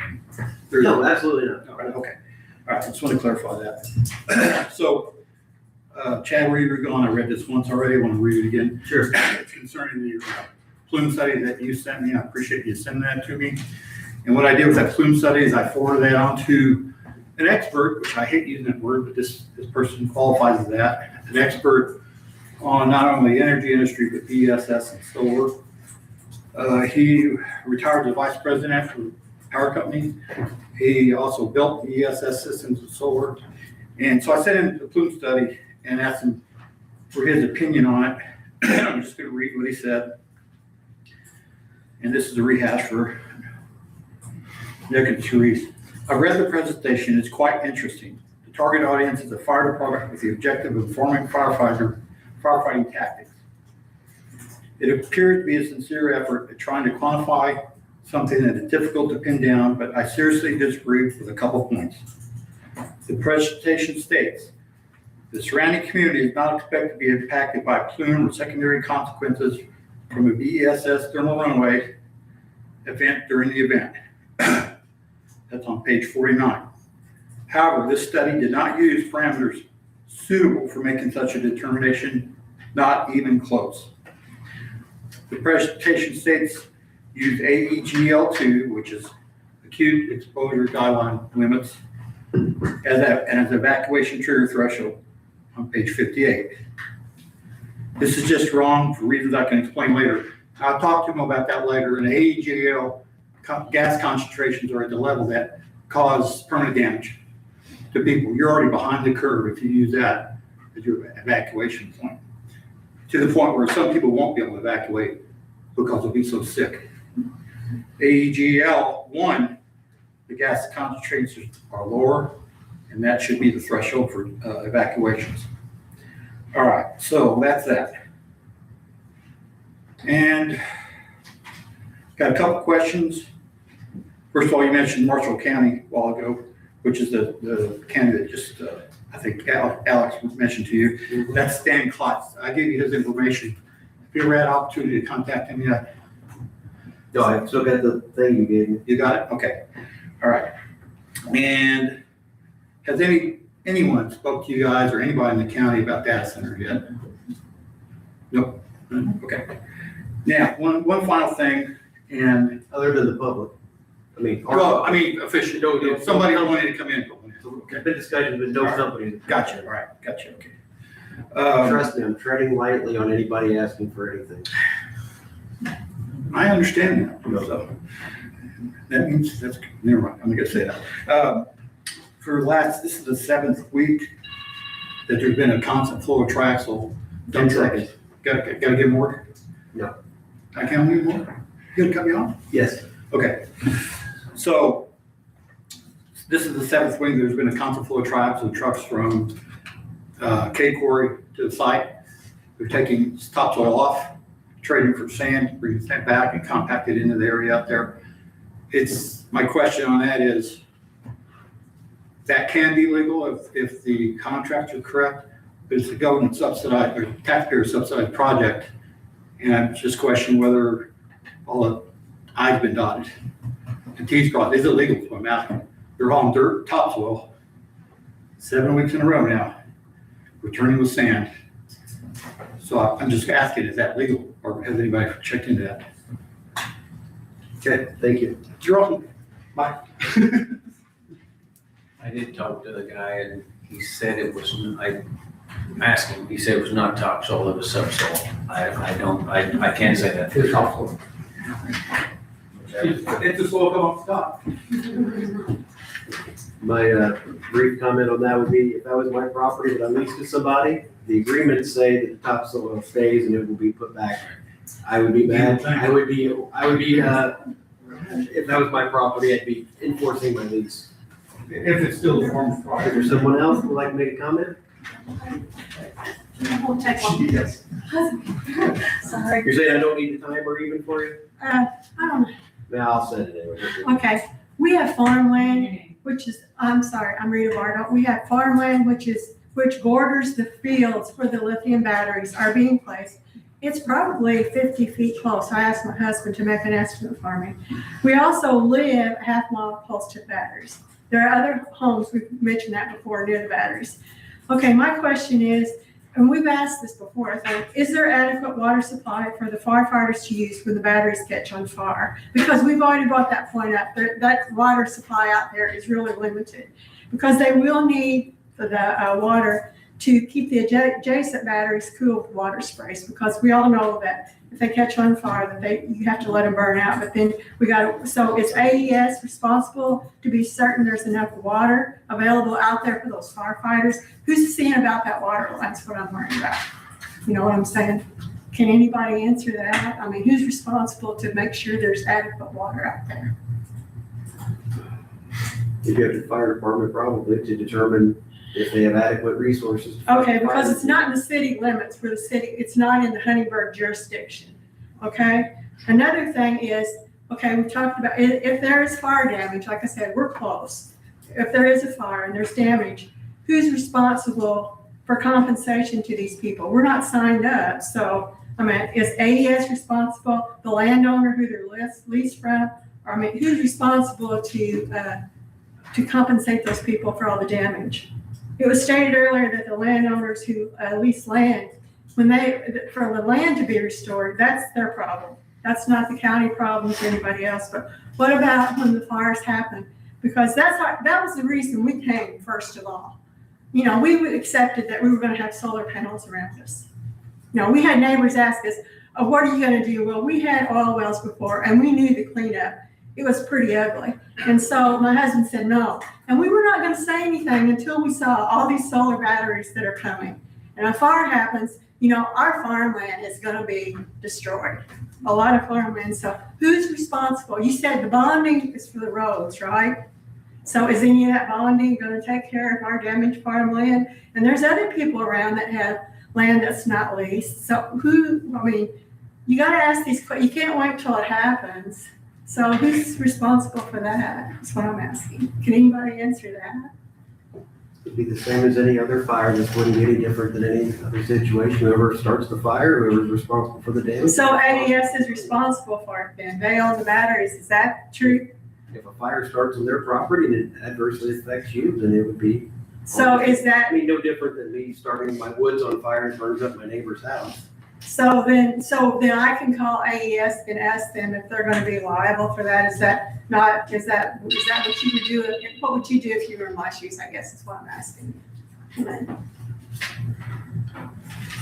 They're not treated any more special than anybody else, so if they cause damage to your house, they're responsible. Okay, so, but the landowner that leased to them, they're not gonna be liable either, since that was on their land, is that true? Or do you need your attorney to answer that? I'm not trying to Your be time, rude. your time is expired, but I would say it's gonna be whoever caused the fire if somebody's leasing the property.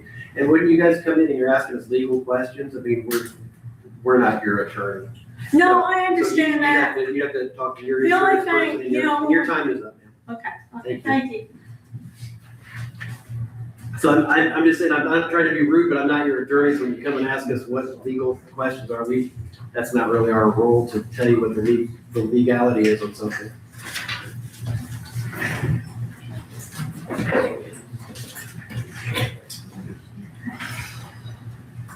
Can I go? My name is J.C. Lamb, and I'm here today because the county's June 12th response to my APRA request raises serious concerns about how this project was permitted, reviewed, and overseen. And by this project, of course, I mean the Crossline project. I want to begin by acknowledging what the county did provide. The county has previously allowed me to inspect records here at the courthouse. And then I was also sent the following. A permit application and attachments, a permit number 2024-02, the road use agreement, the road use demonstrative exhibit, an addendum to the road use agreement, which noted all notices, claims, certificates, requests, demands, and other communications, although I wasn't sent any of those. A license permit, bond number K42119738, decommissioning plan agreement, the Crossline Fire and Risk Alliance plume analysis, the Crossline Project Emergency Response Meeting PowerPoint, which addresses safety design of the grid stack road closure and specifically states in their next steps to provide a draft of the emergency response plan in July of 2026. The road condition assessment report, plans and or layouts, which one wouldn't open, the KMZ file. The original footprint from the April 2024 versus the current footprint of March 2026. The road cut or bore right-of-way permit, the pending revised road cut and bore right-of-way permit, the driveway permit application, and the driveway status exhibit. I also need to address what was not provided, what was denied without proper citation, and what was never reviewed at all. In your own written response, the county stated, and I quote, aside from the initial permit application, road cut or bore right-of-way permit application, and driveway permit applications, the county did not conduct an independent technical, engineering, or regulatory review of these materials, nor did receipt of such documents constitute approval, endorsement, or acceptance by the county. Additionally, the county did not issue permits or authorizations based solely on these materials, and no determination should be inferred regarding compliance with applicable laws, ordinance, or regulatory requirements. This statement makes the basis for approving this project extremely unclear. It also raises a very real concern. If the county did not conduct any independent review, then on what basis was the project allowed to proceed? Because from the outside, it appears the county may have relied entirely on the developer's own submissions without verifying safety, compliance, or suitability for the community that has to live with it. And perhaps it's easier to do when it isn't your homes, your schools, your kids, or your health that would be affected. Beyond that, several categories of records required under APRA were not provided. There was no compliance to So if you'd like to continue, you're welcome to get on the next agenda, and we'll give you some time. Only on more than 3 minutes if you have a lot to say. All right, so great. Can I leave? I had some questions at the end of it. Could I leave them with you? I have copies. That'd be fine. Thank you. Anyone else? And the KMZ file, I can't get those. I can't open those either. I think it's a specialty file that, like, our engineer can open, but we wanted to provide what we had. Mark Notarski, I'll be real quick here. Just two topics. And before I start, I do appreciate and thank the commissioners for allowing public comments. That is the right thing to do. So 2 weeks ago, I had prepared comments to share with the commissioners. Instead, I listened to other residents' comments, and I was disappointed on how the commissioners responded. Not to diminish what the commissioners have had to had to address in the past, but I feel it's important to recognize that times have changed, and the county is currently having to deal with a lot more bigger issues. It's not only the Mid-States Corridor, it's not only the solar farms or the battery storage systems, but it's what's coming next, like hyperscale data centers and other major destructive projects.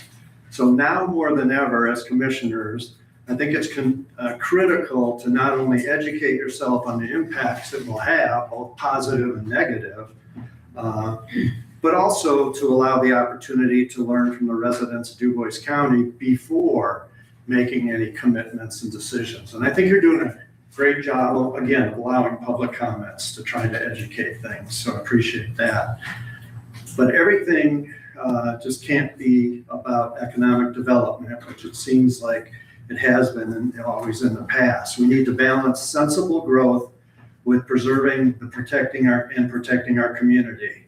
We live in a beautiful rural community, and most residents do not want it destroyed. DuBois County consists of 270,000 acres of land, of which about 60% or 160,000 acres is farmland.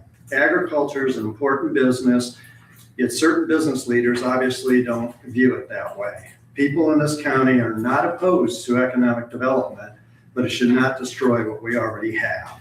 So that's topic one. Topic two is regarding the comprehensive plan. I was glad to see that we had an update.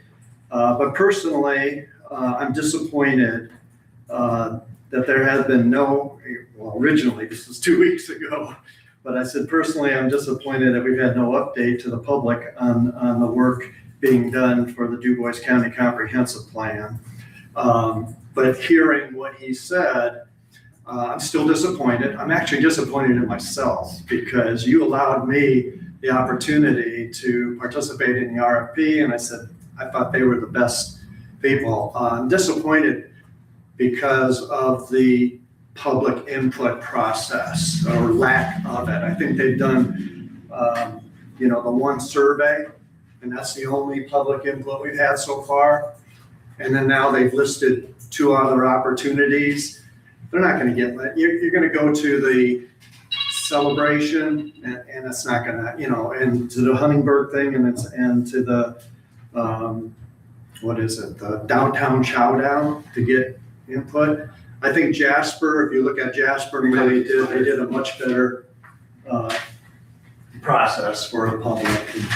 I think you should push them. That's another item I agree with you on.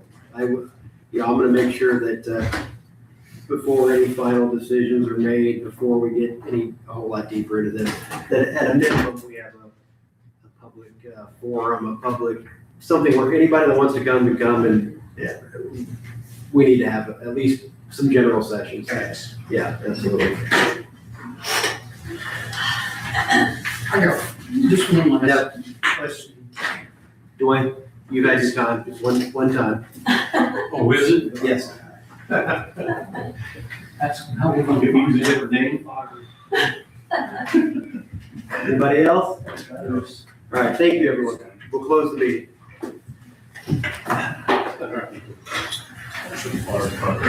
I know, Thank you, I'm sorry. We're not trying to be belligerent. We have been cooperative, because there have been a lot of seminars on that one was on the road one time, and that one was